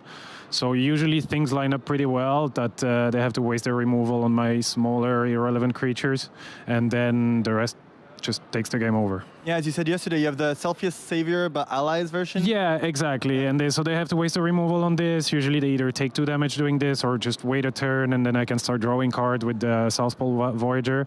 So yeah, overall it's a good matchup. If you weren't watching this yesterday, Patrick wanted to play and had a lot of boxes coming of Avatar: The Last Airbender, and they hadn't arrived yet, but he found someone to do a switcheroo. Exactly. Yeah. So you opened a bunch of boxes, got enough. Exactly. So you played this deck because you had boxes and you had packs. Pretty much. Open. I mean, but I know I was getting the boxes. Yeah. I tried the deck online. I liked it, and then I decided. But now that you're playing it, and I feel like I know the answer given your score. If there was a tournament in 2 days, would you bring the same deck? Yeah. Would you change anything about it? At the moment, not really. No, it's running pretty well. I would need to think about the strategy for Simico Roboroid because it's not a great matchup overall. So depending on how it evolves, it's been having pretty good results. So I think it's going to increase in popularity. Why is Simic Ouroboros a bad matchup? It's just Ouroboros is a hard creature for me to deal with overall. Yeah, it gets huge. And basically my only answers are main deck. I have Allies at last, which can get too small quite fast, and then Eng, and that's about it. So I can sometimes just overrun them because Allies tend to get very big as well if everything runs smoothly, but it's not the best matchup. All right, we'll keep on following the Allies deck because Patrick seems to be doing very well, but we'll send it back to the casters and watch more games of Magic. They did what? Oh hi, I didn't see you there. The new Avatar: The Last Airbender collection by Squareos is right around the corner, and you, the community, want to know more about it. But worry not, today I'm here to break the ice and answer all of your burning questions. So let's waste no time and jump right into the action, shall we? Which characters will be released as Squareos? Well, you can expect all of your favorite Avatar: The Last Airbender characters like Aang, Momo, and even Uncle Iroh over here. But hey, never forget my favorite, the Cabbage Merchant. Isn't he the best? Will there be any special deck boxes for different factions or elements like fire, water, earth, and air? Well, we already have all of our favorite benders over here. We even have fire. But the next factions, well, that is something that will happen in the future, so keep your eyes peeled for that. Malone, how big are the Squareos compared to other cards and figures, and how many cards can you fit in a deck box? Well, these are Return to Earth boulders by Ultimate Guard, so they're the same size as those, and they all fit your typical 100 cards double sleeve commander decks if you need to. So yeah, put them all in there, they're safe, you can shake them around, nothing to worry about, safe and protected, as Ultimate Guard always guarantees. Will there be any pre-order promotion or special bundles? Well, once all of these beautiful deck boxes hit the market, you'll be able to collect them all, even in this very beautiful upper collector's box where you can fit them all. Does the deck box also fit in other trading card carrying cases or backpacks? Well, as we already said, these are made by Ultimate Guard, so you can be certain that you can put your Ultimate Guard deck boxes into your Ultimate Guard cases. So if you already have one, just put him in there, bring him to your next Friday Night Magic, and get ready to beat your opponents in style. Are the Squareos made of the same materials as Ultimate Guard boulders? Yes. These are Return to Earth boulders. They're almost completely made out of renewable material in Germany. So yeah, I like them a lot, and I must say these are one of my favorite products that I will always keep on using. And now having my favorite characters on them just makes them way freaking better. All right, we have time for one last question. Can you use your Squareos for something other than trading cards? Of course you can. You can put your dice in here. Of course you can put your tea in there. But there's so many different uses, like, who put cabbage in my Squareo? Well, my friends, sadly, that is all the time we've got for today. But I want to thank this amazing community for all of your cool questions. And if you do have some more, please feel free to ask them in the comment section. We of course hope that you will enjoy these very cool Avatar: The Last Airbender Squareos just as much as I did. And if you need any more information, check out the link down below. And you want to know even more? Check out these cool videos. Welcome to one of the craziest Magic events ever. A vintage cube draft with cards worth over $65,000, but the twist is you get to keep whatever you open. Let's do a vintage cube where we keep the cards. This is the most exciting event in a really long time. They're giving away what? A black hook? We are basically cutting off an edge. The beauty. That part should not be on camera. Adrenaline's pumping. I was just kind of in shock. It will take lots of luck. We haven't even sleeved the cards yet. I'm a little nervous, yeah. My watch detected a shock, and it was like dialing 911.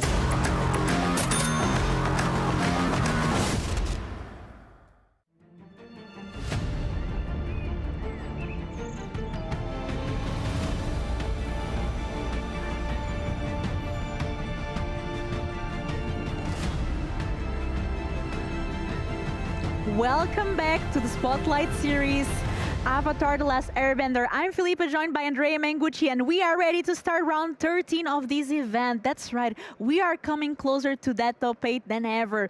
We started here yesterday, day 1, with over 700 players, and now we are, after 13 rounds of Magic, going to start here round 13, very close to this time that players start checking, can I make it to top 8 or not? Because that is what gives them the qualification for the Secrets of Strixhaven Pro Tour in Las Vegas in May. Very exciting stuff and very exciting decks as well. Meng, we have a feature match here that I think you like very much. I like very much because I do like to see Magic being played. I like cards being drawn, removal spell being played, and Jeskai Control does that very, very well. We've seen the player on the right yesterday. He was one of the 2 undefeated player at 8-0, although he did take a loss yesterday, but he didn't lose very much today.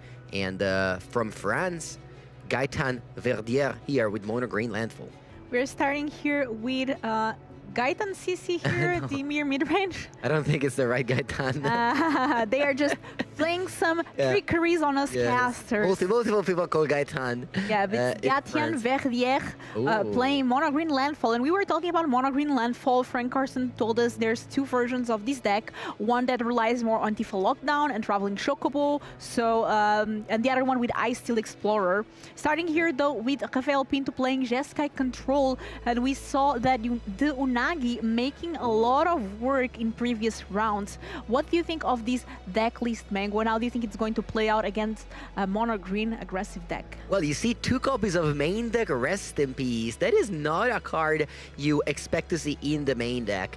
That's maybe happened some point in the history of the game, but you know, Graveyard right now, it's that important. And you see Rafael Pinto here playing main deck Rest in Peace over a card like Shiko. I mean, this is now normal, the normal Jeskai Control, but before that, there was a time where Jeskai was more relying on casting spells and then using Shiko to bring them back. That's actually the deck I played at the regional championship last year. But yeah, this deck is now different. It relies on Jeskai Revelation to win the game. And on the other side, we have now the correct Gaetan here, Verdier playing Mono Green Landfall with this version with the Ice Steel Explorer. Meng, what do you think of this version of the deck? Yeah, so we've seen earlier another player bringing Landfall to the tables, and he did not play any copy of Ice the Explorer. Instead, he had Tifa Lockhart. So most very similar list, I'd say. Outside of that, the other player was playing 4 copies of Bristly Bill. This one's playing a couple of different cards like Lumbering World Wagon. But overall, the strategy is the same. You want to play some Mana Dork, you want to play some Earthbending, grow your lands, grow your Mossborn Hydra, and attack for lethal. And you know, you were talking about the Rest in Peace, and I find it interesting that I was thinking that even in the lists where Rest in Peace usually wouldn't be so good, it also can have some work. For example, here the Mono Green Landfall is playing Esper Origin, so it's something that you can always exile from the graveyard. Obviously not ideal, but if you're playing it before sideboard, it can have some utility. Starting here with Llanowar Wealth. Tapped land on Rafael Pinto's side and passing the turn. Winning the die roll and starting with a Llanowar Elf puts you so far ahead in the game that we're gonna see now an Earthbending Ascension. The game hasn't even started, and Gaetan already has 5 permanents. 5 permanents versus 1. This is true. Very, very good start. I love Earthbender Ascension. I think it's a very good addition to this deck, and we saw how it works so well with this Fabled Passage, Escape Tunnel, Evolving Wilds. Yes, indeed. So a battle between Portugal versus France. That's one of the beauty of hosting tournaments in Europe. It's a throwback from 2016. Was that World Final? Let's see if it repeats. I don't know, Mango. Who won? I don't know. Who won? It was the European soccer. European, yeah. Yeah, it was France versus Portugal. Oh, nice. No, I remember the one after. I'm sure Twitch chat and YouTube chat know it. I remember the one after where Italy won in 2021. No, never heard of it. But no, it's one of the beauty of hosting tournaments in Europe. You see players coming in from, everywhere from our country, and love to see those flags. 3 mana here. What is Gaetan going to be playing? Ooh, it's warping. It's actually warping.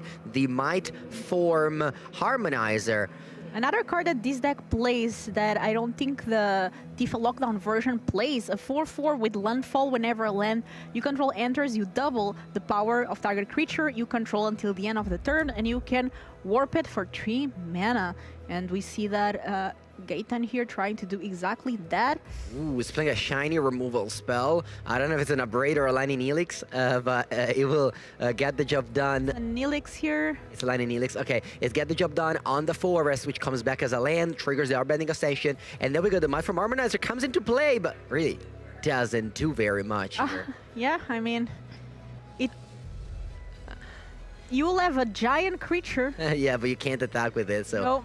We're gonna warp it around and pass the turn. Yeah, with that escape tunnel still ready to crack. Ready to crack and ready to put a counter from the Earthbending Ascension, which is already online. Earthbending Ascension, very powerful card that not only lets you Earthbend 2, get a land, but also grow your creatures every time a land comes into play. Yeah, after you have 4 quest counters, you start getting those +1/+1 trample until the end of the turn, and we saw that can be very explosive. But Gaetan needs to deal with all the interaction that Rafael has in this deck. Jeskai Control does have a lot of counter magic, cheap removal, as you saw there, the Lightning Helix, and then it just takes over the game eventually. There's also a Day of Judgment in end, and if you don't do anything like afraid of the interaction of the counter magic, Rafael will just start using cards like Console the Star Shards to get that card advantage and eventually just winning the game. Yes, indeed, and let's see how Gaetan needs to apply pressure and not overcommit to that Day of Judgment. That is a very difficult thing to do because you either do one or the other. There's a Chocobo here, the little bird. Yeah, a little bird that's gonna become pretty big pretty soon as this forest grows it to a 1/2, but then we got the Earthbending Ascension counter up to 4, which will be able to grow the Chocobo once again, and then that escape tunnel can put 2 more counters. So basically now, every time a land comes into play, he's gonna put a counter on... Yeah, we need to put a counter on the Ascension. Okay, there it is. Yeah. And now, I think here, with the land, Gaetan is going to Earthbend the Escape Tunnel to do that play where he's available to just crack that Escape Tunnel, get it back tapped, and then get a land thanks to this Ba Sing Se new card from Avatar, The Last Airbender. And here we see Cancel the Star Shards. Rafael is going to look at the top 3 cards. Just didn't anticipate. He could have waited to do the kicker mode, but he really needs something here. I'm not sure if Rafael has 4th land. That's exactly what he was looking for, and now he can go Day of Judgment, which will kill those Elf and Chocobo, but that forest will be fetched and will come back as in the form of 2 different lands. Another land here off the top. Yeah, so we got a Verge, and we got... maybe we just pass a turn here, holding up removal spell plus counter magic. Although, no more lies, the longer the game goes, the worse it's gonna become. Yeah, especially if we see Gaetan here, again, just using Ba Sing Se to start Earthbending, not really playing a spell per se, and leaving Rafael without something to do.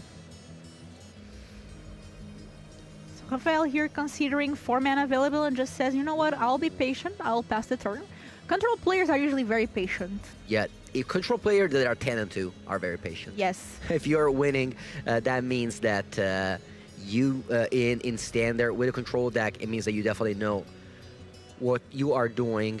The archetype is fine. I'm not going to say that it's a bad deck or it's a too good of a deck, but it's definitely a very difficult deck to play. So in order to do well in a tournament like this, you have to be, you know, pondering your choices turn after turn for a very long time. So we've got counters on the Ascension. That doesn't really matter, but what happens is that Chocobo gets 4 counters here. Yeah, that's starting to be a quite big bird there. That's why you always bolt the bird when you can, before the bird starts getting counters. Yeah, I mean, Raphael even had a window to burn it. Don't exactly... I'm not 100% sure what is the red card in Raphael's hand. It's a these alternative art are getting me. I swear, I play Magic every day, all day, but not... Don't know what that card is. Can you guess it? I cannot see exactly. I see a Day of Judgment. The red one. Ah, it's the Abrade. Is that a braid? Okay, Yeah, yeah. okay. So he could have actually abraded that Chocobo at some point. Okay, here we're using Basing Say once again to turn on that escape tunnel, doing the same play that we've seen before. Land here, there's the quest counter on Earthbender Ascension. Is asking if he has to level it up every single time. Yeah, it's not like you have a way to move counters around or do something. Yeah, exactly. It doesn't really matter. All right, look at that. Putting a counter on Chocobo from the forest, putting a counter on the Llanowar Elf for the Ascension. And now we're attacking for 9 here. Not attacking with a tunnel. Raphael's still at 23. Hasn't taken a single point of damage. But now the climb starts going down. First blood. Yeah, he would have loved to have that console to start charts now, as Gaetan didn't do anything, but nope, he played it last turn, and he keeps on drawing these no more lives, which don't do much. Yeah, and this Abrade is going to get worse and worse as the creatures get bigger, so Day of Judgment will eventually need to wipe the board. Gaetan playing very well here. Opponent's mana up, I'm not gonna do anything. Ooh, that's an Ultima. Ultima, okay. Ultima will kill the creatures. The escape tunnel will be fetched in response. So it's going to be able to get a forest from the... Yeah, and we'll still get come back from Earthbending, and then Ultima resolves, and the turn ends. Everything is gone. Everything is gone. Creatures Except die for the here. Earthbender Ascension, of course. So, you know, Ultima there using the most expensive board wipe, so we know there's a Day of Judgment. So maybe later can Day of Judgment plus keep something like a No More Lies? Yeah, so if the land wasn't a skip tunnel but a normal land, Ultima, I think, would have stopped the Earthbending to bring the land back. But because the Earthbended land was a escape tunnel, Gaetan was able to fetch a response with the Ultima still on the stack, get back the skip tunnel, and get that forest. And a nice follow-up here with Ice Steel Explorer. So now you can play lands from the graveyard. So this works pretty well with cards like Escape Tunnel, and you can play an extra turn a land, and every time that a land enters the battlefield, you're going to mill 1 card. So here maybe Gaetan trying to see if he can mill, hopefully, something like Esper Origins. Yeah, finally that skip tunnel hit in the graveyard. That land has been fetched 3 or 4 times, but it always came back. Okay, let's see what we can get with this Ice Steel Explorer. Yeah. Also, a lot of counters are going to happen thanks to that Earthbender Ascension, of course. First land for turn is the escape tunnel. Yeah. Mill 1.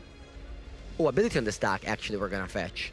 So what's going to happen is the ability on the stack of milling, you fetch. This way, you reduce the odds of milling Forest, and you increase the odds of milling Esper Sentinel. Origins. Esper Origins? Almost the same. Not really. So Esper Sentinel is a good card, though. It's a shame that it's not in Standard anymore. I mean, I thought it never was. It was in Modern Horizons. But now, what happened is that Gaetan made all his land drops. As a result, he's not able to cast the Might for Harmonizer that is still warped. 3 counters there. So you mill 2 cards, I believe, here. Is that... Ah! 2 Esper Origins! Are these 2 Esper Origins? Yes. That is the dream. That is the dream, yeah. I mean, that's exactly how Gaetan here improved his chances, and now we are there with the Esper Origins, both in the graveyard where Gaetan really want them to be, and now this is going to... Once again, doing the same play of playing Escape Tunnel from the graveyard and fetching a response. So he played the extra land from the Steel Explorer. He got to mill 5 cards this turn, and he made all his land drops, so he has no more land drops to make. And now he's going to mill 2 cards. Because again, he's doing that in response. Yeah, putting another quest counter on that Earthbender Ascension. Mill 2 cards. Let's mill. Mill, Earthbender Ascension, Steel Explorer. Okay. 2 Esper Origins can be matched by Rest in Peace, but Raphael does not have that. He has a Day of Judgment. That's gonna kill a creature, but... Ooh. Oh, Stock Up. Stock Up. So now the question is Raphael going for Day of Judgment, or is he going to stock up, hoping to find a Rest in Peace? Let's see what he chooses to do. Interesting. And these Steel Explorer, 5 counters on it. You know, Gaetan putting quite a bit of pressure, but at the same time, maybe not enough that Raphael wants to board wipe here. Yeah, because like this is 8 damage. It can obviously increase with that Basing Say and that Earthbend Ascension. Alongside that Escape Tunnel, it's proven to be a lot of damage. There could be also a Might Form Harmonizer for lethal, actually. So I think if he just goes a stock up Rest in Peace, he's just dead on board to the Might Form Harmonizer. So he can't do that. I think he's in a squeeze right now. He's dying from value and he's dying from board. He first has to kill the creatures to not die from Might Form Harmonizer, but it will be very hard to answer the value that Esper Origins is providing from the graveyard here. Yeah, Esper Origins, I love that card. There are so many forests in play. Maybe all of them. Let me see, how many forests does Gaetan play? 14.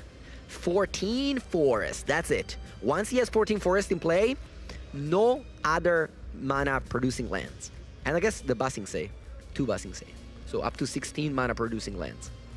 Okay, 4 mana, we are getting that Esper Origins from the graveyard. So first we scry to Surveil 2 and gain 2, and then we flip it, it becomes Summon something, and with the first chapter, it's going to be able to draw a card. Summon Esper Madwin, 4 mana. It's going to be a 4/4. Let's take a look here how Gaetan decides to surveil. Yeah, he really needs to keep a permanent on top to be able to get it. Yeah, Gaetan wants to draw more Earthbending Ascension. I think that's the best card right now. Oh. The more Earthbending Ascension, the better. Esper Madwin. Don't know the lore about Final Fantasy, unfortunately. I also don't know. I tried to start playing it after Magic released it, but I'm not very good at PlayStation games. It is weird that, you know, in Magic we're used to that Esper is the white, blue, black. So seeing it a green card is definitely unexpected. That's true, that's true. You don't know the Final Fantasy lore. It is unexpected. Anyway, Basing Say is going to turn on that forest, and that becomes a 2/2. Gaetan hasn't made a land drop yet. Yeah, but he did get that Escape Tunnel, I believe, or Revolving Wilds from Actually, look at that land. That land is called Promising Vein. Oh. It adds colorless. It's a cave, and it says, pay 1 tap, sacrifice this, search your library for a basic land, put it on the battlefield tapped, then shuffle. So it's a land that's also a fetch land, but you can also just play it and add 1 mana to it. Very similar to a card that was played a lot in Pauper called Ash Barrens. It works really well if you Earthbend it with Badger Mole Cup, for example, because then it gives you the mana, unlike the Escape Tunnel or Evolving Wilds. We are attacking here, counters everywhere. Look at the amount of quest counters on that Earthbender Ascension. Not that it matters, but okay, stock up. Let's see here if Raphael can find something in the top 5 cards. It's funny because if you come here and look at this game, you'll be like, wow, Raphael must have missed so many land drop because he has 5 and the opponent has 10. No, Raphael didn't miss any land drop. Raphael played land every single turn of the game. This is turn 6, and just that Gaetan ramped so much this game. Yeah, let's see here if Rafael can find anything that can put him out of this situation. One Shinton is a very powerful card, and if he played that card on turn 2, it would be so good against Gaetan since he searched his library so many times. But now it is too late, probably. Too late. I don't think Rafael also has the second source of blue right now. Still thinking about it. Plays the turn, yeah. Because again, the Might from Harmonizer is such a scary card. And I said at the beginning that those Normalize can be bad once Gaetan just gets so many lands. And Gaetan did play around the Normalize so well. He never tapped when the opponent was mana up, just ramped up with the Escape Tunnel plus Basing Se, and Rafael just kept being behind with those dead cards in his hand. Tough one here. I'm not sure if there was also a Meringue River region revealed there, but that's also 6 mana and... Yeah, we're choosing land. And Day of Judgment. They just mismatching promo Day of Judgment. Yes, but now Rafael is at 11 life. At 2 mana with the summon... What's it called again? Summon Madwin? Summon Madwin. Summon Madwin. Summon Esper Madwin, Summon yes. Esper Madwin, yes indeed. And those 2 green mana floating, he has access to so much mana this turn. That's 13. He could cast, I don't know, Crater of Behemoth and the 5 mana spare. All right, we're casting Might from Harmonizer. Ooh, now things start getting interesting because landfall, you're going to double the power of a creature you control, so... For 3 mana, we are... Ooh, something else has been cast here. Let's see what it is. For 4 mana, he's playing Ice Steel Explorer. Ooh, that is so good. Going to be able to get those lands from the graveyard and just, you know, start fetching away.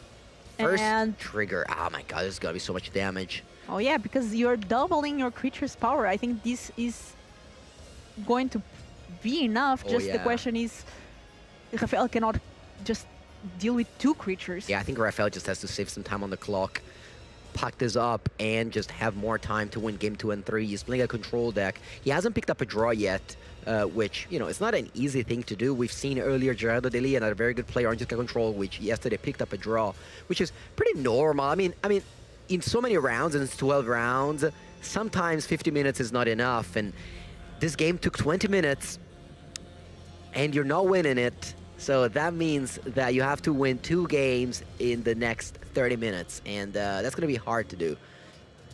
It's still hoping... but not impossible. And Rafael playing a Jeskai control deck, but he has no draws yet. No. That means that I'm sure he has played at a decent pace throughout the tournament, being able to catch 10 wins. So maybe let's see what's the post-sideboard plan. Both of these cards have doubled their power. Multiple times. Yeah, Gaetan Verdier knows what he's doing again. 8-1 yesterday, 10-2 today, winning game 1 in a pretty solid fashion here. Just taking the early game to ramp up mana, play around Normalize, and taking the late game to play around all these cheap removal spells and Wrath of God that the control players threw at him. And Meg, we see here Gaetan Verdier sideboard here. What do you think you will bring against Jeskai control? We're definitely going to bring in Planeswalker, Vivian Reed, a card from M19 reprinted in Foundation. I had lots of success with this card the first time it was in Standard in Sultai Explorer. This is an old deck in Standard, a long time ago now. We also have, for sure, Surak, Elusive Hunter, a card that, you know, reminds of like Leovold, like this type of effect that's very good against control decks. We may also bring in Keenite Curator. It's not a fantastic card in this matchup. You don't care about killing Graveyard. It's just a threat. No, not sure if he does that, though. On the other side, we have a much more impactful sideboard, I think. We have to bring in, for sure, Tishana Stidebinder. That card is very powerful against the very many activate ability that the Green Landfall deck has. There's not Ultimal as well, so... Ooh, Fire Magic. That's an interesting one. Fire Magic can be a sweeper. if you spend a lot of mana. It would be much better against the Tifa version, right? Yeah. If you spend a lot of mana, is a sweeper. If you spend only 3 mana, it's a pyroclasm, and yes, it kills the cub and its friends, but maybe too little. I'm not sure about Rest in Peace. I'm very curious about it, because yes, it stops Summon Origins, but it does not stop Earthbending. That's true. And on the main deck, Gaetian is only playing 2 Esper Origins. There's 2 on the sideboard, but if you keep the Rest in Peace, you don't know like how many exactly Esper Origins your opponent is going to keep post sideboard. But starting here with Rafael with a Surveil land and going to Surveil Console the Star Shards away. Yeah, so again, this is a... I was going to shout it out because I think it's so good that we have this coverage that, you know, we pre-record a little bit of these games. You know, we are like slightly ahead so that you can cut the sideboarding, which definitely helps a lot coverage, making it as smooth as it can. It's the Fairy Time Traveler and Mango Time Traveler. Yeah, so Cesar Chocobo is in play, turn 1 play, and Escape Tunnel can already make it into a 2-3. Does Raphael ever removal spell? Lightning Helix. Lightning Helix. There it is. Veil. Snakeskin Veil. +1/+1 X-Proof. Oh my god, this Chocobo is going to be so big. It's going to be a 3-4. Maybe Raphael should have taken his chance when he had to Lightning Helix that Chocobo when Gaetan was tapped out, because now the Chocobo is away of range of Lightning Helix because it's a 3-4. And now we will see this bird doing some serious damage. Very, very punishing choice here. Well, Raphael might just ignore this damage. At the end of the day, it's not that important. Eventually, these creatures will die to a Day of Judgment. So he can just go now Mistrise Village, stock up, get like land Day of Judgment, and then sure, you're taking some damage from the Chocobo, but that doesn't really matter. Okay, let's see what 5 cards Rafael manages to find here. A Braid is one of them. 3 Steps Ahead is another, and then 3 lands. It's a pretty average, you know, 2 spells, 3 lands. Oh, he's taking 2 lands here. What does he have in hand? Console the Star Shards 2 Helix. Okay, wow. So thinking about land number 5 because he thinks before he thinks about a spell. Interesting. Okay, 3 to the bottom, and let's pick up those lands. Passing the turn there. And let's see Gaetan with these 3-4. Gaetan best play here would be Earthbending Ascension. Okay, he doesn't even have a... I mean, he may still have it, but just chooses to go for Escape Tunnel, pumping up that Chocobo. Does he have a turn to play? I'd love to go Esper Origins here. I think it's a pretty good spot to go Esper Origins. Yeah, or Badgermole Cup. Although the board wipe, yeah, maybe Esper Origins. Yeah, Badgermole Cup would have been probably played earlier on that Escape Tunnel. Let's see what it is. Raphael goes down to 10 already. There it is, the Esper Origins. Let's Surveil 2 and gain 2 Ooh, life. amazing. Oh, I love when this happens. You Surveil with the Esper Origins, put the second one on the bin, and suddenly you have 2 Esper Origins in your graveyard ready to come back. Exactly. And there's that 4th land as well. I don't quite know the hand of Gaetian. Ooh. Oh, he's just saying, I'm going to check my hand 1 sec. All right, he has the 4th land already and the 5th land already, so it's probably going to bin both of these cards. Yep, 2 cards go to the bin. And pass the turn. Okay, let's see here what Rafael can do against these little birds. It's funny, Rafael can't even go double Lightning Helix because of that Mistrise Village. Oh yeah, that's true. So in an ideal world, he would have loved to just fire off those 2 Lightning Helix. Not perfect. 6 life in the process, but at least you get rid of the bird, but he can't because of that island in the land section. So yes, he has double Sacred Foundry. He has 2 red, 2 white, but it doesn't have 2 red, 2 white at the same time. Land go. I mean, it can always 3 steps ahead, but at this point he's at 10 life, and that bird is already 5 points of damage, plus lands that enter this turn will even increase that that amount. So here, 6 counters now. Ooh, attacking 6, for 7. 6. And this game just goes back to the choices. Raphael could have Lightning Helix that Chocobo on turn 2, chose not to, and that Chocobo brought him to 4 life. And now this summon Maduin comes into play, and Raphael can just say, sure, you got it. I have to console the star charts here, hoping to find the Day of Judgment. Yeah, and this little bird single-handedly carrying Gatyan here. Oh my god, into victory. another Esper Origins hits the graveyard. And let's see what's the top deck. Interesting. So we did side in some Esper Origins because only 2 were in the main. Did you just see what happened? Someone Madwin missed in a deck that plays very, very few permanents. But Gaetan chose to bane the Fable Passage, and I want to say got punished, but at the same time, it was a risk. It was a calculated risk. He's like, that's fine. You know, even if I break, that's okay. I'm happy to draw Snakeskin Veil now. And here, Rafael, I believe, chose to use the ability to draw this card from the 3 steps ahead. No, he's playing Console the Star Cards. Console the Star Cards. It's kicked. So he's selecting 2 cards. Maybe, was that Ultima? Was that untap land Ultima? Let's see if... Let's see what he found. Needs to be something like that. Yeah. At only 4 life. I think we might have a board wipe. That's a null on top of the pile.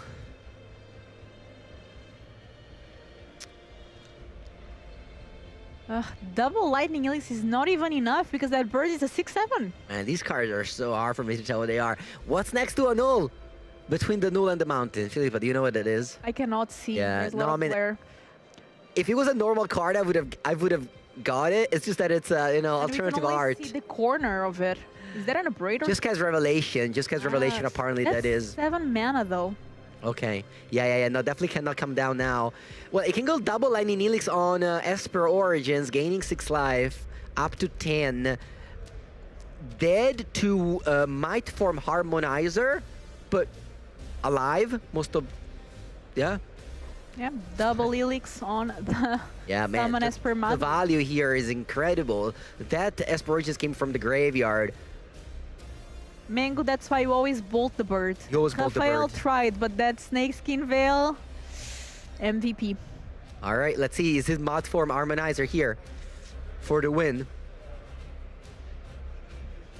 An Earthbender Ascension could also help. Bending Ascension, well, would be... Yeah, Bending Ascension plus land would be also be lethal, because that would be...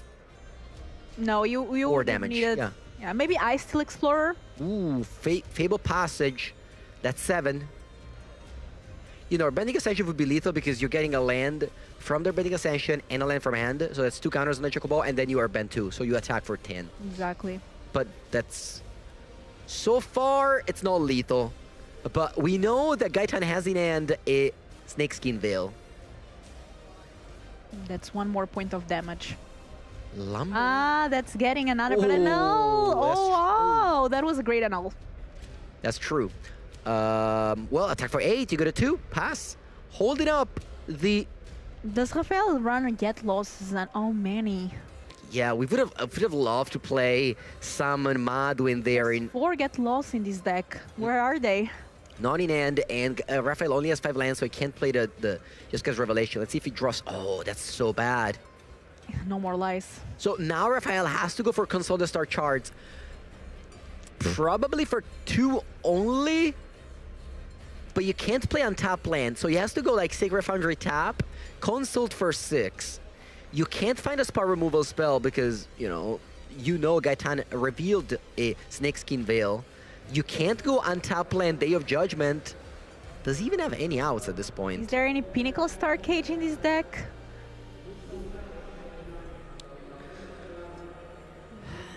I don't think so. Yeah, that Chocobo that could have died, it's there, and it's bringing Rafael to the 2-0 slowly from 20. Crazy. Okay, Seam Rip would be a nice out. So here Rafael could go tap mountain, play tap land, tap mountain, tap island, play Console the Star Charts, and go Seam Rip, and then it could go Normalize on the Snakeskin Veil. That would be a sequence of draws that let him alive, but those 2 Esper Sentinel in the graveyard, Esper Origin, sorry, in the graveyard, I was still waiting. Yeah, Basing Se also lethal here. Rafael, thinking about his outs here. Maybe some blocker like the Shana Tidebinder. Is there any other creature? There's a Beza, but not enough mana. Yeah, Beza could not come in because the land is the Sacred Foundry. Imagine having your mana available, but you cannot use it because you die to it. Let's see. The players are getting very, very close to the top 8. Only 3 rounds remaining. Top plan consulted our charts. I believe he understood that he has very few outs, and one of them is Seam Rip. Seam Rip and then drawing untap land would be very nice. Can we get a Seam Rip? Let's go one by one. 1, 2, 3, 4, 5, 6. Can we get a Seam Rip, or is this game Rip? It looks like a Rip to me. I like that fun, Mango. It looks like it, because we got Day of Judgments for days, we got even untap lands, but you can only select one of these cards. The hand is Sphinx's Revelation and No More Lies. I think that's it. Sorry, just get Revelation, not Sphinx's. Get lost, we know is not enough because of that. Saja Chocobo, always both the bird. Yes. Always. Always bolt the bird here. If you don't bolt the bird, you die to the bird. Usually, Rafael tried though. Usually that's not the bird that you're concerned about. Usually you're concerned about Birds of Paradise. That's the historical bolt the bird thing. But now in standard, there's another bolt to be birded. Sorry, another bird to be bolted. That's That is Saza Chocobo from Final Fantasy. Bam! Oh, that's a get lost actually. I thought it was a Day of Judgment. Yeah, Never mind. But we it doesn't know matter. about the snake skin avail there, so that's not going to do it. Titan, who advances to 11-2, a pretty convincing victory here with mono green landfall. Mango, what did you feel about this deck list here from Gaitan? This mono green landfall with the Ice Steel Explorer, Might Form Harmonizers. And mostly no white splash. Most of the landfall decks that we see always have a white splash. Gaitan is against that. He doesn't want to play any planes. He's loyal to basic forest. So again, congratulations to Gaitan here. Very good win from him. One of the French player battling it out because we are in Lyon, south of France. Yes, beautiful. The weather could be better, but I mean it's January, so it's also the weather a lot better than when I left home. That's and true. Usually in Italy it's pretty hot, but here it was warmer. I love this match, Mango, and I love to arrive to this stage of the game where we are showing players that obviously have played a lot of games with their deck. They are at a good score, so they are good players, and we are just seeing good magic overall. Yes, and the players are playing right behind us, which is pretty cool. We get to just, whenever we don't cast, I can just go over there and kind of scout in real life how they're doing and, root for my friends. And we're going to hear the winner here, Gaetan Verdier, from our own Carl Perks. Gaetan, congratulations! Thank you so much. Well, your tournament is going excellently so far. Yeah, it's pretty good. Yeah, so you just faced Jeskai. And your win rate against Jeskai, at least not yours specifically, but landfall against Jeskai this weekend has been exceptional. It's not a matchup you're afraid at all. You want to go against this all day, right? This is absolutely something I want to go against like all days. And actually today, out of my 4 matches, I played 3 Jeskai control. Yeah. So sometimes it's good to be good at Magic, and sometimes it's also really good to be lucky with your matchups. I've been really, really lucky with my matchups this weekend, and it's a big part of why I'm where I am. What do you think makes the matchup so good for you? I think it's the variety of threats that we can propose, because some of the threats are enchantments, others are artifacts, because I think Wagon is one of the best cards in this matchup, as it dodges Day of Judgment. Yep. And also the fact that we can animate land and creatures, so they are really struggling to find the right piece for the right moment of interaction, and I think that's something that plays a lot in that matchup. Yeah, and is there anything specific to your list that you think makes it even better in this specific matchup that we just saw? I think actually my list is, one of the specificities of my list, my list is really generic. Okay. But one of the things that I've changed is I've swapped one of the Vivian, which is in the side, for a Surak. And I think Surak is better than Vivian in that matchup. That makes the decks slightly worse against Lesson, but better against Jeskai and Dimir. And I play tested a lot of Dimir against my friends, and I think that matchup is quite negative. So I wanted something that would side in the same matchups, but it would improve Dimir. And in the end, that also improves the matchup against Jeskai to have that one Surak. And now that you've played this weekend, let's say there's a tournament in 2 days. Is there anything you'd change about your list now that you've got so many reps in against this specific field? I think that's a tough question. Yesterday I could think of something. I think maybe I would like another... so there are two things that I might change. I have 2 lanterns in my sideboard. I think I would like to go down to 1 lantern, and I would swap it either for another Keen-Eye Curator or another disenchant of some form, probably a Scrap Shooter, to try to improve slightly against Lesson and still go in the way of like improving against Dimir. Okay, well, Gaetan, you're killing it. We'll keep on following your success. Well done. Congratulations. We'll send it back to the casters. Thanks again. Thank you so much. Thank you so much, Carl. I've really been enjoying the interviews throughout the weekend. It's so much fun to have Carl here. Brings a lot of energy to the commentating and to the casting booth. So and to us after it finishes, because obviously Carl is an amazing person to be around. So very thankful for Funfinity to have got him as well as us. Yes, and we are very excited as well to see more Magic. That's right, Magic here doesn't stop because we have another backup feature match, and this is actually table 1, which means that the player that wins here round 13 is very close to that top 8 and qualification for the Pro Tour Secrets of Strixhaven. And I've heard that we are actually jumping into game 2 of this match. It is going to be Cohen DeVos playing Jeskai Control, so another Jeskai Control, versus Timothy that we saw here before playing the Izzet Lessons deck. Yeah, I like the Coin DeVos list better. I like Shiko Paragon of the way. I don't like Rest in Peace. Sure, I get it. Against Lessons, you want to play Rest in Peace. But as we've seen, first round of today, Gerardo Delia playing Rest in Peace against Lucas Jaklowski playing Lessons. The Lessons deck finds a way. The Lessons deck finds a way to answer that Rest in Peace. So I prefer this build more. Shiko Paragon of the Way is a proactive threat. You can go Shiko, you can flashback a spell, get some value, get the game going. Flashback stock up if you're ahead, flashback a removal spell if you're slightly behind, and just get the job done. And Coin DeVos is doing that. He's X1, and his opponent also, we've seen him winning last match with Jeskai Blue-Red Lessons. Yeah, Izzet Lessons is a very strong deck. We've seen here all weekend long.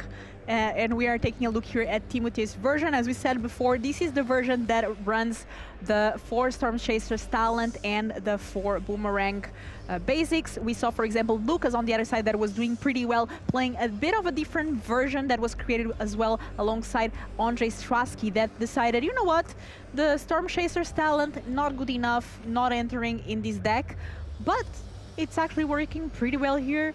For Timothy, that is at table 1. It's definitely very good in this matchup. Like, Storm Chaser talent is good against Dimir, it's good against Jeskai. You can't deny that. It's bad against Green, and it's bad against Lessons. That's why Lucas Jaklowski opted against it, but still showed us that he could win with it. So yeah, here Coin DeVos lost game 1, is on the play for game number 2.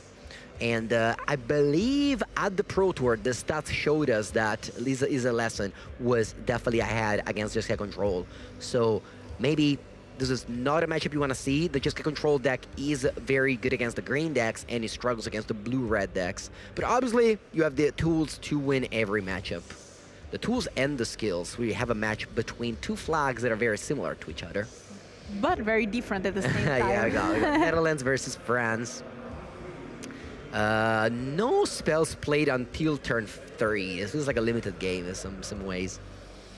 Yeah, I mean, here Cohen really trying to control the game. Wow, not a single spell being played. Pass. Crazy. Ooh, you know what I see that is very interesting on Cohen's hand? That River Churn Monument, that card. I mean, we saw sometimes these at Lessons going pretty deep into the deck. River Churn Monument is a mill effect. And that is going to be relevant maybe, but you don't want to draw that card in your opening game because it's a very late game card. Abandonment attachments there played by Timothy, discarding 1 card, drawing a card. 1 of the Lessons is now in the graveyard. We need 3 to start getting some cards like Accumulate Wisdom, becoming that draw 3 effect. So Storm Chaser talent here, 1 mana, going to create a 1/1 Otter with Prowess. And then later on, you can turn that into a Snapcaster Mage with a 2nd chapter ability.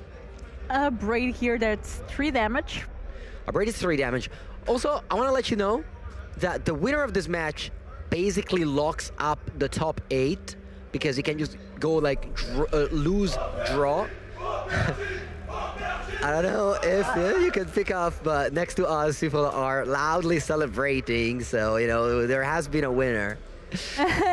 I could hear it. Okay. Rediscovered the way. Rediscovered the way. Getting matched by an annul. We're playing post sideboard here, and Timothy Bondieu has the annul. Wow. Impressive. Accumulate wisdom here, 2 mana. Not quite enough lessons in the graveyard to make it a draw 3, but... Yeah, usually if you cast Accumulate Wisdom this way, it means that you have more Accumulate Wisdom. You can actually fuel the next one with the first one. So this is a way for Timothy to get card flowing, and his hand is very close to his chest. We can't really tell what he has. We can tell that Coin has a Shiko, a very powerful card that can flash back that rediscovered away the next turn. Although, of course, it's a 5 mana card and it can be matched by Eloquentia. 2 mana. We are tapping for Quantum Riddler Warped. So drawing a card, okay, sure. Yeah, Quantum Riddler, a card that some players have moved away from, but here in Timothy's sideboard in 2 copies for a matchup like this. Land is the top deck here for Quan DeVos. Let's see if he chooses to cast the Shiko or just pass back, holding up mana and holding that Corey... What's the name again of that land? Corey Mountain Monastery, which for the cost of 4 plus 1 plus itself, you can reveal the top card of the deck and cast it until your next turn. Kind of a card advantage tool, but it's definitely an expensive one. Not the best Corey of the set. Well, the other best one is banned.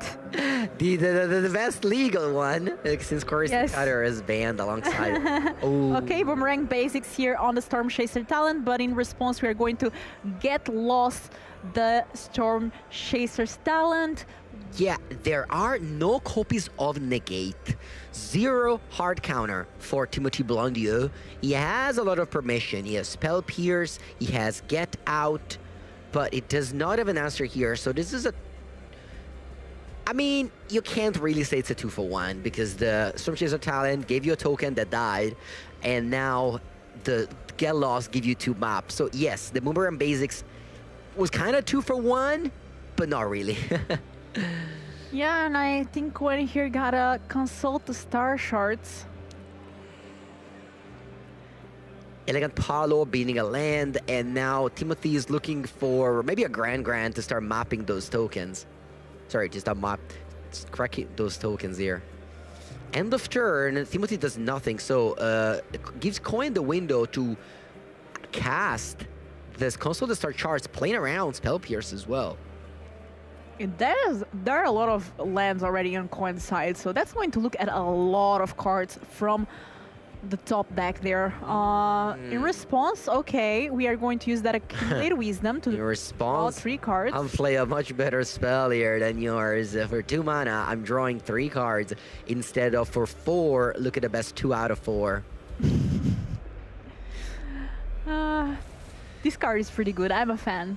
Okay, and that's why they did it in response, because they didn't want Coin to find a counter spell, but that Normalize, I guess it's good enough on the Quantum Riddler now. Unclear, although the game's gonna last for a while and that Normalize can't just rot it end. Actually a pretty bad Console the Star Charts, no stock up. Passing the turn here. Oh, there it is. Oh, stock up. I called it. You were summoning Mango. I mean, some psychic powers. I mean, that's a card. It's not the first time that this has happened, by the way. I've seen you cover past tournaments where you say, this is going to be on the top, and it is. All right, Shiko, does Timothy have Get Out? Let's see. Not that many answers to that, really. Only a Get Out. Only a single copy of Get Out. Rediscovered Away is going to be flashbacked. There's Flash Freeze. Flash Freeze. 2 copies in the sideboard. There it is. But Cohen was ready for it. That's why he selected that normalize. Shout out to our card viewer always. Spell Pierce. Yeah, definitely shout out to the card viewer who foresaw the play here. But Timothy has it. Timothy has it all. That's why it's sitting at 11-1. Slightly behind the land, but he can jam that Quantum Riddler if he wants. The hand is so full though, he just resolved an Ancestral Recall, so he's definitely not drawing... Artist Talent, Storm Chase Talent. Again, one of the most successful cycle in Magic recently. And Bloomborough brought Timothy us... is just such a talented player. Bloomborough brought us the best sequence of... I mean, Bloomborough is just such a strong set. It's definitely gonna come down as one of the strongest set in Magic here. Multiple cards in the ban list. This talent cycle that's just seeing play in every format. We've seen the white one, we've seen the green one. Gatekeeper's Talent also seeing play, exactly. The black one is only playable in Pioneer, but, you know, very good there. Before he played in the mono black discard before the Opalus Nightmare got banned. Stock up resolves. Does Coin have another Shiko? That would be so good here. Okay, paying 2 life. Stock up. Stock up into stock up. Going behind in Unagi. That's very good. Very expensive, but very good indeed. Going a little bit back in tempo, tapping out here in sorcery speed, but definitely going up a lot in card selection. Okay, there's a Braid available. Is he fully tap out here? Is he fully tapping out here with this River Churn Monument? No, he's holding up a Braid. Very important. Yeah, can delete Monument to Endurance, which is one of the cards that Timothy is looking for to finish the game.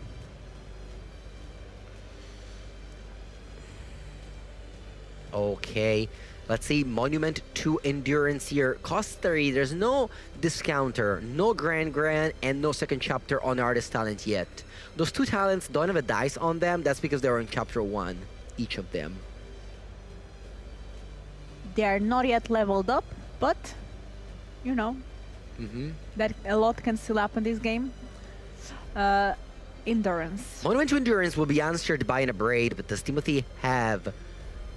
Timothy is just hiding the card from us. We cannot see Boomerang Basics here on the Storm Chaser talent. Ooh, look at the value here. Yes, you're braiding the Monument, but the opponent is gaining so much value in the process. So first we're discarding a land and drawing a spell. That's the first start.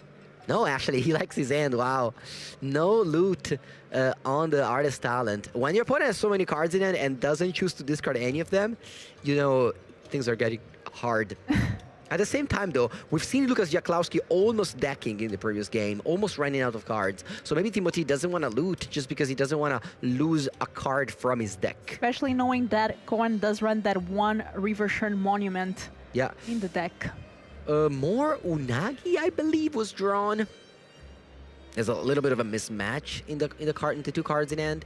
Mistrise Village is going to make Unagi uncounterable. Although, there's not that many counters left because, I guess, Get Out. Get Out is an answer to Unagi right now. Again, the players are playing open deck list. And that's important.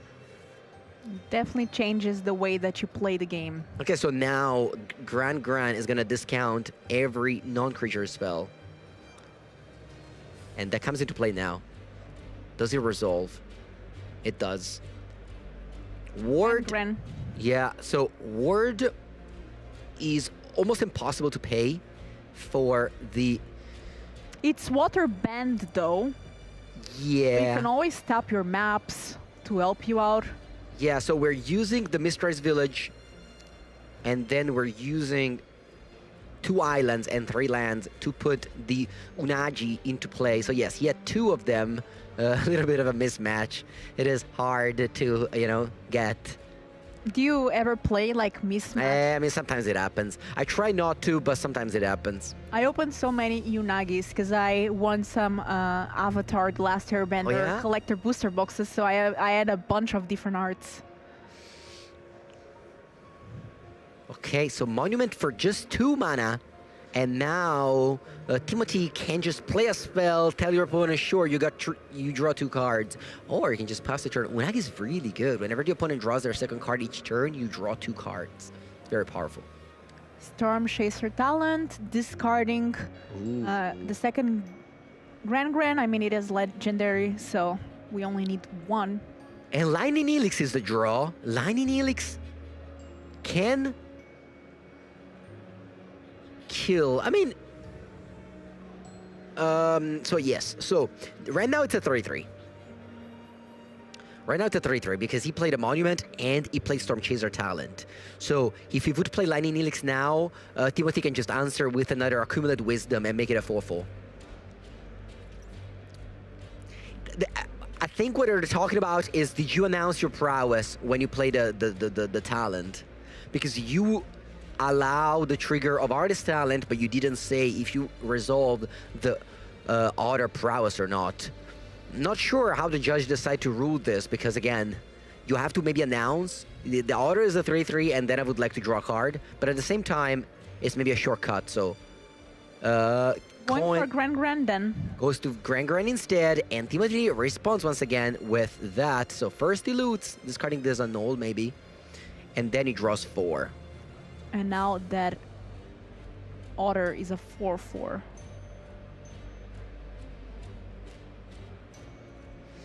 Makes a treasure, draws 4 cards. All lands. All lands. And now the talent resolves. Sorry, first the Grand dies, Lightning Helix gains 3, and then the talent resolve and puts a second order into play. The first order is now a 4-4, so if Timothy has another spell, he's going to be attacking into the Unagi here. Land, there's a Grand, and there's another spell there. Passing the turn with 2 mana up. You didn't even want to bluff. Maybe if you attack, the opponent's not going to block. Ultima. Let me quickly read Unagi, but I believe it doesn't have any sort of protections. It's just a 5-5 flash, and that order would have been a 5-5. I think I would have taken the risk and attack there. The only thing is the water band for ward cost. Yeah, exactly. So the opponent, like, you have 2 mana up in a deck full of instant for 2 mana. Like, there's so many cards that just will make you trade. You're probably taking the risk.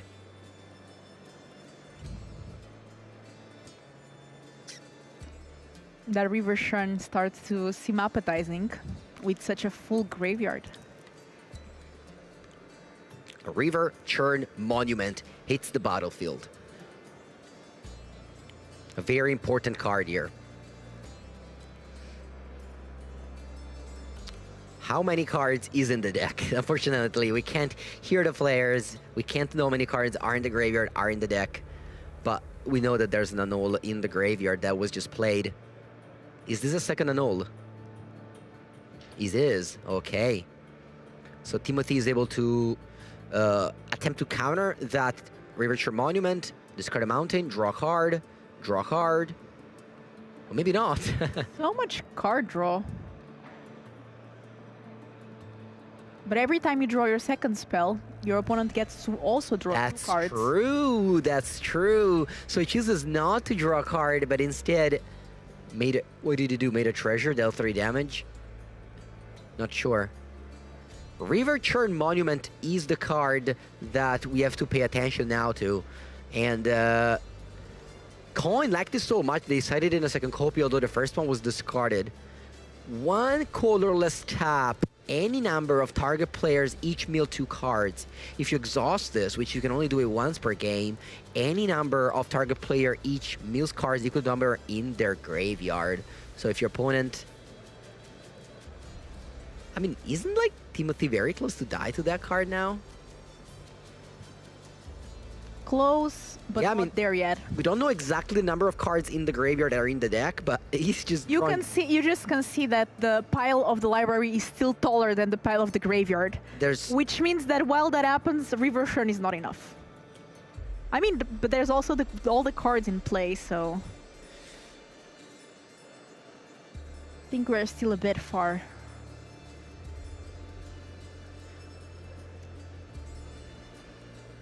Mistress Village made River Monument uncounterable. That's why it's still in play. I was like trying to understand what's going on here. So yes, Timothy annulled just to loot one of his many lands away, not to counter River Monument, but only to loot. A River Monument sticks in play despite the annulled because of Mistress Village. Very important land in a matchup like this. Yes, a very good addition from Darkir Dragonstorm. A third copy of Artist Talent now comes into play, making prowess, doing more prowess, shenanigans. And this Storm Chaser talent suddenly not looking so bad, because if we were talking about the Stormless deck without the Otterless deck, how do you call it? Otterless deck, sure. Yeah, the things would be a bit different. Yeah, no, yeah, you do have a plan here. Although, honestly, the River Monument is going to be hard to deal with. But let's see, maybe Timothy has enough damage this turn. There's so many permanents in play, but not that many cards in the deck. So pretty heads up play by Cohen, who understands this matchup perfectly, knows what he needs in order to win. He can't just go value, he has to take a different stance. And Timothy has so much value that he even still has that Quantum Riddler Warped. Sees the second one, leaves that on top.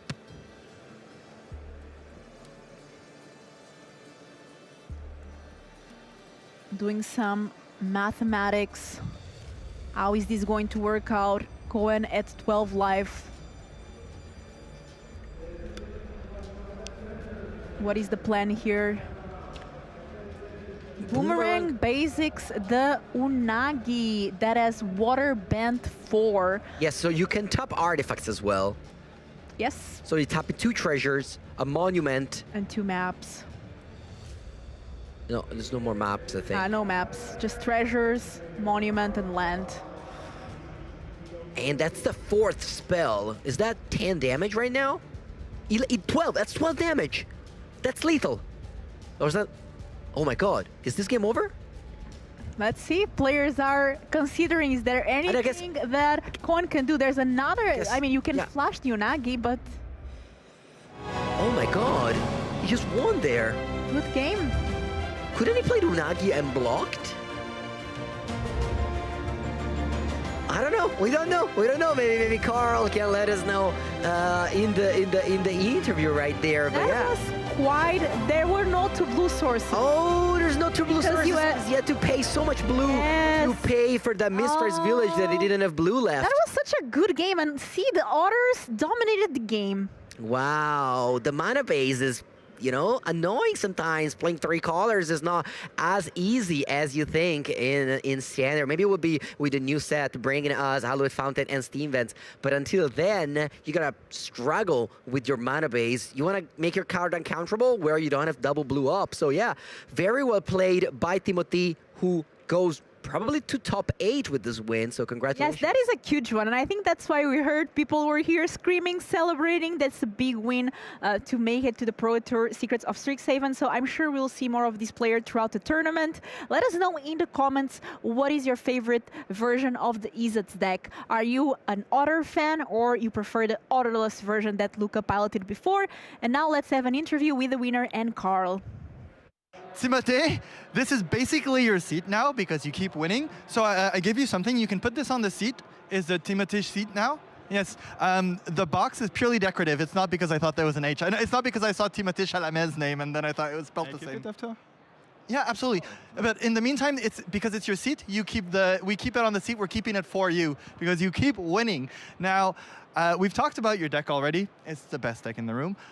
So far, it's doing very well. It's popular this weekend, but you have an interesting matchup against Jeskai, and you seem to have played it really well. What pressure points are you fighting over when you're facing the control decks? Okay, so Jeskai Control is usually a pretty good matchup with my deck. I have 4 Storm Chaser talents, 4 Boomerang Basics that can just loop the talents and just create a big board that the opponent has to make a step on, basically, because they need to get rid of that.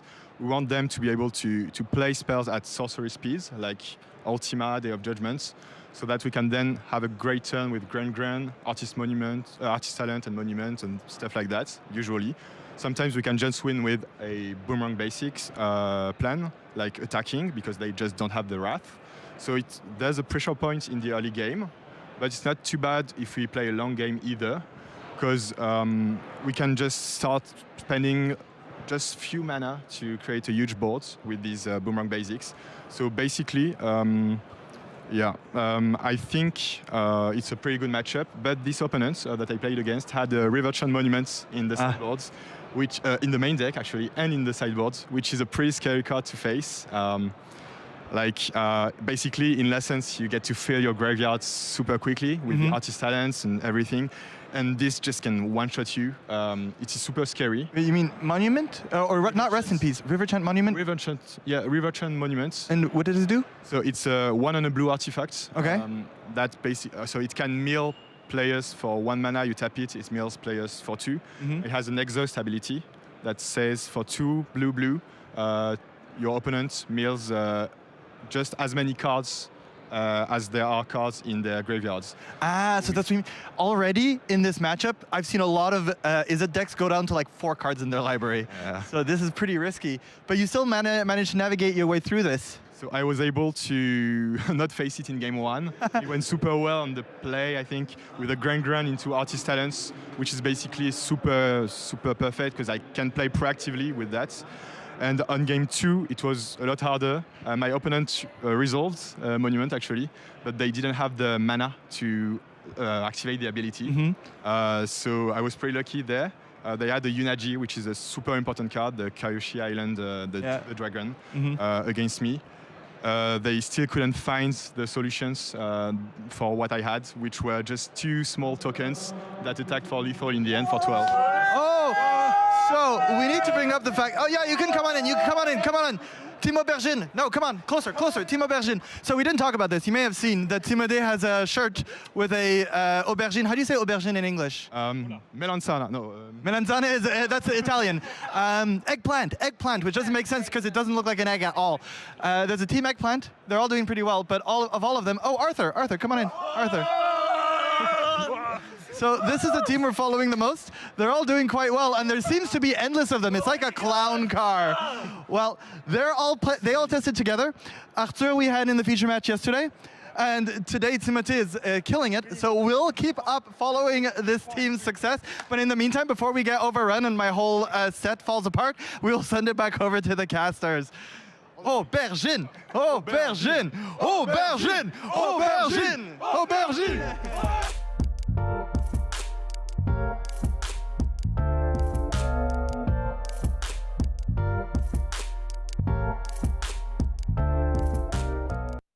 Hello everyone, I am Emma, your community manager, here again with our wonderful eBay Live collection spotlight segment here from the Spotlight Fudge.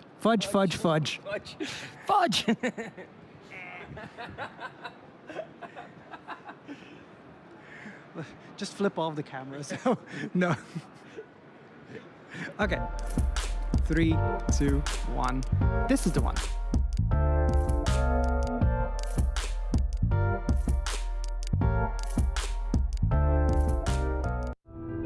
The world's first sustainable deck box made a bold impact. For us, it's more than only a simple box that holds your cards. We are proud to see how the series has established itself in the community worldwide. We know you've been waiting for this a long time, but all good things need time to grow. Finally, it's time to give your commander decks the space they deserve. In the biggest ever of our sustainable Boulder deck boxes.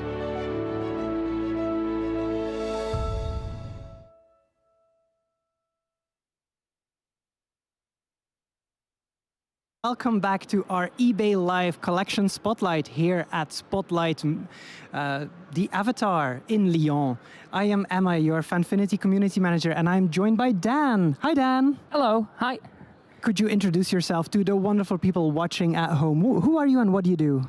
That's a question I still have to find an answer for. Hi, I am Daniel Kane. I am an influencer. I work with artists, and I do everything Magic the Gathering all day, every day. And I'm really glad to be here. I'm having a great time. We've seen you around on our Fanfinity social channels, right? Yes, I am also one of the faces you can see on the social channels. I make skids, sometimes serious content, but 9 out of 10 times I ask pros what card to play, and then something gibberish comes out. And in addition to just a Magic content creator, are you also a collector of cardboard? Oh yes, I am addicted to the cardboard. Yes, I am. Well, many of us cardboard hoarders are very familiar with collecting and gathering these wonderful collectibles, trinkets. Is there anything particular in your collection that you're proud of? Yes, I have something nobody else in the world has and will ever have. I have a key to the vault from Outlaws of Thunder Junction, which is drawn by Leon Tucker, and Leon took it to himself to draw the tattoo I have on my left arm of a arc reactor on the back in very big detail. It's a color sketch. He literally did it by hand. That is never going to happen again. We can throw it up on screen. Oh, look at that. That is just such an incredible piece of art. Yeah. That's a one of one. Yeah, he's never going to do that again. He promised me that, yeah. Oh, that is an incredible collectible. How did you end up with that in your collection? Like you work with artists, so you're very familiar with Leon then. Yeah, it's a privilege to call Leon one of my best friends. That's one, and it was for my birthday last year that he gave me this as a gift. He gave me the key to the vault signed, and was like, "Oh, it's just a key to the vault." And then he said, "Eventually, turn it around." And when I turned it around, it had this sparkly, basically aura on the back, because what he does and what I do and what a lot of us do in this field is we make something out of nothing.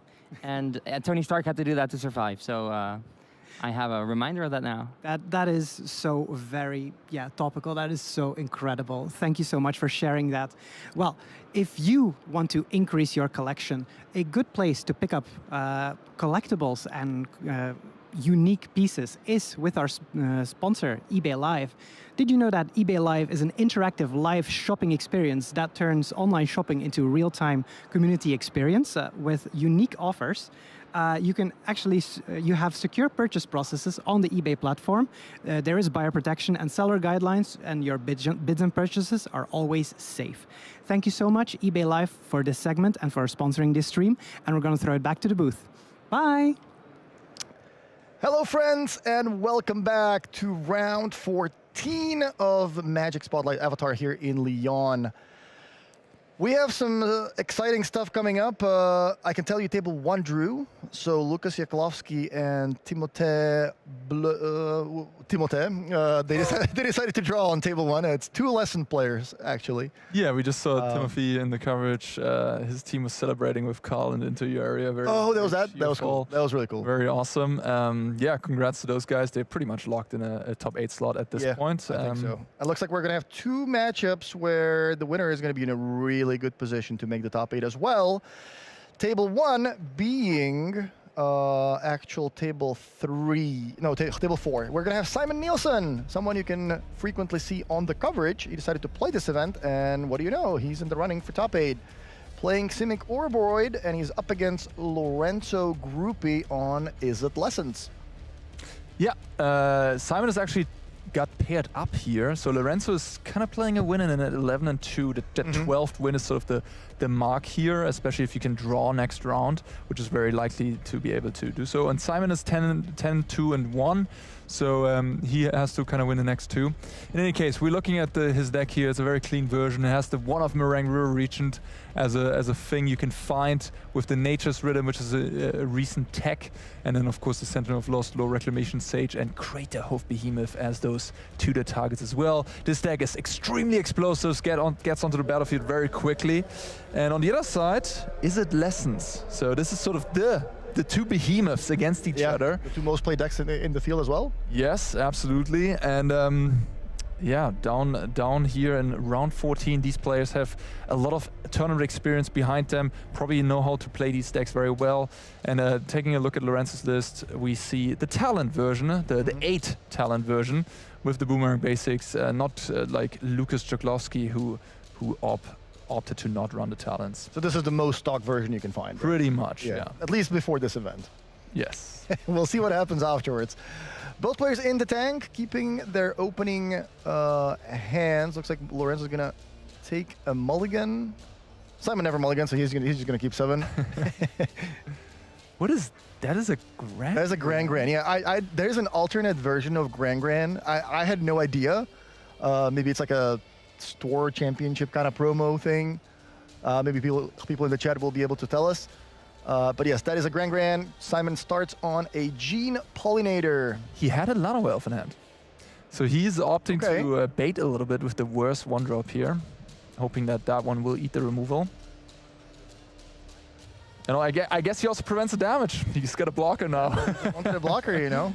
Yeah, Simon getting the little edges. You only have 20 life to work with. Boomerang Basics is getting discarded to Grand's ability.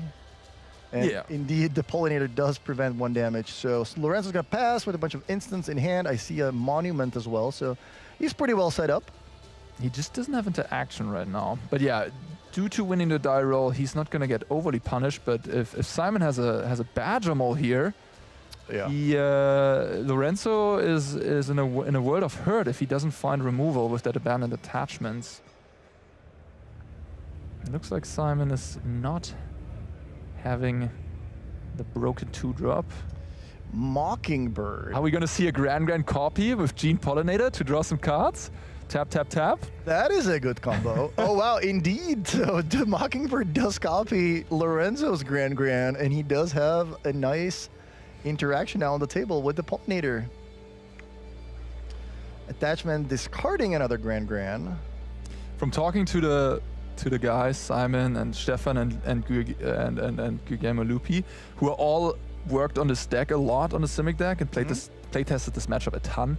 They said that Grand was an absolute house in the matchup. If they started with Grand or if they didn't, was a huge difference. Yeah. Yeah. So, but yeah, Lorenzo not finding any removal so far. And now, yeah, the Grand attack is not a freebie anymore because it just gets double blocked by the 2/1/2s. I think I spotted an Ouroboros in Simon's hand, so he might be able to deploy that next turn. Couple of monuments for Lorenzo. 3, is it 3 monuments? I think is he monument flooded? He's tapping out. The Ouroboros will hit now. Yeah, this is exactly what Simon wants to see. So monument hits the battlefield. Grand cannot really attack without dying. So Lorenzo just passes the turn and Natural Cup. Whoa! All right. How much mana are we gonna get here? Infinite. Enter the infinite. So there we go. Multiversal Passage is the draw. Badger Mole Cup can be deployed, and once that happens, we're gonna get a lot of mana. Is this like Craterhoof Behemoth kind of mana? Well, I don't think yet, but will we have the 6 mana at our disposal here? No, it's not Craterhoof type mana. To get to that easily, you kind of need 2 cups out, but it is still pretty good. And or the Grand to have copied a Lano Elf instead of the Grand. Yeah, then you have 8 mana, then you could actually cast it from hand. Yes. But yeah, he's going to make some mana here and loot first, I suppose, and float the mana. He's flooded, so the Grand is actually huge here. I love that. And now he's probably going to tap the Elf to make the Nust. Bit of mana. To be fair, Simon could have tapped the Elf and the land here and just attacked with the Grand for 2 damage. Right. I kind of like that play a little bit more because now he's sort of tapped 2 creatures for mana, even though he could have already pushed some damage. Because I think in the end, yes, if you draw first, you could find a play that's maybe stronger, but is there a play that you will find that is stronger than Ouroboros? Unlikely, and so now he missed out on a few points of damage. Well, Ouroboros is the follow-up, and yep, everything grows, and now Lorenzo is in deep trouble. It looks like Simon is playing really reactively. He didn't even want to attack the Earthbended land there. He just really values having blockers in case Lorenzo has removal and can attack the Grand, so he really wants to block that. Doesn't want to let him trigger the monument. Lorenzo did find a combustion technique. That's huge here. So he can kill the Ouroboros, enable the Grand to make to turn on that accumulate wisdom. That is huge. That was a huge draw. That is literally the perfect draw. Yeah. Simon does have to exile that Ouroboros. I think we want to delay here. but it won't matter for Simon, yeah, whatever. Like exactly. there's nothing that gets it back from the graveyard. Accumulated Wisdom cast for 1 mana thanks to the Grand discount. So Lorenzo's just casually going to draw 3 cards for 1 mana. No big deal. He does have a land drop available.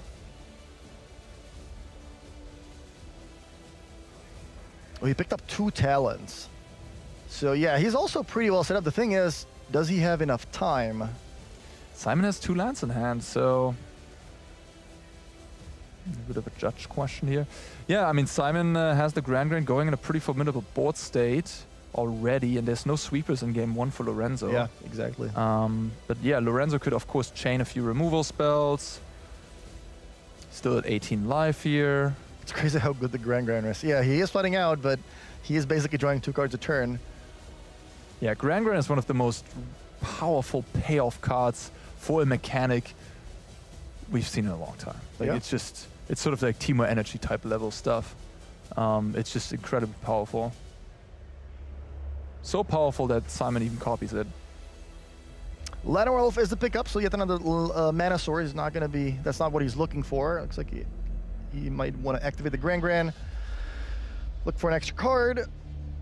Yeah, it's a little bit of an interesting spot here. Do you attack? Exactly. Or do you look first in case you find Ouroboros or, you know, Nature's Rhythm? Yeah. You have a lot of hits that could be good doing it pre, but then on the other hand, you also lose a lot of damage if you tap it with the Pollinator first. I don't know. Where do you stand on that? I think I would just attack. I would have also played aggressively the turn prior already. It's also... Yeah, these chip damages, they add up. Yeah, exactly. It's also a question of how much can you afford to attack with? Because you do want to leave something behind to block the Grand maybe, you know, to not give the opponent a free trigger, but at the same time, now with the talent allowing for, you know, free discard triggers, maybe the Grand is not as important as it was when it was on the battlefield just with the Monument alone. And yet another land for Simon, so he is flooding out quite badly. He's making this game exciting, but I will say the Simic deck has some incredible top decks. Like, it has the 4 Nature's Rhythm, it has Ouroboros, it has Riddler. Yeah. There's a lot of bangers. Even Meringue River Region or Craterhoof could be drawn here. So while he's flooding out a lot, he's drawing 2 cards per turn essentially with that Grand. And yeah, he has a lot of life draws. Llanowar Elf and Breeding Pool, and we're going to pass back to Lorenzo, who is at 7 life. Yeah. Simon does have, what, 12 power in play? 3 for 5, 6, 7, 8, 9. Yeah, 12 power in play. So Lorenzo's going to need to find something good here. Ideally, some removal spells to slow the bleeding. Lorenzo has Grand going, Talent going, so he can do some messed up stuff here too. He could probably start by deploying the Monument from hand, and then for 2 mana, cast the Storm Chaser's Talent perhaps, do some looting, make some treasures, find the removal, you know. How much removal does he need to find? Like, he can block the Cub, and take what? If he finds 1 shock, he kills a Firebending Lesson. He can kill the land or the Llanowar Elf and take what, 2? He has the Auto Token. 7. He would still take 7. He has the Auto Token, so he can block with that. So yeah, he just needs to find 1 removal to survive on board right now. Oh, he has Talent. Okay. Yeah. And he's going to see a lot of cards this turn. Lorenzo taking his time here to think this through.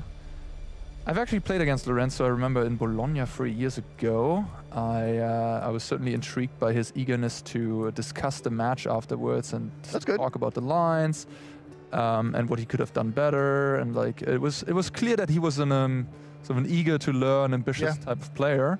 And seeing him here at 11-2 doesn't surprise me. Yeah, he's probably leveled up a lot since then.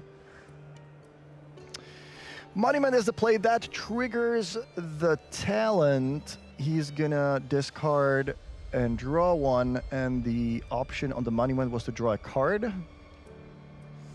Communicating how to exactly present that. I'm sure the players will figure this out. He's down to last spell in hand. He has 3 lands and the Storm Chaser's Talent. Well, he's gonna draw 1 more card here with the Monument. So he has 2 more looks, essentially. And if he just finds 1 spell, he's going to, you know, chain further and further and further. He can make some treasures. He has a land drop available still as well. I guess worst case scenario, he can also still attack with the Grand. There's the talent. All right, we're going to trigger the Artist Talent. Discarding a land. Finding another land, so now the 2 monuments are on the stack. Only one of them can draw the card. And the other one is gonna, they're still thinking, most likely make a treasure.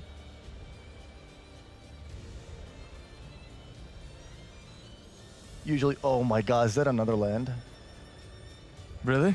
I think so.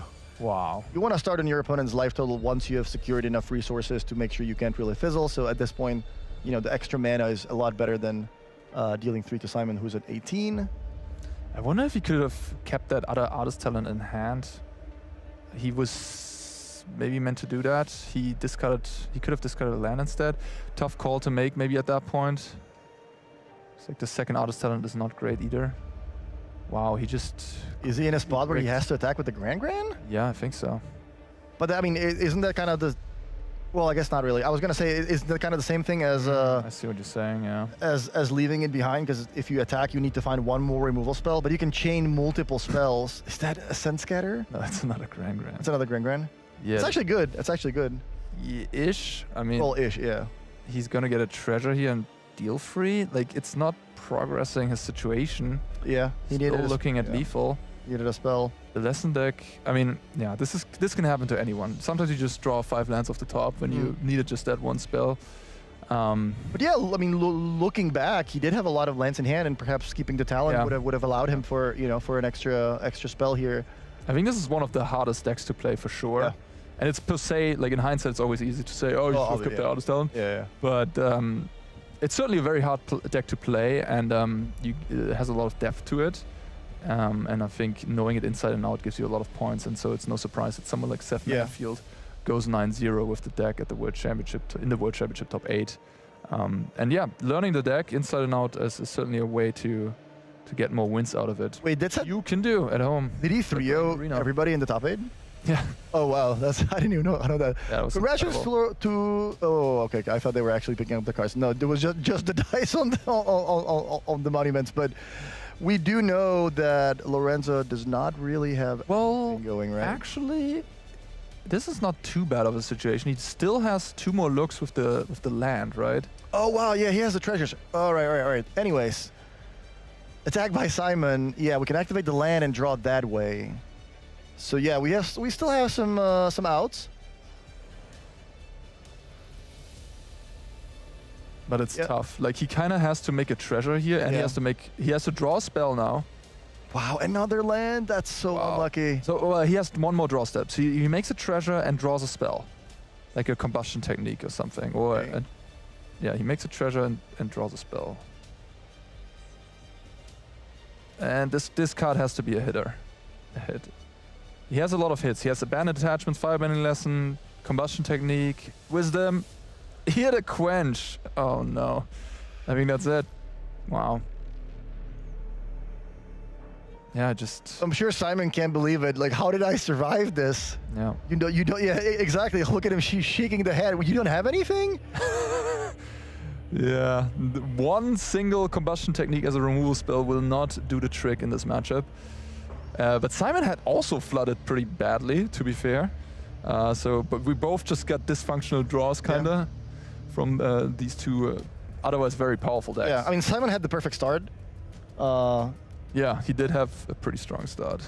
With the Ouroboros, but after that he didn't have a lot of follow-up, but it was enough to carry that game. How about the sideboards here? Anything Simon is interested in? Oh yeah, he has a lot of things he's interested in. Soulguide Lanterns, Keen-Eyed Curator to mess with the graveyard, to stop those Wisdoms and Combustion Techniques. They're very important here. Scrap Shooter is nice. It's a big beefy body that blows up Artist Talent and Monument. Zorak is great, just against all the interactions. So all those 8 cards on the top are coming in. And then perhaps also the Spider Sense and the Vivian Reeds as well to deal with Riddlers, to blow up the things. Yeah, there's a lot of hate in the sideboard. What about Lorenzo? Lorenzo, what are we looking at? He has a Flash Freeze here, he has a Torch, he has 2 Iros Demonstrations, so he's probably going to bring on those extra removal spells. The Essence Scatter is going to be nice against Riddler as well as Ouroboros. Yeah, so he just has a little bit more interaction here and there. Maybe he brings in an alternative threat in the form of Riddler. or Ral. Oh, he doesn't actually play a Ral. Oh, he has one in the main deck? No, he doesn't. Oh, he doesn't have any Rals in the deck at all. Jace Reawakened in the sideboard. Maybe he brings that one in. I would love to see that one in action. I haven't seen that one in a while. Yeah. Siding out, maybe the Boomerang Basics is a bit of a weird one. Talent. Yeah, what about the blue talent? Yeah, exactly. Those were the cards that we know that the Czech players don't like in this matchup. And Lorenzo might just do the same and side some of them out. What's your position on Quantum Riddler in the sideboard of the Is It Lessons deck? I always found the Is It Lessons deck to be kind of constricted on mana in a lot of situations, and I usually have a lot of cards in hand. So is that just a card for a matchup where your opponent has a lot of interaction? You don't bring it in a lot, because I think Seth used to play 3, and now I only see maybe one copy in the sideboard. Yeah. I personally like the card. I think it's just it's nice. Which matchups? Any matchup that's like highly interactive, where you're worried about, which is most matchups post-board. Like a lot of these decks they have Graveyard Hate, they have Disenchant effects, and Disenchant, Graveyard Hate, not good against the flyer that draws cards. Just an extra threat attacking from a different angle. Quantum Riddler is just a busted magic card, one of the best cards in Standard right now. We see it in Modern dominating, we see it in all sorts of formats. So just having it in your deck is nice. I think it's a decent addition. There's also the synergy with Artist Talent, where you can play it for cheap and then Artist Talent, loot something away that reduces the card in your hand, makes it easier to then draw 2 cards with the Riddler ability. It's crazy how Riddler kind of went like a little unnoticed at first, and then like bam, next week it's like the most played card in the format. Yeah, I definitely disrespected it. I remember when we were talking about spoilers, Edge of Eternities came out, and Zevin Faust, who's a really young, talented player who also made a Pro Tour top 8 this year and lost a win-in for another Pro Tour top 8, just incredible stuff, in his first season, so he probably would have been Rookie of the Year, to be honest. That looks like a scrap shooter to me. Yeah. Alternate art. He actually, when he saw the card, he was instantly saying, like, this card is incredible. And I was like, wow, what are you talking about? Wow, this kid is confident in it. And yeah, he was absolutely right. Quantum Riddler turned out to be one of the best cards of 2025. Yeah. And we see a clean Iris Demonstration into Artist Talent into Iris Demonstration. Simon was a little fast with the scrap shooter in the bin, but probably because Lorenzo announced it verbally. Yeah, I'm gonna kill it, yeah. And then we see Badger Mole Cup being picked up again. Just super nice at speeding you up. Talk to me about running out the scrap shooter like that, just on board. You just want to get some board presence? I think that's totally reasonable, especially I see another one in hand there. So he just wants to get on the board. Give Lorenzo a card here for his troubles, but also I saw a Riddler in hand, so you just want to play cards out when you have Riddler in hand, right? And Simon only has a Breeding Pool and a Riddler, so this is going to be pretty good for him.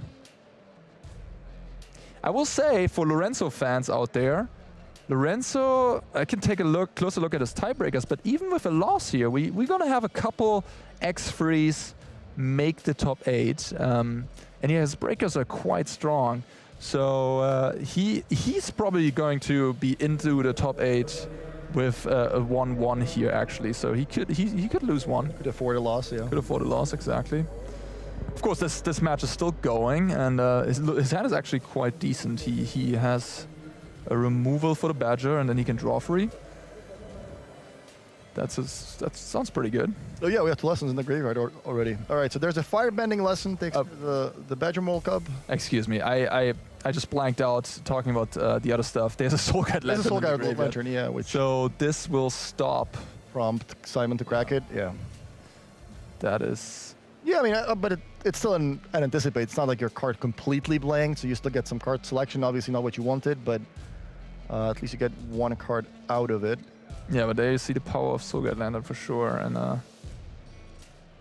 it is kind of wild that, obviously it still works against Grand, but it's kind of wild that, like, hey, the Ancestral Recall card is so good that I'm going to bring in, a card to make it a little worse. It's still going to be a card that replaces itself. Yes, but you do have to... Oh, wow, Nature's Rhythm now for free. Oh, that's a Rex Sage, probably. Yeah, Simon just neutering Lorenzo's deck here post-board. All the hate cards, Scrap Shooter, Soul Guide Lantern, and last card in hand a Quantum Riddler. Simon's got to feel great about this game. This is exactly how he drew it up. Lorenzo has nothing going, doesn't really have a graveyard, only 2 cards in hand. He does have a Monument, though, and attachments. I think that was a talent I saw, not a talent. Yeah. What he doesn't have is time, because he is currently being attacked for what? For 8? 7, I believe. 1, 2, plus 4. Or 7, yeah. Yeah, he could use a Quantum Riddler here. Low on cards. This is sort of the spot for it, right? Everything trades off.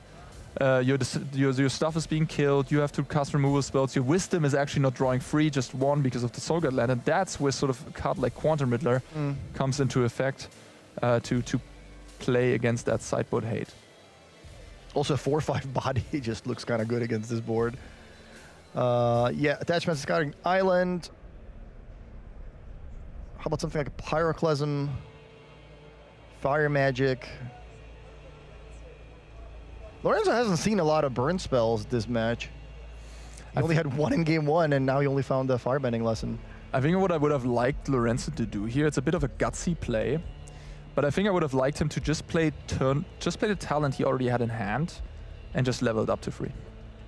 And then he passes the turn with the attachments and a land in hand, and he has the talent on the reduction effect, which will result maybe in a really good turn on the next turn. I would have... So like high risk, high reward type of play? Also, there's actually all the disenchants are gone. You see the 2 Scrap Shooters and the Rex Sage. I guess there is the option of Mockingbird. If Simon draws a Mockingbird, he could copy the Rex Sage, but you have to be a bit gutsy. He can't find Mockingbird with the Rhythm, to be fair. Like he can find it, but it's always going to be a 1-drop. What is he going to do with it? So he paid 7 mana, so he's going to do it for 4 mana. So he's just going to get Ouroboros. He's looking concerned right now. He's thinking about the Sentinel of the Lost Lore. If he should use that one. I mean, there's only 2 lessons in the bin right now. Was there another Rex Sage perhaps out of his sideboard? No. Just the one in I saw him pull up the Sentinel, the exile, when it enters exile the graveyard. Yeah, and Simon is pretty safe to do this because his draw step was Spider Sense. Yeah, that's gotta feel good. And you know what feels really good with Spider Sense? To return a Rex Sage or a Scrap Shooter. Oh, yeah. Yeah. Spider Sense is an incredible card.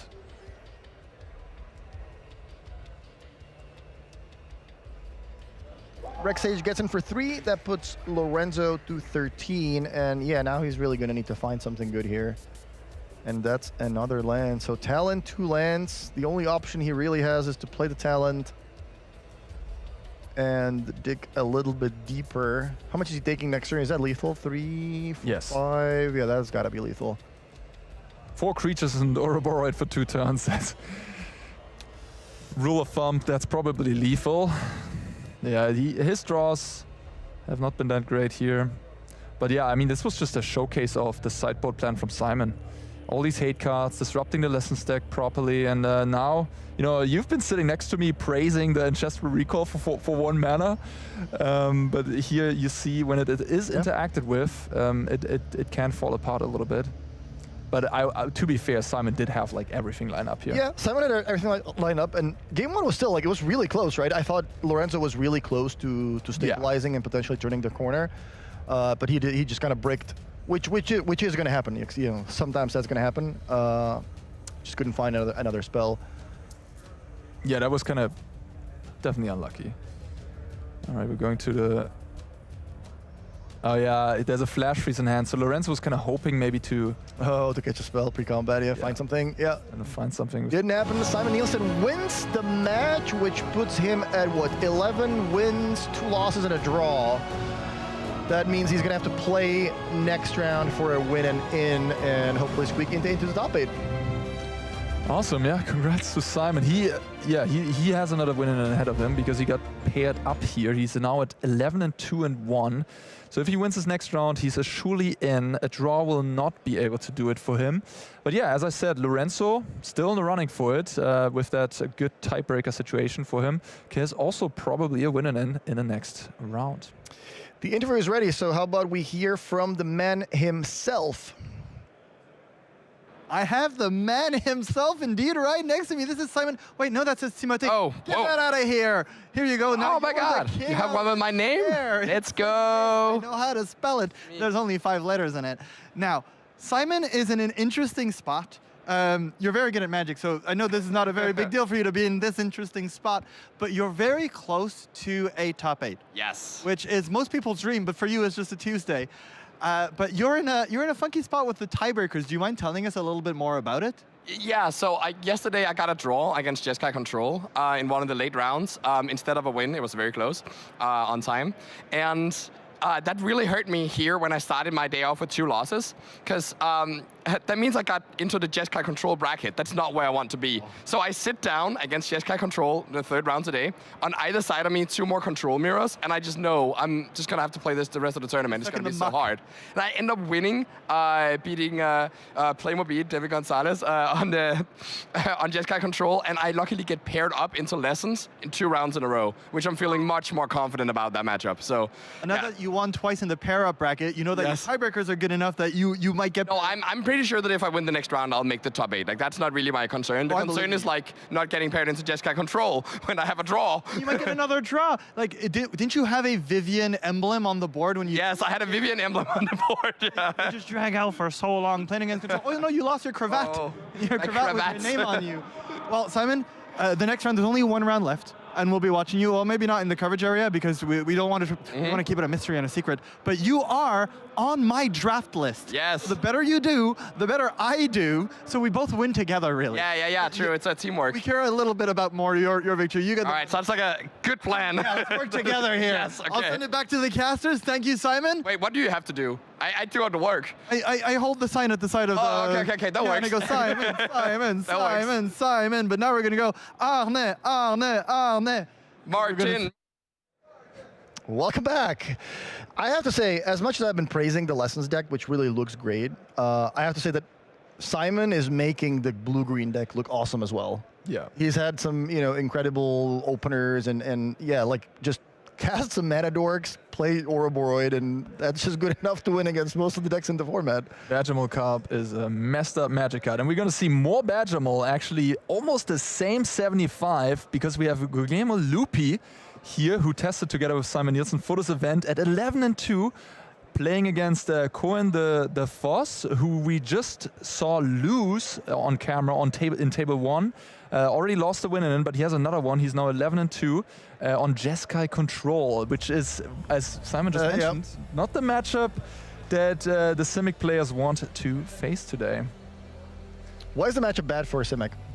Yeah, I mean, let's take a look at the deck list and we see perhaps. So we have a little bit of a different take here. No Rest in Pieces in the main deck, no Nagis in the main deck. We have Shiko, Paragon of the Wave 3 times. That's something that other Jeskai players are not doing, but Cohen is very successful with it. And we have 4 Lightning Leaks, 4 Get Lost, 2 Abrades, 2 Day of Judgment and Ultima. Especially those 3 sweepers will be huge here. Simon is going to be scared of them. And yeah, counter spells, interaction, kill spells. That's pretty much the reason why this matchup is a little bit hard for the Simic deck. But Simic has tools. They have Spider Sense, 1 in the main deck, and they can just win the die roll, have a fast draw. Here we see Lupi's deck list. We see the Spider Sense, 2 bounce off. I think that's actually the exact same 75, at least the exact same 60 as Simon is running as well. Are there more players running the same 75? Is it just Simon and Lupi, or? It's 4 of them. It's 4 and of them? Stefan is actually Stefan Schütz, very strong player from Austria, also team member of Handshake. He's running the same 75 and he's 10-3. Wow, so might be in the running for the top 8 as well. That is actually crazy. Who's the 4th person? Raul Poroyan, Utrecht Spotlight Series champion. He was X3-1 last time I checked. That's crazy. So the worst record of the 4 players is 3 losses and a draw. That is wild. Yeah, well, it might have changed. Right. But yeah, I just Yeah, he's not doing well. He lost a couple times now. Okay. But yeah, the other 3 guys are doing very well for themselves. And Loopy is actually on a heater. And he's in my fantasy draft because I was like, this guy's on a heater. He won the Marks in October. Then he made finals in the RC Antwerp. And now he's 11-2 again in the Spotlight Series that is, here. Yeah. Like, incredible. What a streak. He chose to warp Quantum Riddler on turn 2 because he doesn't have a green source. Yeah. That is super awkward, but just the 2 blue Verges unable to play the spider manifestation. He's gonna have to cast another Riddler here. Yeah, at first I was confused. I was like, wait, why are you drawing a card? And then I realized, yeah, okay, these are not 2 dual lands. And yeah, I think Cohen is realizing what's going on and he's gonna stop the Riddler. It's just a draw a card effect here, but yeah, I don't wanna let you find the green source. And Forest. Okay.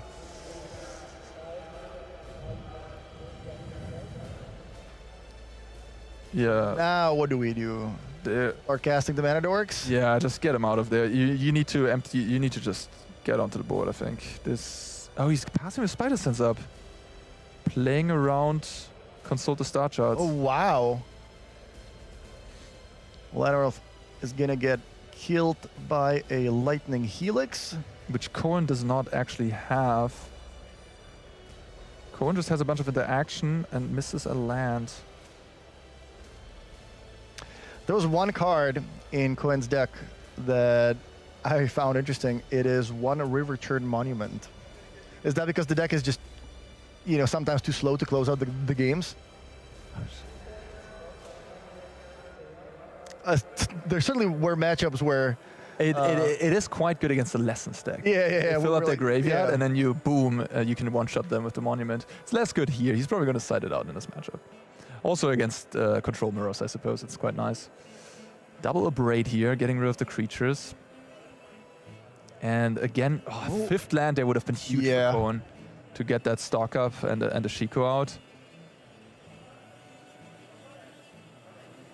Land number 4 for Loopy. Yeah, seems like he got himself out of the awkward mana situation pretty nicely, and now he plays Breeding Pool untapped, plays the Spider Manifestation, passes the turn. Is this just a big giveaway to Cohen? What are you thinking if you're in his spot? Yeah, I would certainly have it on the radar at this point that there might be a Spider Sense the way Loopy played, leaving up that 2 mana. Yeah. Is there anything else you can really have? No, right? No, he could have Bounce Off, I suppose, but the maps are really good for the Simic deck. You're usually happy to see your Mana Dork get losted, especially in this situation. And there's a Botanical Sanctum you can pick up, while leaving up the Spider Sense yet again. Spider Sense is not that great against Shiko though. You can only counter the ETB. The trigger, yeah. Which, oh my god, Cohen just cannot get a break here. 100% when he draws a 5th land, it's going to be a tapped land. The Helix on a Pollinator, getting some mana away. And land number 5 for Loopy. Yeah, keep in mind they're still in an exiled Quantum Riddler that he has access to. There's also a Keen-Eyed Curator. There's the Riverton Monument. This is very unfortunate.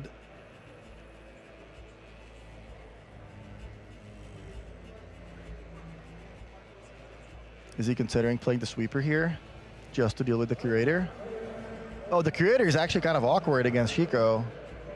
Yeah, absolutely.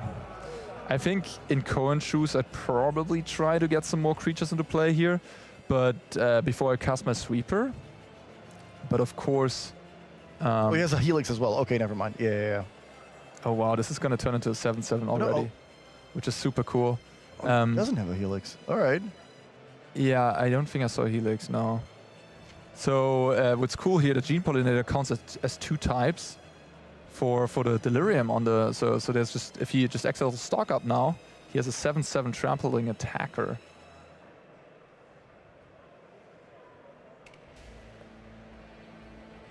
Considering casting an Ouroboros here, and that is exactly what he goes for. That is going to resolve. So yeah, now it's going to have to be very appealing. There's a normalize in hand, so surprised if that resolves. Okay, fair enough. I guess he wants to just Day of Judgment Use the sweeper, Ouroboros, yeah. And we are gonna deal more damage here. Yeah, 4 more damage, but this also means that now the Spider Sense has to bounce the Key Knight Curator, which is a little bit awkward for Loopy. I don't know if I love that line of play of his, because at this point you can probably sniff out that there's a sweeper. Rediscover the Way is the pickup. No 5th land just yet, and the Day of Judgment is gonna get countered by the Spider Sense. But yeah, as you said, like it's not that bad, right? Like at least you're not taking a bunch of damage from the Key Knight Curator one more time. Yeah.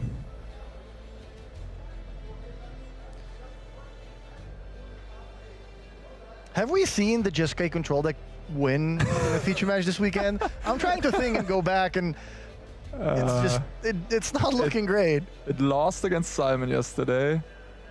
Yeah, no, it's not doing well in the feature match area. Lost against Lucas on Lessons. Yeah, it lost against Lesson when Timothy was playing against that Cohen in the last round. Yeah, I mean the Jeskai deck is strong, but maybe it's just like one tier behind the Simic and the Lessons deck. What I would like to see improve in the Jeskai control with like maybe Lorwyn coming out is I want more cheaper cards.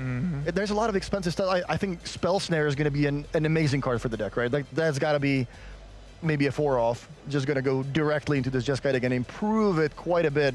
It's going to be an easy answer for Badger Mole Cup, an easy answer for Artist Talent. So yeah, I think potentially looking at adding a lot of cards from Lorwyn. Hallowed Fountain and Steam Vents, big pickups. Yeah. To cast those spells on turn 1. Especially Spell Snare. 2 blue untapped lands instead of the tapped Surveil lands. So there's a Badger Mole Cup, Key Knight Curator. We're going to trigger Ouroboros. There's an attack. And yeah, this is basically a question. Do you have another sweeper, or are we going to go to game number 2?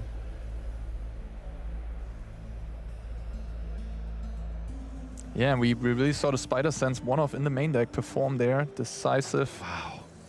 No 5th land anywhere to be found. And the entire game, Cohen was not able to find land number 5. That is crazy. Loopy picks up game number 1, and now both players are going to be sideboarding. How is that going to change the matchup? Yeah, so one of the best cards is Surak Elusive Hunter here for Loopy.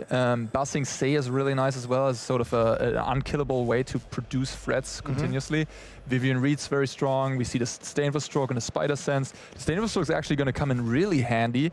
I was actually the one suggesting it because they wanted to counter against Unagi, and I was like, hey, just play the Stainful Stroke perhaps. And then he got convinced on it. And here it's extra nice because they have Shiko. He's facing Shiko, so even better, a powerful sorcery to counter with the Stainful Stroke. What about a Kin?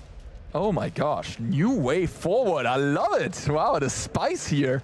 I don't think he's going to bring that in, but it is certainly a spicy card to have in a sideboard. No, what he's looking for is the 3 copies of Clarion Conqueror. Oh my gosh, yeah, that's one of the strongest cards in the entire format against Simic.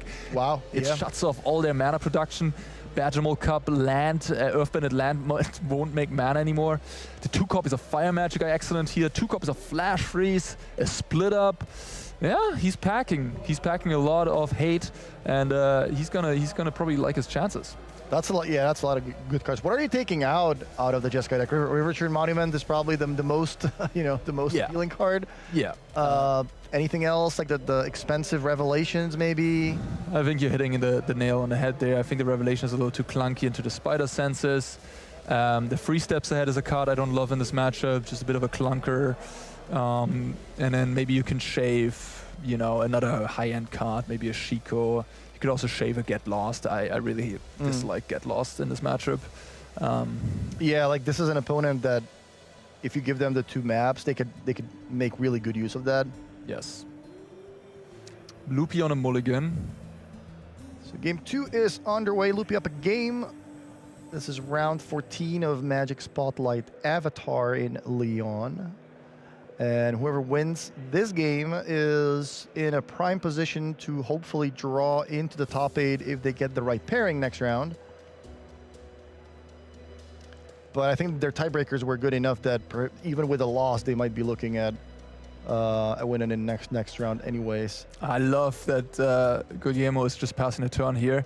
Sacred Foundry shocked means Lightning Helix. He has a Keen-Eyed Curator, but he's just deciding, hey, I'm not going to make you able to use your mana. How about that? Very heads-up play by the talented young player from Italy. And yeah, missing land drops for Cohen. Yeah, that is unlucky. Okay. Ah, there's the River Pyre. And we see the Clarion Conqueror proactively played, but no mana dogs to shut out, which is probably one of the things that Guillermo is trying to do here. He just sided out the pollinators. He sided some of the spider manifestations out, I would presume, to make his deck less vulnerable to fire magic, less vulnerable to sweepers, and just turning more into sort of a mid-range shell. Do you have enough lands in the deck to afford, boarding out some of the You have the mana best thing doors? say in the sideboard to side. Oh, you do? for that. Oh, wow. Okay. Yeah. That is smart. Yeah. That sounds very much like a Frank Karsten. Yeah, these handshake guys, they know what's up. Yeah. Yeah, Loopy is a new addition to the team, and he's already helped a little bit for the World Championship with some insights, and I've been really impressed with his insights and his level of thinking. Keen-Eyed Curator hits the battlefield, and yet again we're gonna keep 2 mana up for the Spider Sense. Yep, it is a 3/3 that currently does not do anything. And yet again, no land for coin. Attack with the Clarion Conqueror. And yeah, he had the option of playing another one, but he's keeping up mana for a Get Loss. There's a Flash Freeze as well. There's a Lightning Helix. Another Curator. So both players are kind of just battling each other with 3/3s here. Playing a very patient game. Loopy holding up the Spider Sense at all times. What is he trying to stop, or what is he trying to prevent? Perhaps something like a Stalk Up to stop Cone from developing his mana, developing.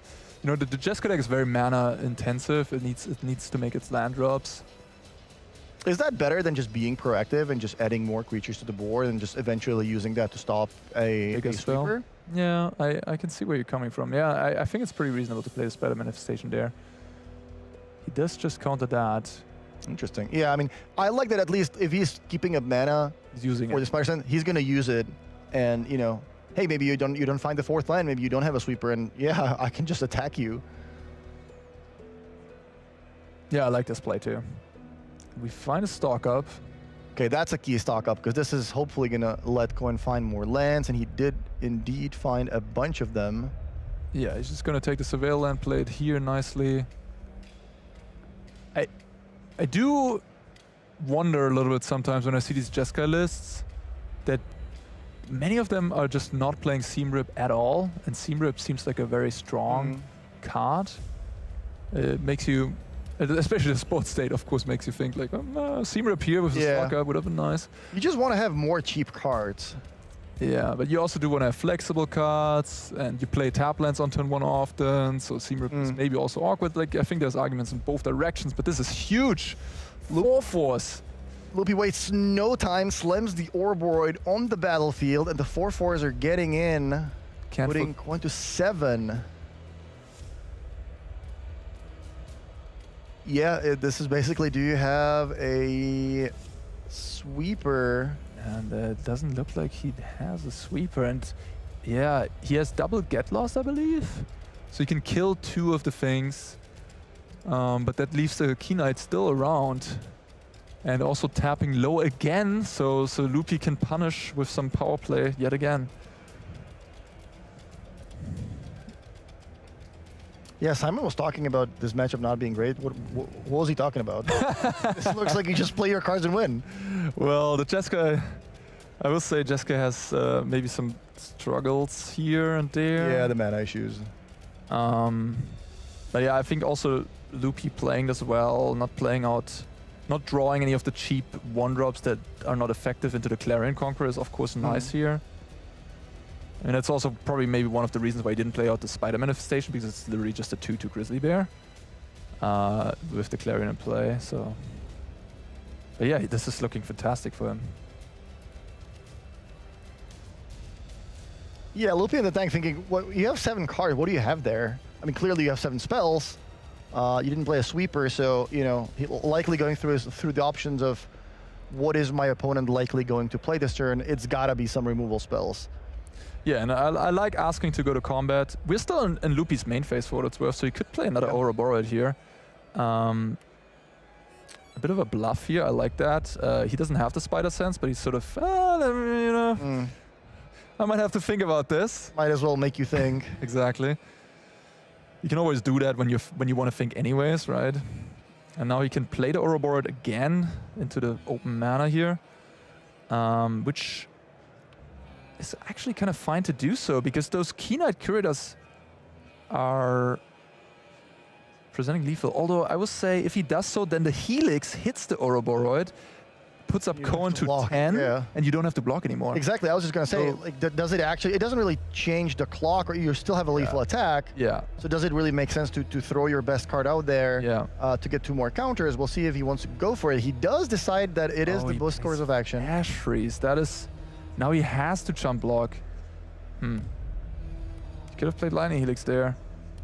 Yeah, now he's losing the Clarion Conqueror, which is not ideal because that is gonna sort of unlock the Curators. Oh, wow! All right, he does have a Fire Magic, so that explains the block. That is actually pretty smart. He draws the Day of Judgment. That's, man, Cohen's getting really unlucky this match. Oh, I missed. It was not a second Get Lost actually. It was a Clarion Conqueror in hand. I thought he had double Get Lost. So okay, all right. He's going stock up. Oh, this is a big stock up. Can he find the answer? There's a Get Lost on the last card. Wow. Can he stabilize this? Maybe. I mean, he has a really his hand is loaded, and he has a Day of Judgment. I think he can. Yeah, the Helix can also buy him an extra turn potentially. Although the Creator should be lethal here. Although you know what, there's a Badgermole Cup in hand, which does give haste to a land. Which then maps up maybe for lethal? Is that possible? Probably not, because he doesn't have enough mana. He's like a couple mana short. Yeah, he does have 4 map tokens now. But yeah, now the Clarion is gone, so you can activate the maps, you can activate this Badgermole is freed up.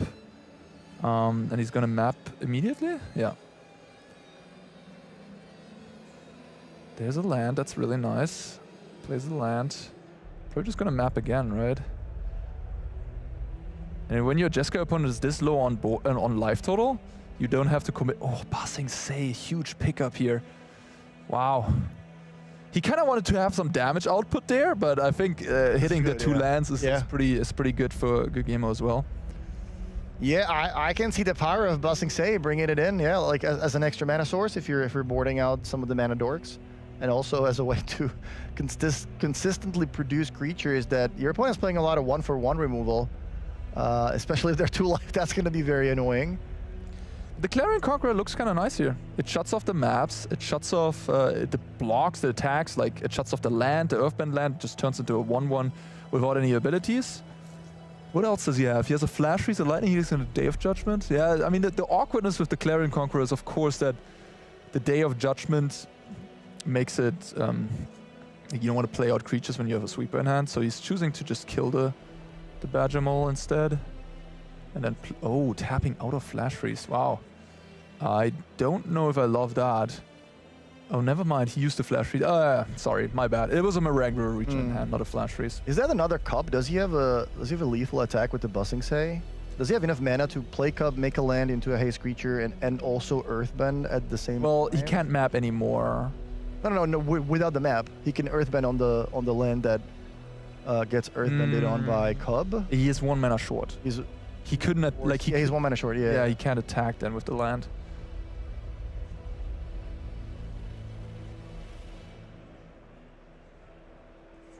Huh. He could Nature's Rhythm for Zorak or Ouroboros. He can also just cast the Mare and River region. Yeah, I don't know if I love that. That seems... he's going for it, okay. What do you not like about it? I mean, it's a 6/7 flyer. Your opponent's a 2. Well, maybe I want to use it to get through blockers, for example. Like I would maybe just get a Surak here. I mean, the Surak is pretty bad into Lightning Helix, I guess, which is in hand. He does go for the Meringue River Regent. And now we see a meringue against meringue situation. That's kind of funny. Yeah. Yeah. Anything you can do, I can do as well. And I'm also going to get rid of one of the map tokens. That's kind of nice. Are we just going to see both players keep doing playing Meringue River Regions while making land drops? Yeah.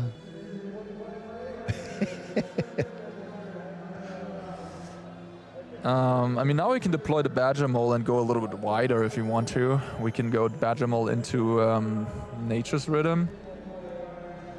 Okay, he goes for a Spider Manifestation. Actually, I kind of... No, okay, fair enough. I guess it doesn't make that much sense. I was thinking about going Badger Mole into Meringue, but then just Meringue bounces everything again, so it's like kind of wash. So going a little wider and leaving the 6/7 in play seems like a good call. Wait, but you can keep the land, right? If you go Badger Mole. Yeah, but it's going to be a 1/1 against a 6/7. But you can bounce it again with the River Regent. But then it's a 1/1 against a 2 life. But you could activate Basing Say and play the Badger Mole. That's lethal. Yeah, you're actually right. It loses. I'm not sure if the mana works out, but yeah, it would work out. If I'm forcing my opponent to keep replaying the Meringue River, it's not that that's bad. kind of an okay spot to be. Yeah, I agree. It's not that bad. Looks like the play is Nature's Rhythm, where X equals 4. What could that be? I think X equals 3 or 3. He's checking, but he's. Oh yeah, he's okay. Yeah, that's 3. Yeah, okay. So we got the Surak into play. This gives Cohen a little bit of a reprieve here. He can Helix the Surak and play Clarion. But he can't really... Yeah, I mean... He's just dead to the Meringue, isn't he? No, well, he's on 5 life. Yeah, never mind. So he can start racing, actually. He can get in there for 6. I would also play another Meringue. Yeah. But that is, I think, not the greatest play, because... That's gonna get bounced. Those are gonna get bounced by the other. Yeah. You should just... You just Helix the Surak, attack for 6, play Clarion. It's a funny game. I mean, it's just this back and so forth many lines, between meringues is pretty funny. My head hurts, and I'm just watching this game. Yeah, but I wonder if Lupe is like sandbagging the Badger Mole Cup to try to go for the lethal line. The lethal line with Basing Say. You know, if maybe my opponent taps out, they try to race me. Yeah, I mean, I will say that overall, I think Lupe is a huge favorite here. Like, Lupe has more mana resources. He has sort of the lethal threat. Yeah. But hey, we'll see. I mean, Jessica Revelation is a card that Cohen has in his deck. Maybe it's on top of his library. That could certainly swing things around. All right, Helix the Surak. That's going to put Cohen back to 5. But it does draw Lupe an extra card. He finds another land. And what is the follow-up? Yeah, if you're Cohen, are you attacking? Yes, that's 100%. Yeah, that's very very appealing, right? Yeah. Yeah, Lupe takes it, I believe. Yeah. And then I mean, it's funny. Like, you could actually not play the Clarion Conqueror and just draw 3, because you know your Clarion Conqueror is just gonna get bounced here by the Meringue. But if you don't play it, you just die to the Basing Say plus Badger Mole. It's a tricky situation.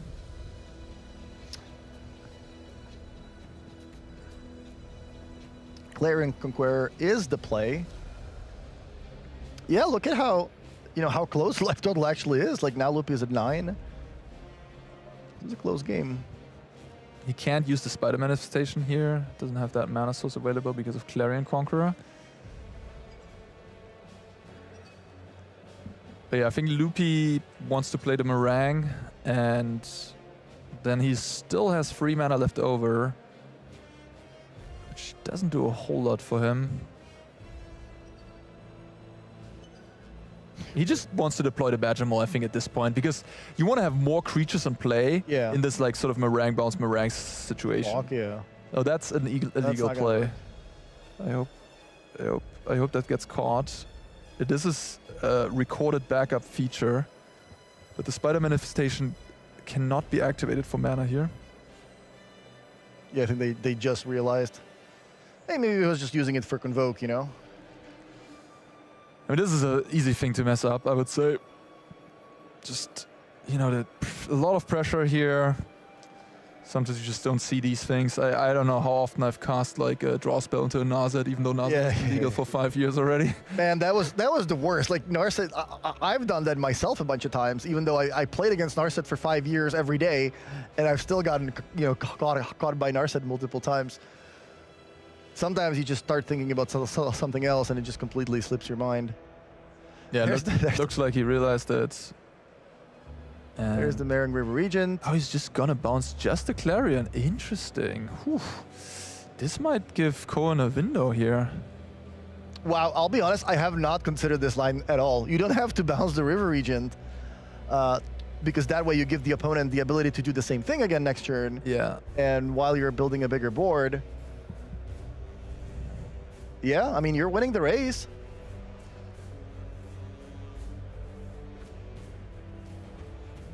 And instead of the Badger Mockup, he actually warps the Riddler. That's interesting. Draw a card and tap the Manifestation. What he could have done here is he could have tapped the Spider Manifestation pre-combat to cast Badger Mole and make the Botanical Sanctum a blue land, and then cast Riddler and draw 2, and untap the Spider Manifestation and still attack with it, and draw 2 cards. But I mean, it seems to me that Lupi is purposely sandbagging the Badger Mockup to try to find lethal with Basing Say at some point, because there, you know, sweepers are involved, and your opponent might just not be expecting to get attacked for 3 with haste. Let's see if it pays off. Consult the star charts. No kicker. Interesting. This is a weird line to me. I don't know what he's looking for. I think I would have just cast Meringue and bounced 2 things there. I mean, that's probably what you're forced to do. Like, what are you doing now? You're going Ultima? You know about the Badger Mole in hand, so you can't tap out here for an Ultima. You just die, as you said, to Basing Say. He's sort of threatening that. And I mean, that's the upside of not playing the card, for sure. A Shiko could be huge. It's another big dragon, and you can kill off that Meringue. I think that is what you're supposed to do here. And it looks like Cohen agrees. Shout out to our sponsors, eBay Live and Ultimate Guard.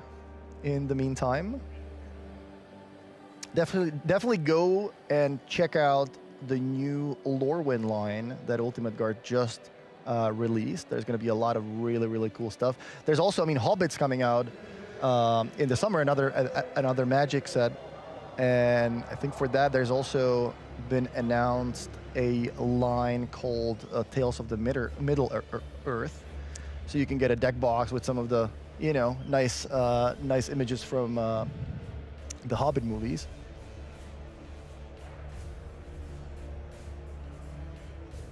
I love that they're doing another Lord of the Rings set. I'm a big Lord of the Rings fan. That was such a big success. And I think this Magic and Lord of the Rings just fits in so well together. Shiko is the play, and yeah, as you mentioned, that's gonna sort of flash back the Scut Loss, which deals with the Mering River Regent. Can you attack? I guess you cannot, because you would be dead to the Badger Mole plus the Basing Say. Wait, but because the Spider... You just block the 3/3. No, you block the 2/2, and then, well, you can make 2 different lands become... you can make a 2/2 and a 1/1.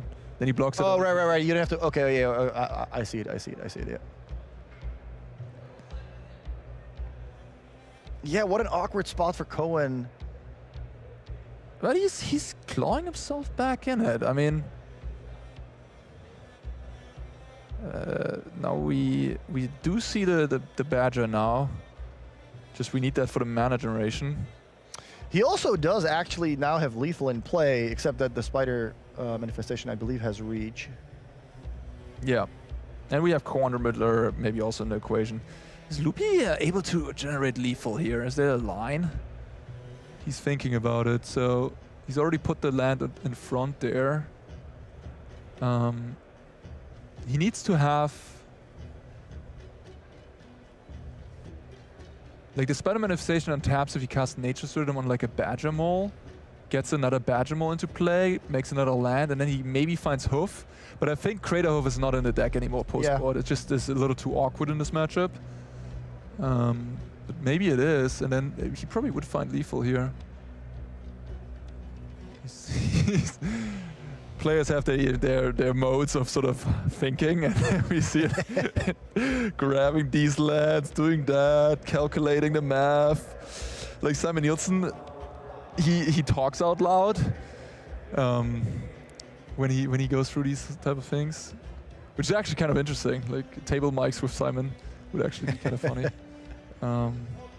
Yeah, I guess we could go through it. I mean, it's a little unfortunate that we don't know if there's a Nature's Rhythm in the deck. Oh yeah, this is an important turn. We're playing a top 8 winner in here. At some point, you're gonna have to make a play, though. Yeah. It's been a long turn. Yeah.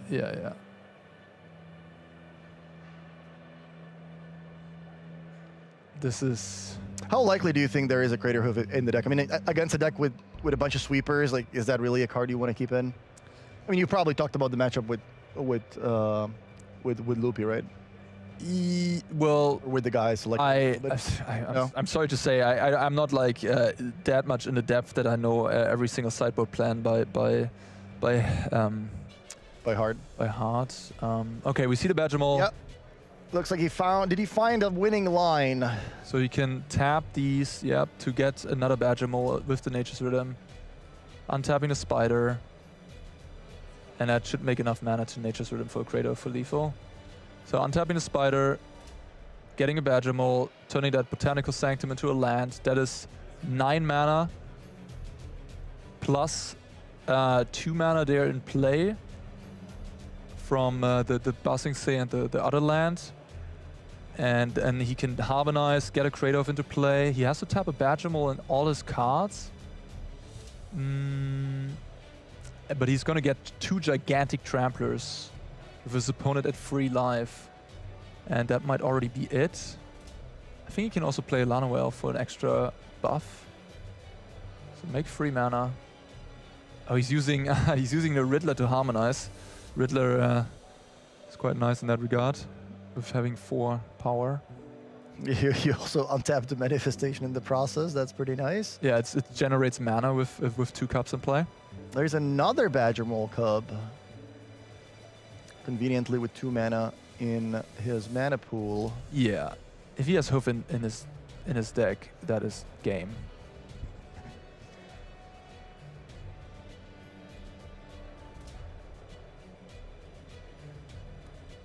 I mean, I will say this is certainly a deck that is hard to play, and a lot of math involved here.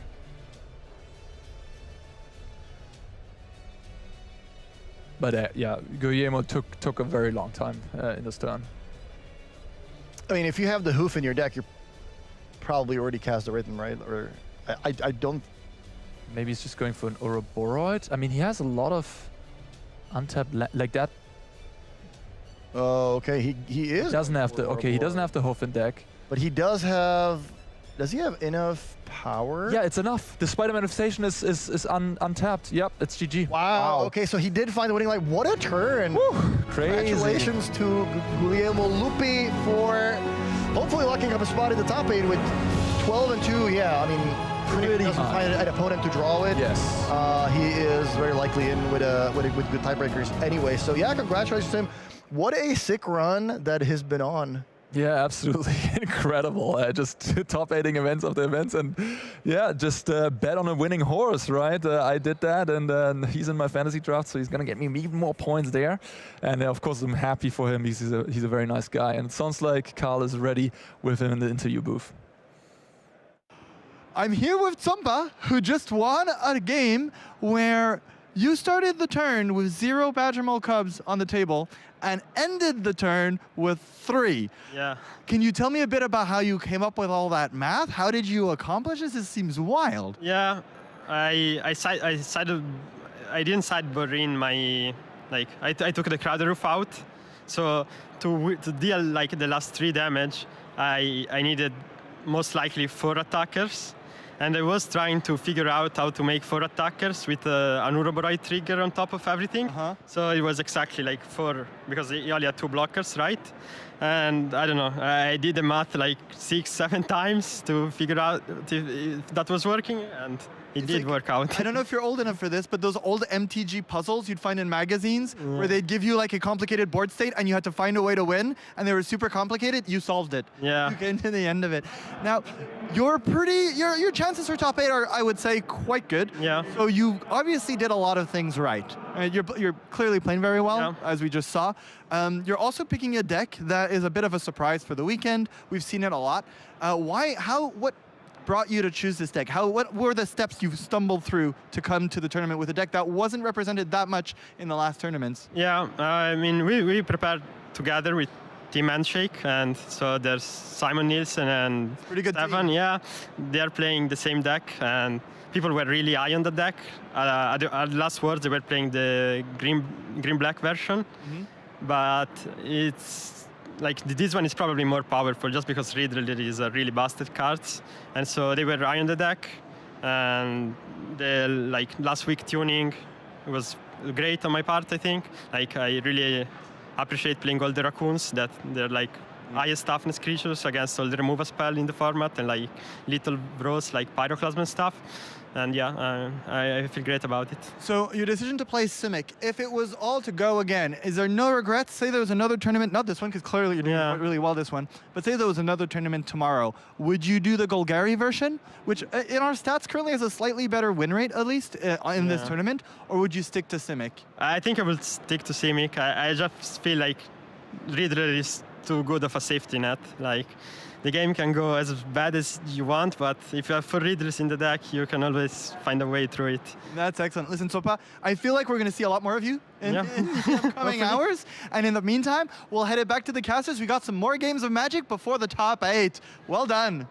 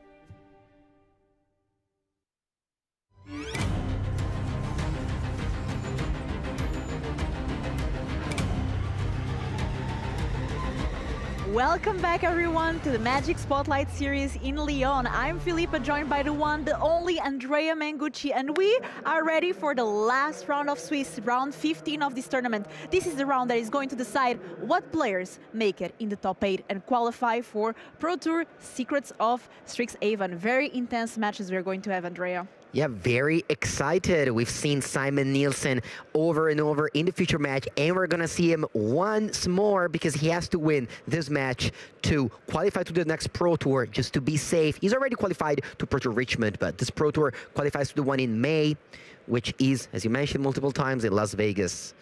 So lots of things, but we are starting actually not with Simon, but another matchup with Willie Edel that came all the way from Brazil to be here and play Boros Agros versus Dario Cesati playing Mono Red Agro.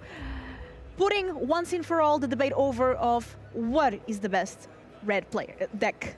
Yes, and we see, well, you said mono red, but I'm looking at 6 blue lands over there, Sparblov Canal and River Pyre Verge, because you do have that little Scalding Viper up there, which is a creatures that you can cast for 2 mana, but you can also cast the Adventures First to return target non-land permanent. So, but it is a mono red deck. We don't have Boros Charm, we don't have Lightning Helix. You can just play Mountains and be okay, whereas Willie would love to get one of his many white sources. So yes, honestly, mono red not that popular here, so it's kind of unfortunate that you know, the red players are getting a winning in, but that does mean that we are likely to see a red deck in the top 8. Again, not guaranteed. This top 8 will not have a clean cut. There will be some players making it with X3 and some players staying out, but hopefully, you know, Willie Adel or Dario Casati will make it with one of these, I want to say, less common deck, because we've seen a lot of Izzet Lessons, we've seen a lot of Jessica Control and Simico Roboroid, but not that many red decks. Both players at 11 entry score. They really need this win to try to make it to the top 8. Starting here, mono red, Dario Casati with that Iron Claw turn 1. Willie does have the answer in Burst, Lightning, and Shock. Let's see if he's gonna wait to take the damage from Hard Claw, or it just... Okay, we see a very important one here, Burnout Bestronaut starting the engine here. So 1-1, Menace, and does Willie kill the Hard Claw before combat? Let's see here. Another Iron Claw. Okay, so we are shocking here. Amazing the first start. Iron Claw, and great start there. But Willie can counter that start completely thanks to his second land, and he has 2 Burst Lightning in hand. So it's funny. 3 threats on 1 mana, 3 answer on 1 mana. Actually, this favors Willie being the draw. You know, there's like, I don't know, Filipa, if you know, but like this is like a kind of a general lesson in Limited, at least back in the days. Teach me. If you had a lot of shocks, it'd actually be good for you to choose to be on the draw. If you have a lot of removal spell, it's good for you to be on the draw. There was a time, a long time ago, where the Mirror of Mono Red, if you win the die roll, you would actually choose to go second because of how many answers are compared to threats. So here, for example, Willie exploiting that. He has 3 answers. He's going to be able to kill everything that Dario puts into play, and as a result, he's up a card because he's on the draw. I love that. Old stories from Magic here for Grandpa Mango. Yes. There's Gran and there's Grandpa Mango, always ready to, you know, remember back in the days when there was mana burn. Yeah, and you know, I'm not even that old compared to Willie Adel here as a Magic player who's been top 8 Pro Tour since 2004, when I was just not even starting. So this is definitely one of the you know, old school player that we have here, the Hall of Famer from Brazil, all the way to here. And we see he had to use 2 Burst Lightning to kill the Hard Claw because Dario had a shock and leveling up that Hard Claw. Here we see a card that we don't often see in Standard. It is Auger Axonil, the Deepest Might, a legendary creature god. Remember, Hazoret was a creature god in this mono red deck. This says if a red source deals non-combat damage, you deal 4, basically. So if Hard Claw attacks, you deal 4. If Razorkin Needlehead deals the damage for draw step, you deal 4. And but none of that here. But Willie has to now kill this god. It's not going to be easy. Not going to be easy. 4/4 dodges exactly those 3 damage removal spells. And Emberheart Challenger, it's a 2/2, and we'll have to pass amongst these big 4/4 Auger Axonil. 4/4 Trample. 4/4 Trample. What Willie can do is maybe like block and shock the Auger, but that's so risky against any removal spell. Of course, Lightning Strike is in Dario's hand, so Dario's actually super happy if that happens. And the god does come back, you know, it returns as a land, but the land is not that impactful. You transform it, but only if red sources you control dealt 4 non-combat damage. So it's not that easy. Unlike, for example, something like you know, Hazoret, which actually had Indestructible. It was a lot harder to deal with. And even with these dogs, not dogs, gods. God. It's a long day. letters. There's some that are easier to come back, like the ability is easier. All right, so we see a Boros Charm shot end of turn, and that is going to take this window to Lightning Strike that Ember Challenger, remaining at 0 cards in hand. Or not, maybe. Because it does have the Osier, so the Lightning Strike deals 4 damage. It deals damage equal to its power. If you dare to pump the Osier, then, you know, it could deal more than 4 damage. Maybe with some map tokens if your opponent had lost another one of your creatures. Yeah, Willy Very would nice. love to draw land here because that will let him cast Nobile Kite and shoot down the Burnout Bastronaut and attack. Let's see now, Dario, Willy obviously understands that Dario has a removal spell because if he's thinking in this window, but Dario's thinking, you know what, take it, go ahead. This removal spell, it can be a removal spell for Challenger, but it can also be a 4 damage burn spell to your face. Unfortunately, Willy doesn't draw 5th land. It's tapped, actually did draw it. Oh my god, so punishing. See, if your mana base was Mono Mountains, you wouldn't have a tap land there. But neither of these players are with Mono Mountain. Yeah, so what Willy can do is playing the Arc Claw and leveling it up to 2-3, and Dario easily playing this Lightning Strike that's been thinking about for a while. He's actually thinking... They're so good. He's thinking if he has lethal here. I don't think he does, though. So he's gonna... Because it's no max speed yet, so the Bastronaut doesn't have double strike. What a sad draw that is Yeah, for that would have advantage. been a lot of damage. Okay, attacking here with both creatures. And let's see. Leveling up to this, that's 7 damage. Willy goes to 6. Almost there. And the speed is now And he's at 4. He's playing a land. All right. Players are L-bent, so they need to top deck here. Willy's looking at his life pad, is like, ooh, what should I do now? Let's see what he draws. But he does have that Noble Kite here at his turn, so he can play Noble Kite, shoot down the Bastronaut, and then he can maybe hold back the Kite to block Osier. Super important Hellkite There it here. is, Nova Hellkite from the warped area, and now it's a 4/5. Do you attack with an Emberheart Challenger? That's what Willy's thinking, because if he attacks with both creatures, it sends Dario to 4. If Dario draws a land, it can only send Willy to 2, and then Willy will win with a flyer. So the players now have to decide what to do. They don't have the ability to know the top of the deck of the opponent. So, you know, this is an easy game. After the game finishes, be like, oh, I should have attacked. Oh, I shouldn't have attacked. It's difficult because it's your rule. If you don't attack, then you block, right? Yes. So We'll see now.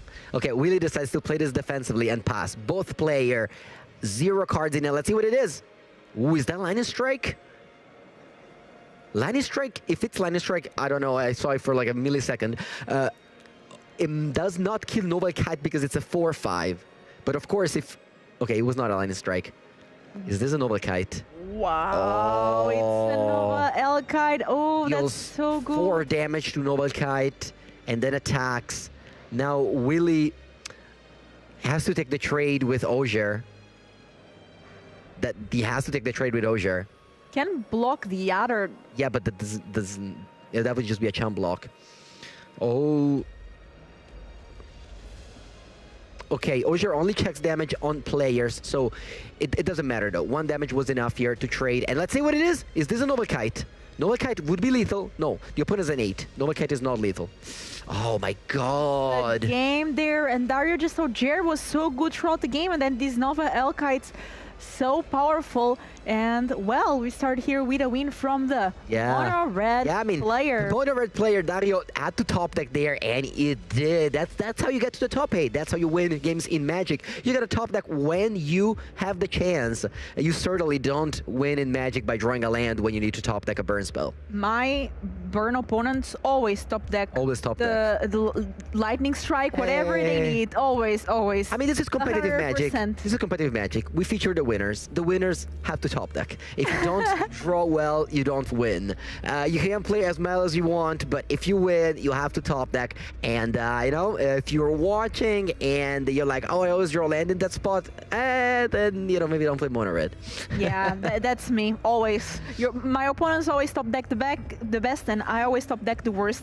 this is what every Magic player says. Exactly. Always lose the die roll. Always remember the worst ones. Okay, we have the sideboard here. Right. Starting with Willy Edel. What cards do we have against the mono red deck? So it's actually interesting because like, oh, you're against an aggro deck, so you need to bring in all the cheap cards. But no, I think actually the Legend of Oroku here is going to be good for Willy because he needs some card advantage tools. You've seen this game, both players were on 0 cards and 6 lands. So actually going removal, Legend of Oroku is a pretty good curve for Willy Edel. So I think that card will be good here.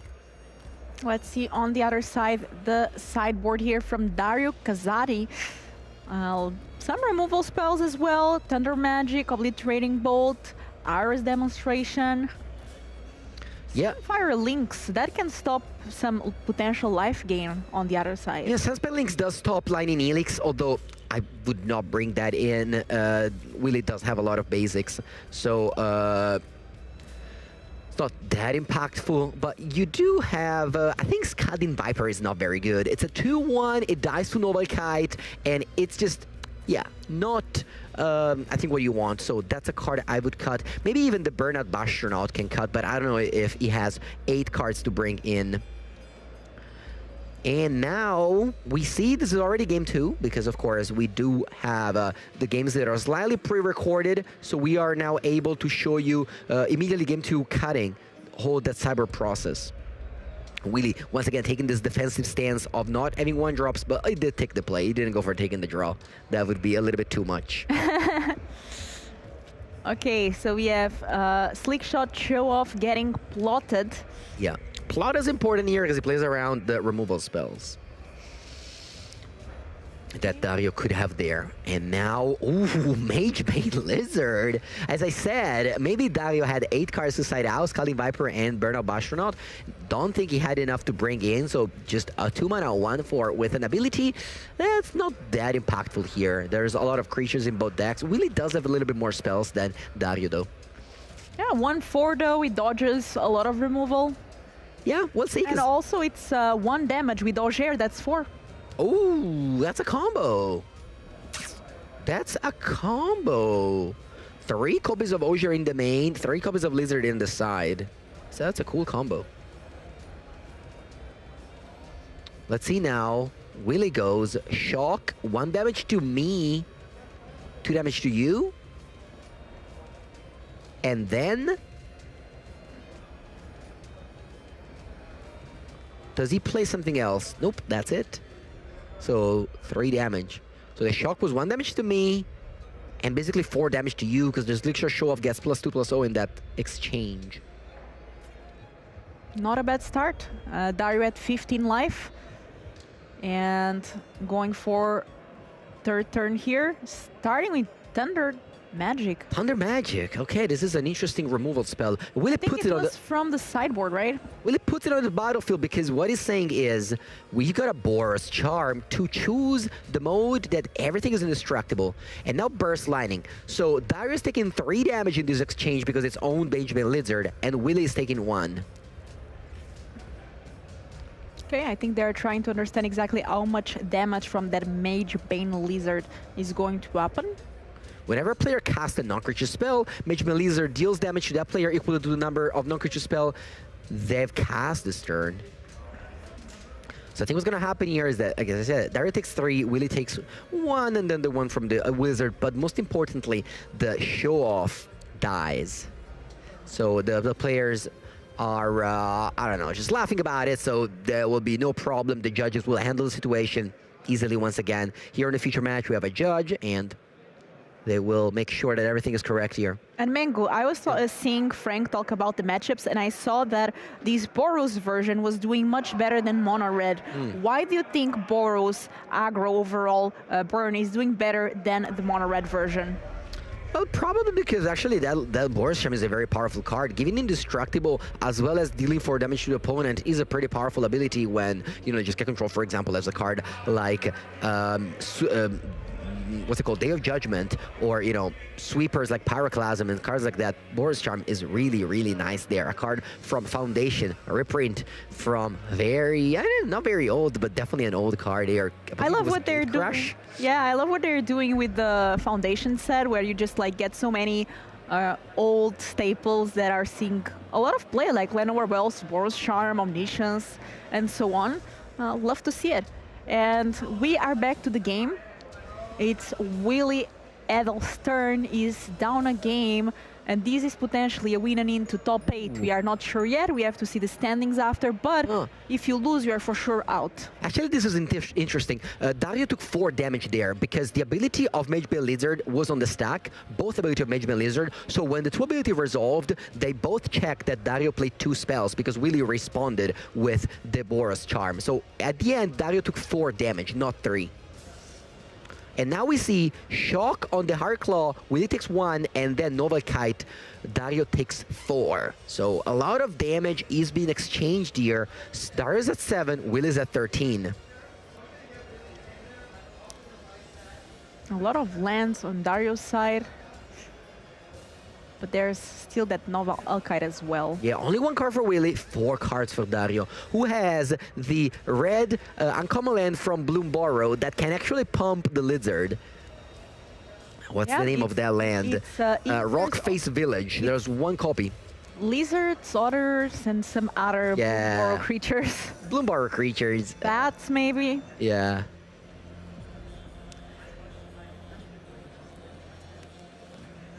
Let's see now.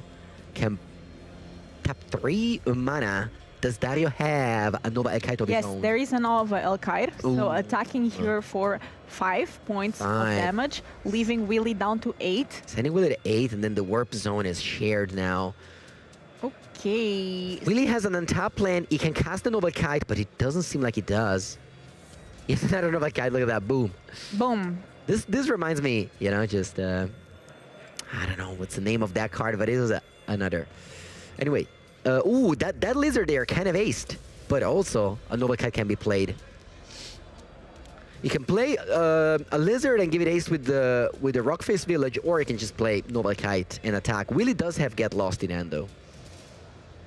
If he attacks with Novel Kite, though, then he potentially dies to a top-decked land on Willy's side. And Dario is at 3, so there's a lot of tough decks that Willy can have that just finish out the game completely. Yeah, so maybe the best play here is just to play Noble Kite and stay back. There's another Lizard. Is it 2 Lizards in hand? Maybe an Iron Claw and a Lizard. They seem to be sharing the same art. Oh, you know what Dario's doing? He's hoping that Willy doesn't draw 5th on top land for Noble Kite. Yeah. And he's like, might as well attack with this Lizard as well, because if you draw the Challenger, the 2/2 haste is not lethal. But actually it is because of the... I would say, oh, this way Dario dies to... Emberheart Challenger? Emberheart Challenger plus Get Lost. Does Willy draw a land? And he does. Woo, let's go. You know, Dario top decked Nova Kite to win the pre-game 1. Willy top decked untapped land to win game 2 with Nova Elkite. So you can see a pattern here. You say that the red players are always up for a good top deck. Sometimes they just have so many, you know, like when your opponent is at 3, there are so many things that can kill them. We are taking a look again at the sideboard. This is going to be now game 3. This time, though, Willy Edel will be on the draw, which might make the removal spells even better. It does, but he doesn't have extra removal spell in the sideboard. He already brought in the 3 Get Lost, and he doesn't have those Scalding Viper to bring in. He does have those Burnout Bastion to side out, and maybe Kellan, so I would have like these 5 cards that are bad. So if you're bringing in 3 Get Lost to the Legend of Roku, I think that's how you could sideboard. On the other hand, we see Obliterating Bolt and Hero's Demonstration and Thunder Magic. That's actually a lot of removal spell. And also Dario brought in all 3 copies of Lizard. So yeah, he really likes that card, it seems. And Mango, I see a lot of people are watching on Twitch and YouTube as well. Let us know where you're watching from. I hope you're having so much fun here this weekend with this Spotlight Series Magic Avatar The Last Airbender that is going to qualify 8 players to Pro Tour Secrets of Strixhaven in May. It's going to be in Las Vegas. I'm going to be there, not playing the Pro Tour, just trying to qualify in one of the side events. So it's going to be a lot of fun. And these players definitely want to make it. We are almost at the top 8. This is the last round of Swiss. And players are looking to win and potentially win the top 8. Yeah, so if you're gonna show support to your Brazilian, champion Willy Edel, definitely show that in the chat right now wherever you're watching. For every Brazilian player, I'm just going to say boa tarde a Boa tarde. todos. Well, it's actually not that late in Brazil, Bom right? dia. Bom dia, I think it's more. I think it's more appropriate. Yes. Iron Claw there, but that got taken care of, and we have another Mage Bane Lizard here right away. Mage Bane Lizard once again. Last game it didn't do too well for Dario, who ended up taking a lot of damage from this Lizard. But let's see if Willy is gonna struggle against it.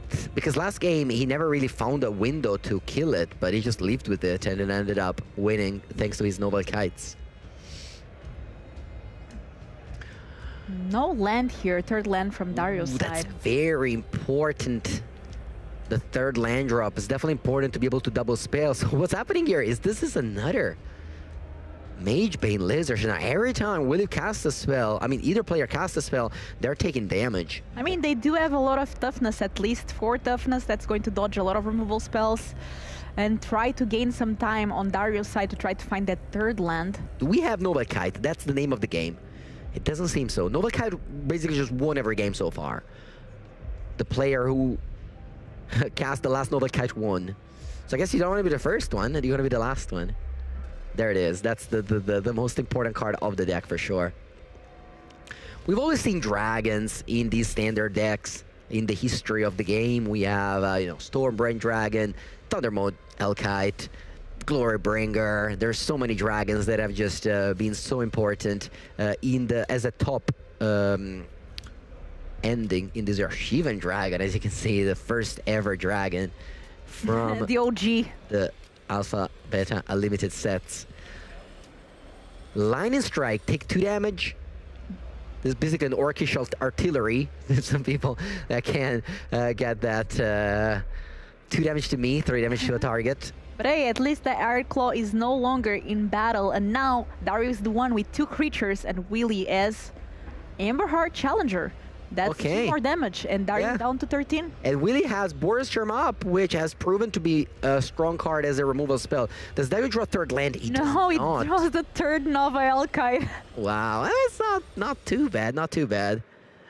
Again, Dario doesn't need to draw colors, so he can be stumbled on mono red. He doesn't need to draw a 2nd color. Willy had no problem drawing his planes. He's playing 12 white sources, and that's, according to Frank Karsten, enough to be able to splash 8 spells.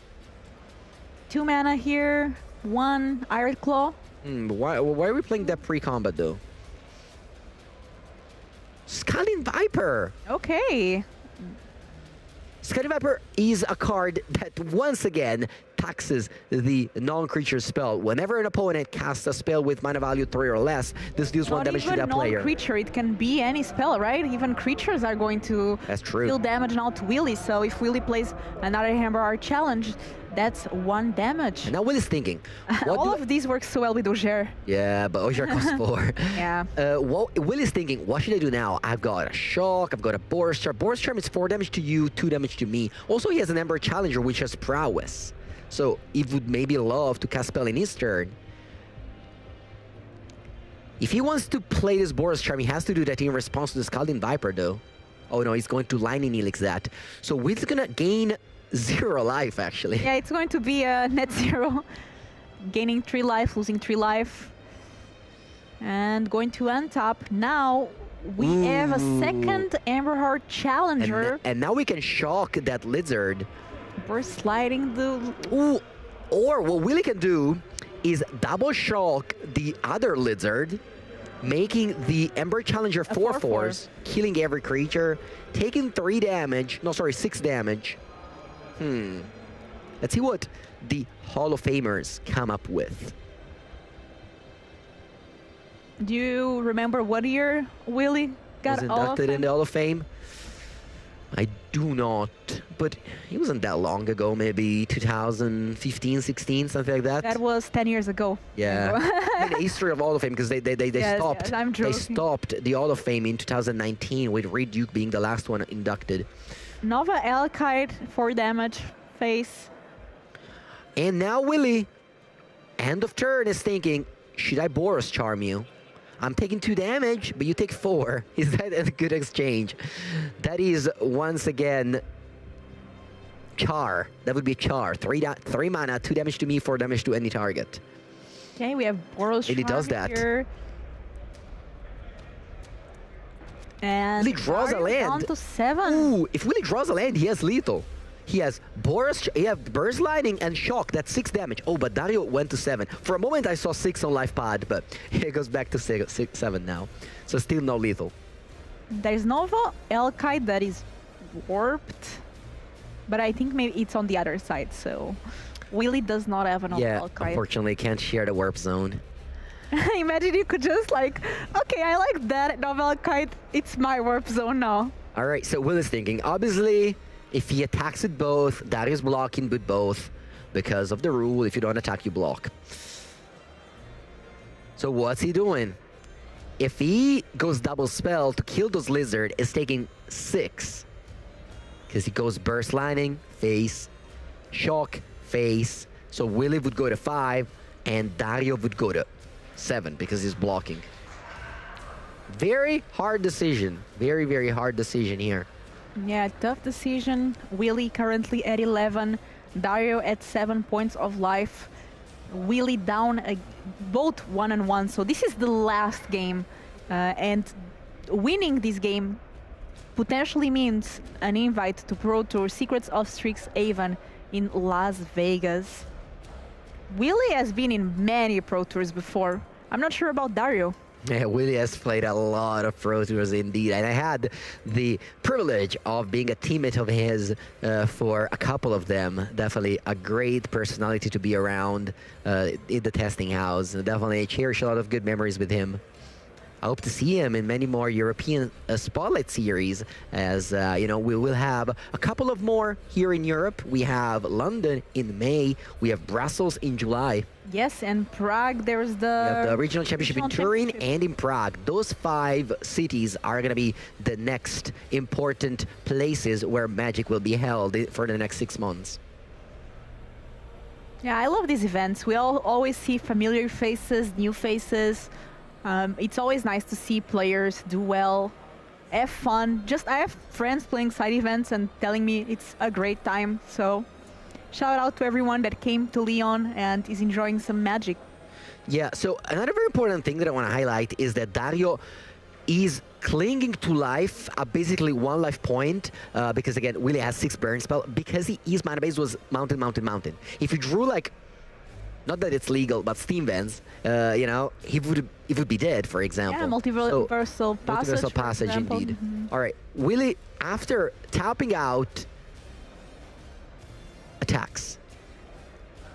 He was going to go 5 mana, Burst Lightning one of these lizard, take 1 damage, and 3 damage go through, which I think I would have liked better as a play, personally, because you gotta kill those lizards.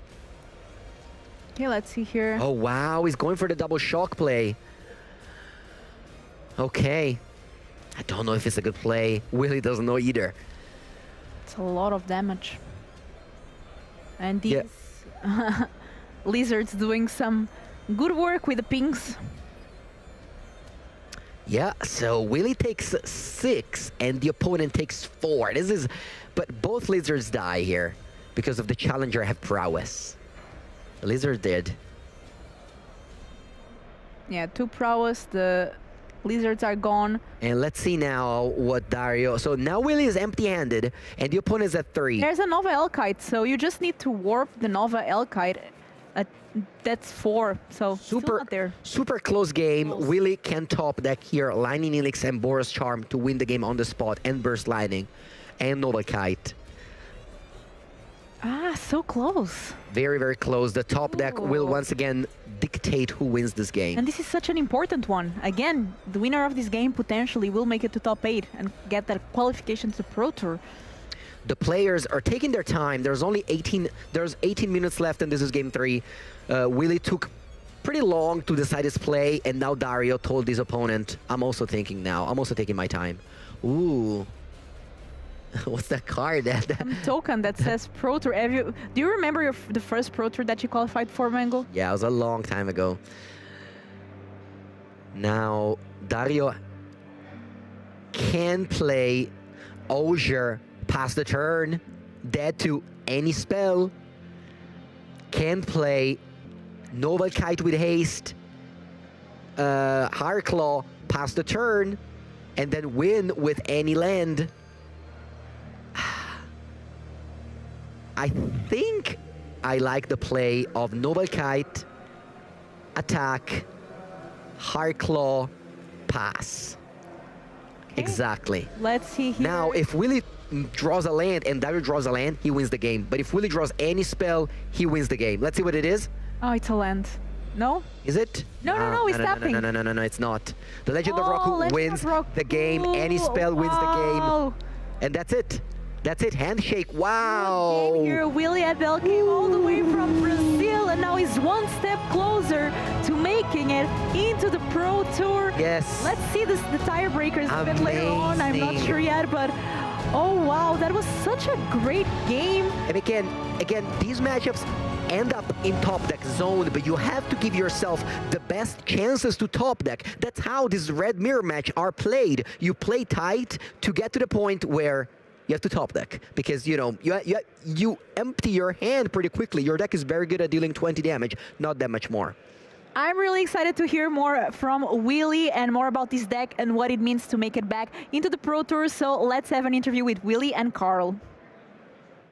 Well, it's not every day that you get a Hall of Famer in this chair, so I'm going to get Willie Idle here as often as I can. Congratulations.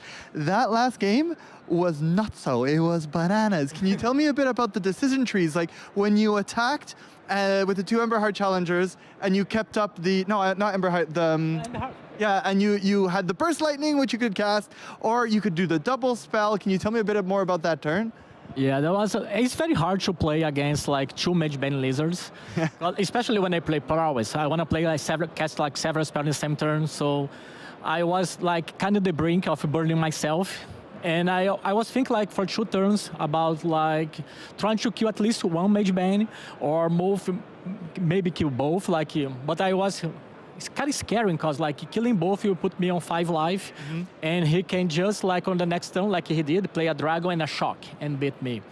But at the end, on that turn, I think okay, I need to take out these 2 Mage Bane Lizards right now, because if he draws Osier, I insta-lost. Because like every ping, you just 4. Yeah. So I will not be able to cast my spells anymore, so this is my last window.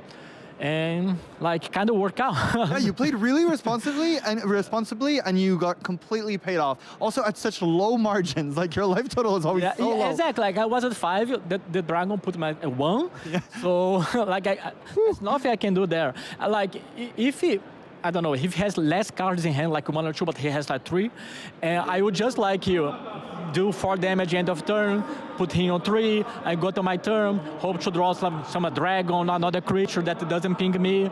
But like he was like stuck on lands for a while, and I thought like, oh, for him to keep this hand, he has to have Osier, and if he plays Osier, I'm dead. So I need to like I wait the longest I can, but on that turn I need to make a decision, and I'm glad they pay off. Yeah, well, congratulations. That was the last round. Yeah. So now your chances for top 8 are quite good. And then the better you do in top 8, the more money you win. It's fun because you're on vacation. In case you haven't followed this, Willie Idle lives in Brazil. When we saw his name on the roster, we were like, wait, what? That can't be the same Willie Idle, Hall of Famer randomly in Lyon, France. And you're on vacation, and you came here, and it's almost as if you're like, you told your family, wait, Dad's got to pay for the trip. Go to Lyon, top 8, make a lot of money, and then I can come back. Well, I hope the top 8, like, I hope I top 8, because like I really need the qualification for Las Vegas. I'm not qualified as of today. So the top 8 you worth like more than money for me is the qualification. Like I only qualified for Richmond, so this qualifies for Las Vegas, so it'll be very good for me. Because as a Hall of Famer, if you don't know watching at home, as a Hall of Famer, you get qualification. One invite in a year. A year, so you just want to go to all of them. Exactly. I already qualified for Richmond, so qualifying here for Las Vegas, I can just like, if everything goes wrong on these 2 Pro Tours, I can just use my Hall of Fame invite from Amsterdam. So I hope it top is hold off, because in Orlando, I was in Spotlight Orlando like a couple months ago. Yeah. I was in a similar situation. I won the last round and finished 9th. But like, according to Frank numbers, I have like a better chance today than I had now. So I hope it pays off. Like, and for my family watching for Portugal, they are waiting for me there. Daddy will be home last night. Daddy will be there at night, okay? Maybe I have like 2, 3 more rounds to play, or maybe 1, but like I will be there. Don't worry. He's coming back. Well, I'm keeping my fingers crossed for you. I believe in you for the top 8. Thank you very much, Willie. We'll get to the next game because there's a lot at stake right now. Let's send it back to the casters. So great to see the love for the game that Willie still demonstrates, trying to qualify for all the Pro Tours. As he said, he has the qualification from the Hall of Famer, but he wants to hold on to it as long as he can. So if he can just qualify for these first Pro Tours through these qualifications, already qualified to Richmond, these potentially will qualify him now to Las Vegas, and then can use the invite for the Amsterdam Pro Tour and just get the Pro Tours of the year locked. I love that, love to see, and good luck to Willie. Hope that he manages to make it on tiebreakers, and we are ready for the backup feature match, another intense one, and another player that we have heard a lot about. So we have Simon Nielsen playing the Simic Urobroid versus Timothée Blondiot playing Is It Lessons, and I think Timothée is actually with more points than Simon, meaning that even if he loses, he might make it to top 8, but Simon for sure 100% needs to win this or he will be out. So let's take a look here at Timothée Blondiot, Is It Lesson, and you know, Mengu, we've talked about this deck quite a bit. This is the Storm Chasers Talent version. Yeah, so basically the whole weekend we've seen Is It Lessons always played by 2 players, Lucas Jaklowski and Timothée Blondiot. Both players are locked for top 8, I believe. Even if Timothée loses, there's a very high chances that he makes it, whereas Simon has to win. Simon X2-1, Timothée is X2. So yeah, I believe we are gonna go straight into game number 2, and Simon is up a game. So I like the chances of our, you know, co-caster for the last 2 events. I was here in both Liverpool and Antwerp. Simon Nielsen was part of the coverage team, so it's nice to see him now battling out in the field. And you know what's the best part about Simon playing this tournament this weekend? Yes. What is it? Coming back to the Pro Tour. No. There's something even better. Being interviewed by Carl? Even better. What is it? Is that I get to cast with you, Mengu, because otherwise I would be casting with Simon. So that gives me a chance to cast with Mengu this weekend. And of course, rooting for Simon all weekend long. Yeah. The Aubergine team is the one from Timothée Blondiot. We've seen that a couple of times already on stream, whereas Simon Nielsen is Handshake team. Their team did very well with 4 players, all in the day 2 with Simic Urobroid. One of them, Guglielmo Lupi, already locked top 8 spot because he was able to draw the last round with Lucas Jaklowski on turn 1, on table 1. Actually, a pretty interesting pairings as the player who only the first table was able to ID, everyone else had to play. So we actually don't know how the top 8 is gonna be shaped up here. Grand into Artist Talent, you can't... That's a good start. Simon up a game though. Yeah, you can't ask for better. Yes, indeed. A very good 2-drop there. And you know, I see that Simon has this card that I believe that he's been bringing out from the sideboard, doing very well with Scrap Shooter. Scrap Shooter, yes indeed. You can gift your opponent a card and you can disenchant, and it's a 3-mana 4/4 reach. It has been really good against these Artist Talents and Monument 2 Endurances that we have seen all weekend long. I wonder if it's better Reclamation Sage or a Scrap Shooter. I think he has both. Yeah, no, it does, but like I'm wondering, because like, on one side you got a 3/3, a 3-mana 4/4 that gives your opponent a card. On the other side you get a 3-mana 2/1 that does the same thing but doesn't give your opponent a card. So is an aura that gives +2/+3 worth a card? Not sure about that. Let us know in chat what's your take. What is better? Yeah, what do you think? Well, 4/4 reach obviously is very good against a card I don't think we've seen that card at all. Duelist of the Mind. Oh yeah, Nathan Sawyer World Championship card. Like, that card used to be a big deal. A lot of people were like, yeah, should I build Is It prowess? Should I build, you know, Izzet with that, like, you know, Frostcliff Klidge? But, you know, that those decks play Duelist of the Mind. Sometimes they play Tiger Seal, but I don't think we've seen that deck a single time. The only Izzet decks that did well in this tournament are the Lessons one. So, you know, the Scrap Shooter having reach maybe would be good in that matchup, but not. And there it is, Scrap Shooter. Ooh, does it resolve though? Because obviously it can be countered. You can go Eloquentia. Because this ability, once it resolves, you can give your opponent a card. If you quench it, you don't have to give your opponent It has to resolve for you to give your opponent a card. Exactly. At least that's good. Imagine that your opponent counters and you still give them a card. No. And maybe the card you give the... All right, whatever. Let's see. Accumulate Wisdom here. Not even close to draw 3 cards. Timothy has very few cards. Maybe mulliganed. Didn't quite... Monument to Endurance. There is the card discarded. And then resolves the Accumulate Wisdom. Finds another one. Okay. Is he taking that? I would probably take it. Yeah. Now you are one lesson closer as well to get there. And then the talent dies and Timothy draws a card from the gift of the Scrap Shooter. What an interesting mechanic, gifting your opponent a card. Yeah, I'd hate to do that. I love it, it's so cute. Maybe it's more of a commander mechanic, right? Giving your opponent some favors so they, in exchange they don't attack you. I think you should start playing Commander because it would be so fun at all those Commander shows. I think game nights and so on should start contacting you. The Tolarian Community College, come on, start convincing Mango to play Commander. Thankfully, Tolarian Community College contacts me to play Secret Cards format. Oh, that's great. I'm very grateful of that.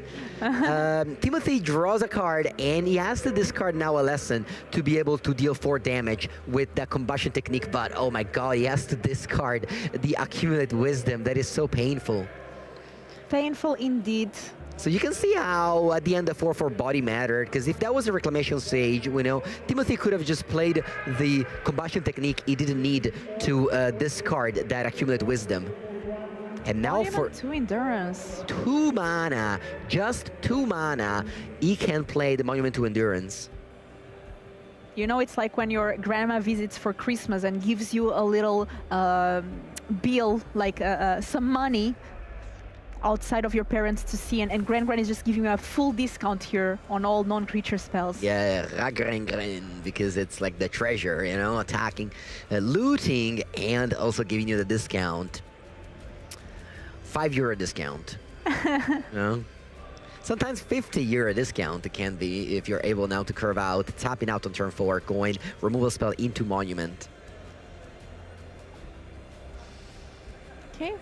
So Simon now can deploy Herboroid, but he does... Oh, maybe instead can still have it. Let's see if he has it. Badger Mole Cub. That means that now Simon has 4 mana available because this Cub just keeps on giving. Now we are going to have Nature's Rhythm. 4/2, we can see another one. Another Cub, but no. Keen-Eyed Curator. Wow, that is going to start attacking the graveyard. Yeah, making sure that that Gran discount is not a line, and also can become a 7/7 easily, as there are artifact, enchantment, instant, and lands in the graveyard. Yeah, that's why you never tell your cousins that your grandmother gave you money, because otherwise they start like Keen-Eyed Curator taking at your graveyard and not letting you get the discount. Taking them away. Here, Timothy does have an answer to the Keen-Eyed Curator. He can kick that Farbending Lesson for 4 mana. But he can't attack into the Cub unless he's okay with losing that Gran. Because here what he can do is attacking with the Gran, draw this card and then draw again for the Monument. So he's losing the Gran. He's losing the discount, but he's gaining a card. So let's see what Timothy Belong to You decides to do. Is that worth it, Mango? Heh. We'll see. Because in a deal... Okay. Ooh, a second Monument. So he's okay now doing so, but now he doesn't have the removal spell on the Keen-Eyed Curator anymore. Okay, so we are going to draw this card that is going to get the Monuments to start going, 2 of them. Wow. Firebending Lesson gets graved. Oh, he just drew Slagstorm, I realized. Slagstorm can get rid of both Keen-Eyed Curator and Badger Mole Cub. So making a treasure and drawing a card. So now Simon is gonna block this Grand. We're gonna go to second main, top 3, 2 lands and a treasure to play Slag Storm, killing every creature that's in play. Those 2 forests, those 2 lands will come back. And it's going to be brutal. That's going to be brutal. Simon has in hand, I believe, Landline or Elf. Sure, he has another Rhythm in the graveyard, but that's about it. So yeah, the Slag Storm here being a lot better than Pyroclasm, because sometimes we've seen this deck was playing Pyroclasm, but Pyroclasm here wouldn't be able to deal with Keen Curator. So as you can see, those tiny little changes in deck building really make a big difference. Absolutely. And Simon here is thinking, do I block the Nenen? Slag Storm, a reprint from Mirrored Besiege, deals 3 damage to each player or each creature. You can't choose more modes. Are you a fan of these foundation cards? I am. I'm an old school player, so I love these cards. Also, I have all these cards because, you know, I don't give them away. So I keep them all. That's why you don't like the gifts. I don't like gifts. No, I keep all my cards, and I put them in the binder when they don't get played anymore. And then look at that draws. Very strong draw. And so when they reprint it, I'm like, oh, I already have this. My Slag Storm from 10 years ago. Oh, wow, Firebending Lesson off the top, but actually can't cast it. Yeah, bit tough, but there's still the 2 Monument, 2 Endurance. So yeah. If Timothy starts finding a way to discarding cards, the engines are there. Yeah, so Timothy has a Braid, so he could go technically here, a Braid and Burst Lightning. Sorry. A Braid and Firebending Lesson to kill that Herboroid. It will get the job done. He can also risk it a little bit and go Firebending Lesson, Quantum Riddler. Hope to top deck a land, a Braid. But that's too risky, he's not gonna do it.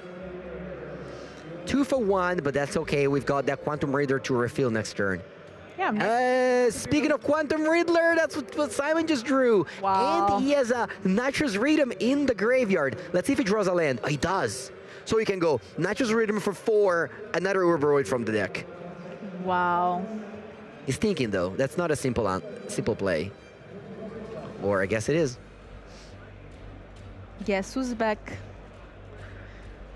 Let's get Herboroid here, going to get a counter, and it's like, Timothy's like, I cannot get a break. Come on. Just let me take a turn off. But again, Timothy very locked for top 8 is a 12-1-1, so just playing for placement, very important, because remember, if you win and you finish first in Swiss, you get to be on the play for the entirety of the top 8. And if you look at the prize, first prize, 10,000, second prize, 5,000, third prize, 2,500. So it really matters. You know, yes, you get into the top 8, but you want to place as high as possible to be able to be on the play. Yeah, and also in the whole top 8. Trophy, you know, just winning, being the Spotlight Series Avatar The Last Airbender champion. Of course, but you know, that's why, you know, he's not quickly giving up, even if it's already locked. Okay, so Timothy can start by playing land and warping the Quantum Riddler, but nope, actually he doesn't warp it. Just going to draw 2 cards here, gets a Itulquentia, I believe. Yeah, I would have probably warped it, but I'm not 12-1-1 in a Spotlight Series event. Okay, I think there's a Reclamation Sage in Simon's end, as well as Llanowar Wealth and a land. There's that warped Quantum Riddler as well, so a lot of things that Simon can do. Reclamation Sage can take care of one of the monuments. And there's also that Herboroid already with a counter on it. So, you know, Simon with plenty of options here. Yeah, Simon has to decide how big of a threat is that Monument to Endurance. That's what he's thinking. Because obviously he could go land, Llanowar Elf, Quantum Riddler, draw 2, put counters on my thing, attack. Yeah, hoping because to it's break. probably just thinking like as well, if my opponent had something, they could have already done it, but now they have 2 fresh cards from Quantum Riddler, so... But he has to think about the worst case scenario, which is Timothy going Artist Talent into Spell. So I think it's better to just go Reclamation Sage here. But let's see. Nope, that's not doing it. Simon is not. Simon thought about this option, of course, and then choose against it. So draws 2. Let's see if there's a detect intrusion. There isn't. But there's a Llanowar Elf that we can play, and putting 2 counters on every single creature there is. Yeah, that's pretty good. The other Robroid has 5 power, so not quite enough yet to attack. And let's see now. Timothy has the window to top deck Artist Talent. But actually, he needed some spells in hand as well. And I think he has Land Eloquentia in hand. So even if he draws Artist Talent, it is not going to do much. But Artist Talent into spell now, it's insane because of Quantum Riddler. So like, imagine Timothy 3 cards are Artist Talent into spell. You go Artist Talent, play spell, discard, draw 2 because of Quantum Riddler. And then draw 2 more because of the monuments. Honestly, I've seen this deck came back from tougher situations, so... Draw 3 here because of the second Quantum Riddler. Oh. Eloquentia, Flash Freeze, and something else in hand for Timothy. Okay. There might be some combustion techniques now. Yep, there it is, first one that's going to take care of Urubroid, and here Simon just making sure that the graveyard has enough lessons so that that will be enough to get rid of Robroid here. Yep, that should be enough, 2+ number of lessons. And then Timothy's gonna hold up mana to play around a potential top deck by Simon, who has only 1 card, only 2 cards, exactly 2 cards in hand to not be able to draw 2 off of the Riddler. Badger Mold Cub. Now that could be a nice bait. He could go Badger Mold Cub and Timothy may counter. Let's see. But no, he's actually baiting with a Reclamation Sage. And Timothy's thinking, do I care about this? He says, no, I don't. There resolves. So maybe Simon went on the either direction. There may be a lot of levels here because you expect the first spell to be a bait. So Simon goes like, I'm going to play the best spell first. So Timothy is thinking it's a bait, but instead it's my best card. This is the amount of levels of, you know, plays that are taking place around 15 of a Spotlight Series tournaments. Yeah, especially at a win and in to top 8. In case of Timothy, here just already in top 8, just trying to improve even the tiebreakers to make sure that he gets a higher seed in the top 8. Which is still a very important match for Timothy. Also, you know, the achievement of having defeated a player of the caliber of Simon Nielsen. Yes. We've talked about Hall of Famer before in Willie Adel. Well, we can't talk about Simon Nielsen Hall of Fame because they stopped doing that, but Simon would easily be in the Hall of Fame, being the Player of the Year 2023 and the runner-up Player of the Year 2024 with 6 Pro Tour / World's top 8 in a row. Do you wish they would bring back the Oh, I mean, Hall of Fame? everyone does. Who can't? Let's do a petition. Yeah, I mean, who wouldn't like players of the caliber of Simon Nielsen, Javier Dominguez, Yuken Nikuhiro, and many more to be finally inducted? We play Eloquentia here. Ooh. Paying the reason why Timothy's doing that is that he just wants to empty his hand for Quantum Riddler. So he could have gone Flash Freeze, but he chooses to go Eloquentia. This is crazy.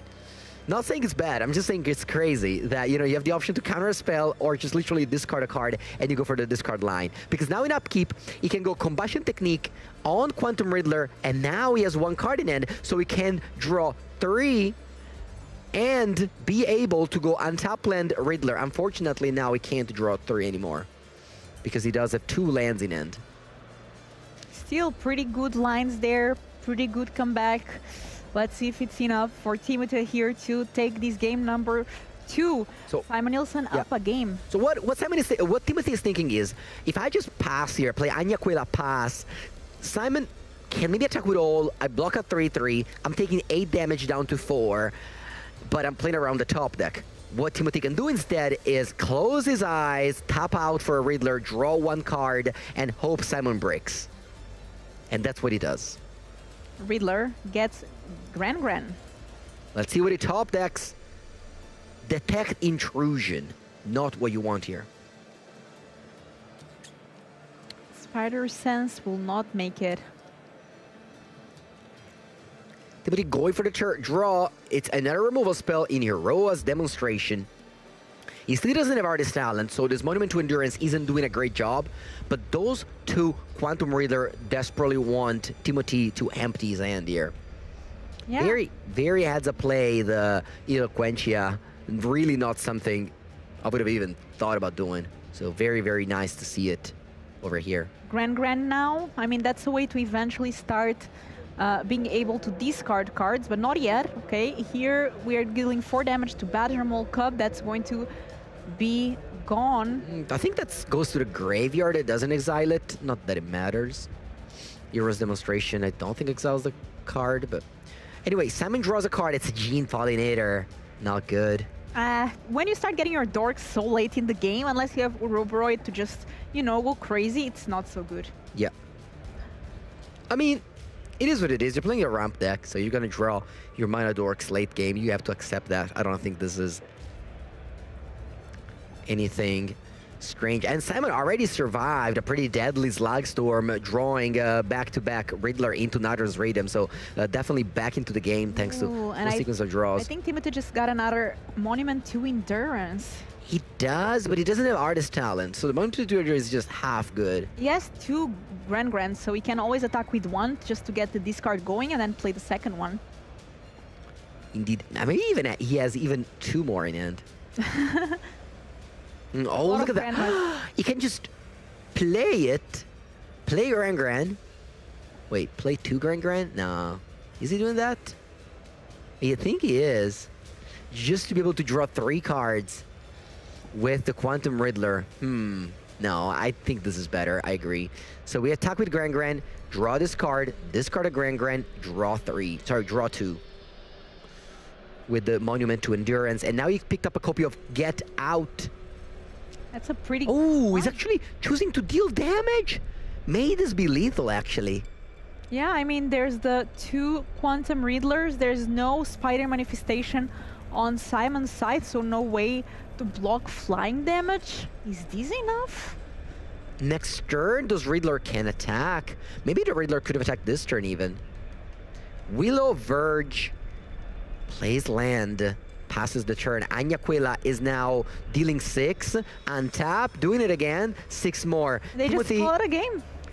Timothy Blondieu able to win game number 2 against Simon Nielsen, and now going to game number 3 on the draw. Very well played here by both players, and we are going to have, as you said, game 3. We have sideboard here from Timothy Blondieu. This is game number 3, so game 2 was already sideboarded. What did you see here from sideboard on game 2 for you? Actually, a lot of cards here from the bottom. Slagstorm, Ral, Torch, Flash Freeze, Get Out, Abrade, Riddler. So Timothy changed a lot of his deck, and maybe he just shaved some copies of Artist Talent. We haven't seen a single one, and he drew a lot of cards, so maybe cut 1 or 2. We've seen 3 Monuments, so maybe cut only 1 of those. He definitely didn't cut more because we've seen 3. So that could be what's going on here. On the other side, we've also seen Spider Manifestation, Spider Sand, sorry. We've seen Scrap Shooter and the Kina Curator. I wonder if he also brought in Vivian Reed, but I don't think so. And somebody in chat saying, wow, won without the talent. That's me every game that I win. Winning without any... Talent? Storm Chaser Talent is probably the card that Timothy decided out. Again, Lucas Jaklowski, first seed in the Swiss, is in the top 8 without any Storm Chaser Talent. And because that's a bad card against Simic Uroboroid and the Mirror Match, which is the metagame, which are the 2 best decks in the format. Okay, and here players getting ready for this last game of Swiss for them and for us. After that is straight to top 8 and to see what players make it into the Pro Tour. Simon Nielsen starting with turn 1, Llanowar Welfs. As a reminder, Simon is playing for the win and win to make it to the Pro Tour. Secrets of Strixhaven is not qualified yet. On the other side, Timothy already made top 8. He's just here trying to win to improve his tiebreakers. Let's see who makes it. Turn 1 Grand on Timothy's side. Yeah, Timothy even with a loss, definitely makes you root for Simon here, as he's the one playing for so much right now. Yes, he has the invite in Pro Tour Richmond, so, you know, he can get this qualification to the next Pro Tour at that event, but just if he top aces this match, he's gonna leave his next 4 months so much more light. Yeah, you can just relax, go on vacation. You know that you got that, you know, qualifications under your belt already. The issue is that Simon is playing this spotlight and he's like, top 8, maybe I will make more just playing rather than being a caster if I always top 8 these events. It's not like qualifying for the Pro Tour all the time, getting a bunch of prize money. Yeah, it's not that you make it. I mean, qualifying to the Pro Tour is a pretty priceless experience. Yes, of course, we think about the prize money. We talk about the prize money, but qualifying to the Pro Tour is a dream that, you know, players like Simon Nielsen have achieved many times. But still, you know, not beating one feels bad, I can tell you. Simon here with a very powerful turn 2. Very powerful turn 2. Quantum Riddler drawing. And it's warped. All right, Timothy untaps and draws. Let's see if he has a removal spell for that Badger Mold Cub. Actually, he doesn't even have a red land. He doesn't have any red land here. So he has to chump attack, looking for a second one. Let's see if he finds it. He does. Very timely land here. Discarding an Artist Talent. And now, let's see. He has Firebending Lesson. Is he gonna shock with that Multiversal Passage and kill that Badger Mold Cub? Because if he doesn't, Simon untaps with 6 lands, 6 mana. Yeah, that can be enough to just play the Quantum Riddler, because there's nothing else in Simon's hand, only 3 lands. Okay, let's see Raw here. New Quantum Riddler. Okay, so Simon now can go. Well, just draw a card, I guess. Yeah. More lands. Oh my God. That feels bad. I mean, you need to draw. You need to draw spells. And Timothy untaps. He can't believe he's so happy about this. It couldn't have gone so much worse, and Urboroi could have been in play, and the game could have been almost over. But instead, Simon did nothing. He just cycled the card.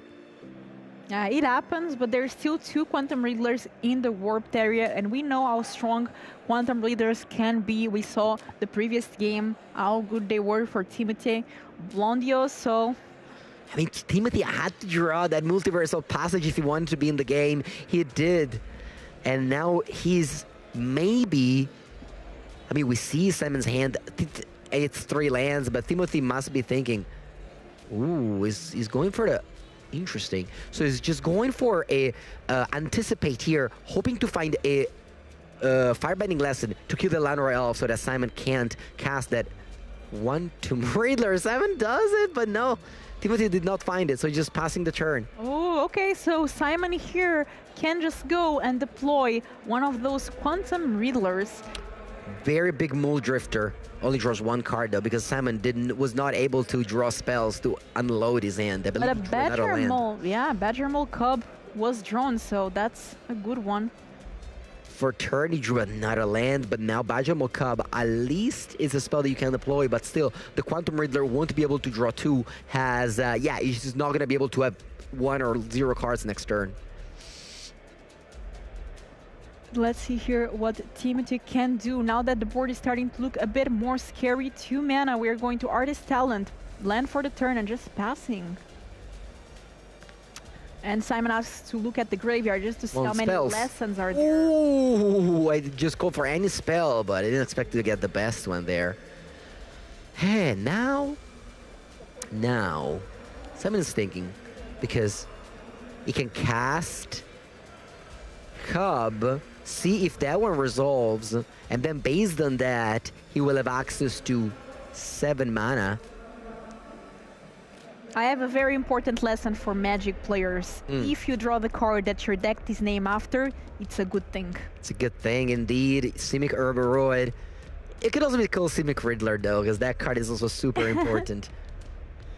Okay, and here's Simon considering what to do, how to sequence this turn, how to make sure that he doesn't make a mistake, because he's so close to the top 8 now. Simon needs a win. If he gets a draws, he's mathematically out of the top 8.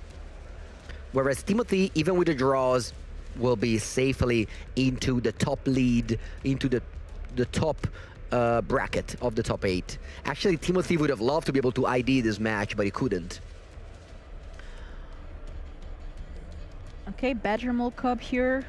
Badgermole Cub will mean that that Willow Verge, that Llanowar Elf, and this breeding pool. Nope, he chose to animate a forest. Interesting. I always choose to animate a dual land if I can.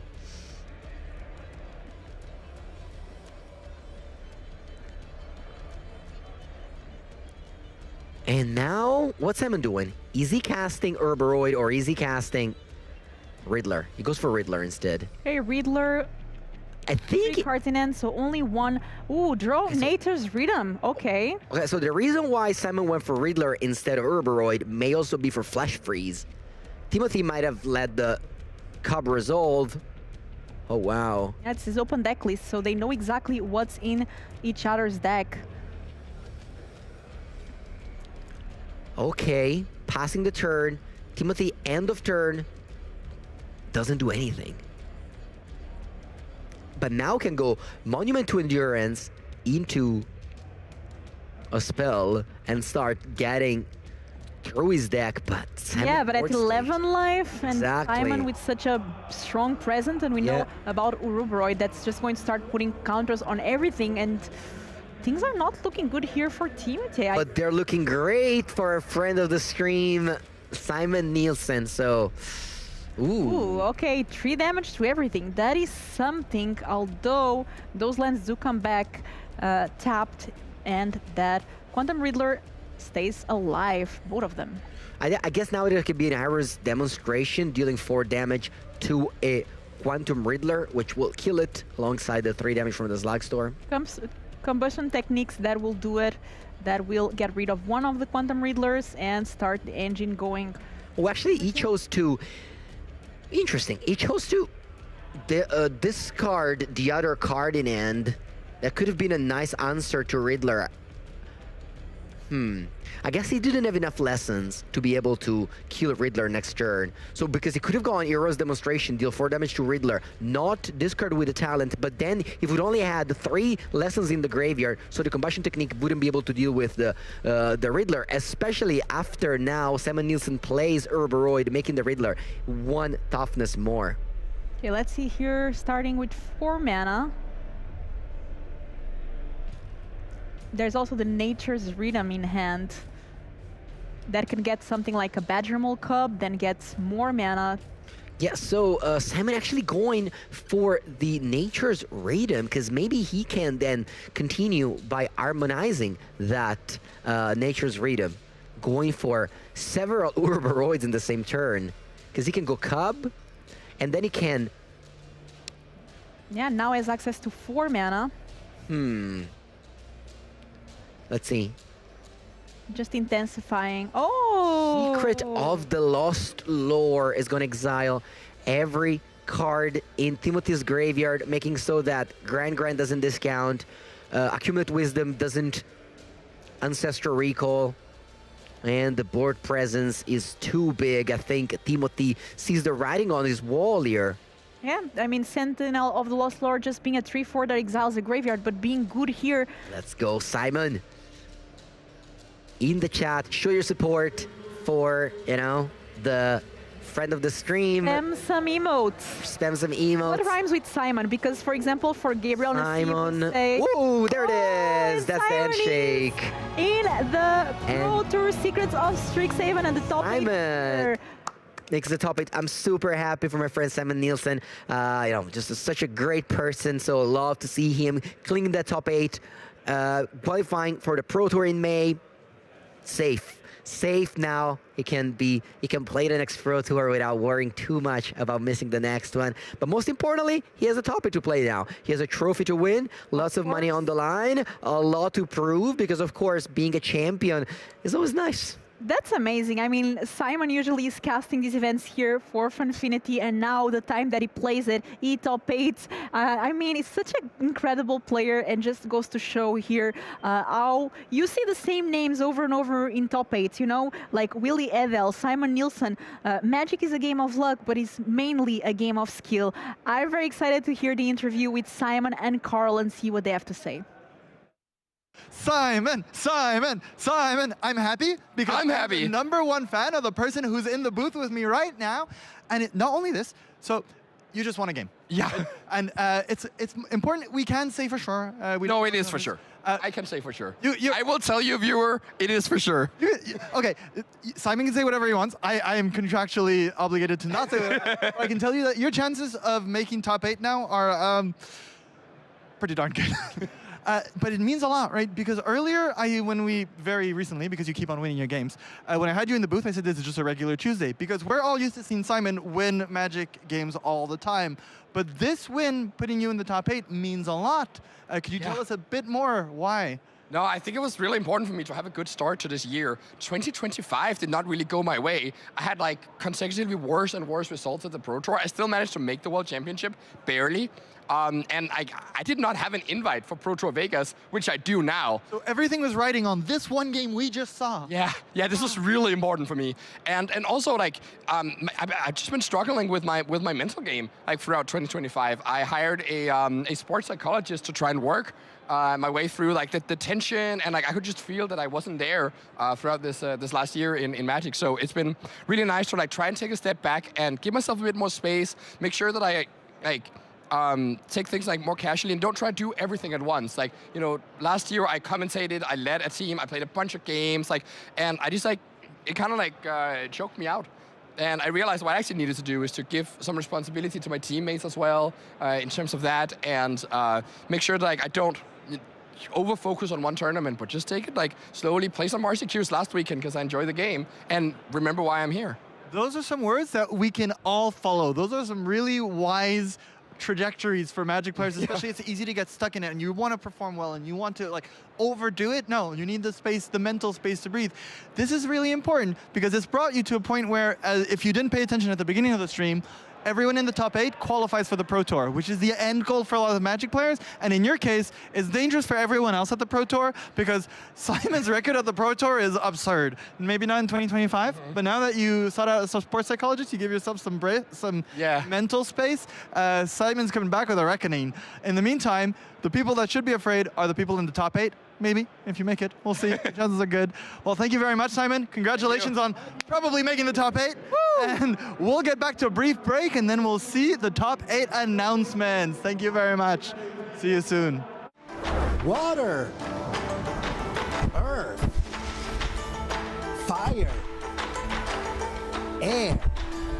Not long ago, we made it our mission to protect cards, shielding them from the elements. Only our Avatar The Last Airbender Squaros could protect them. And when you needed them the most, we released them. As you can see, the new Avatar The Last Airbender collection by Squaros will protect your cards on your next adventure from all of the elements. If you want to know some more, check out the link down below.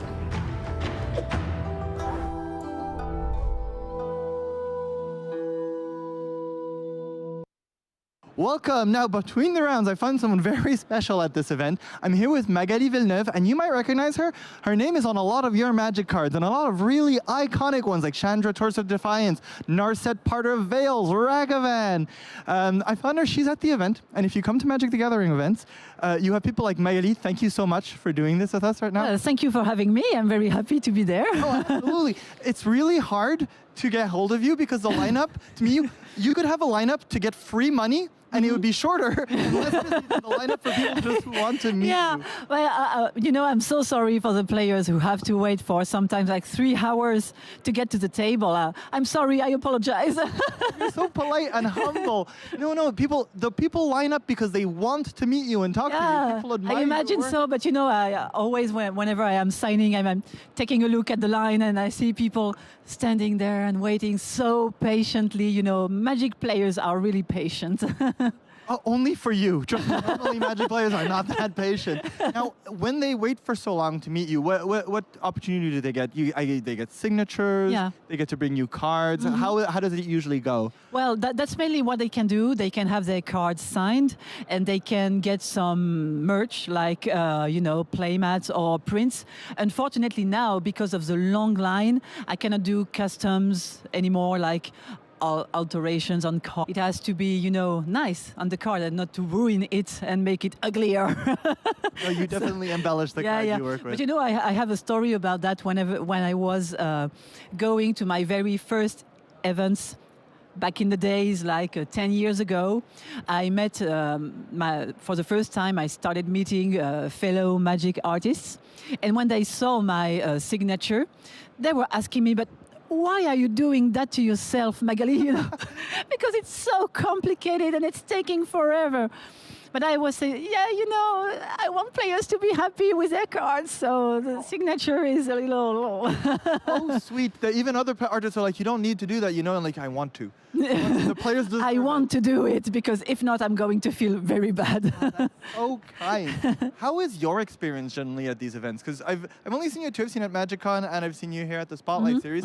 How is your experience coming to these? Like, when we are working for...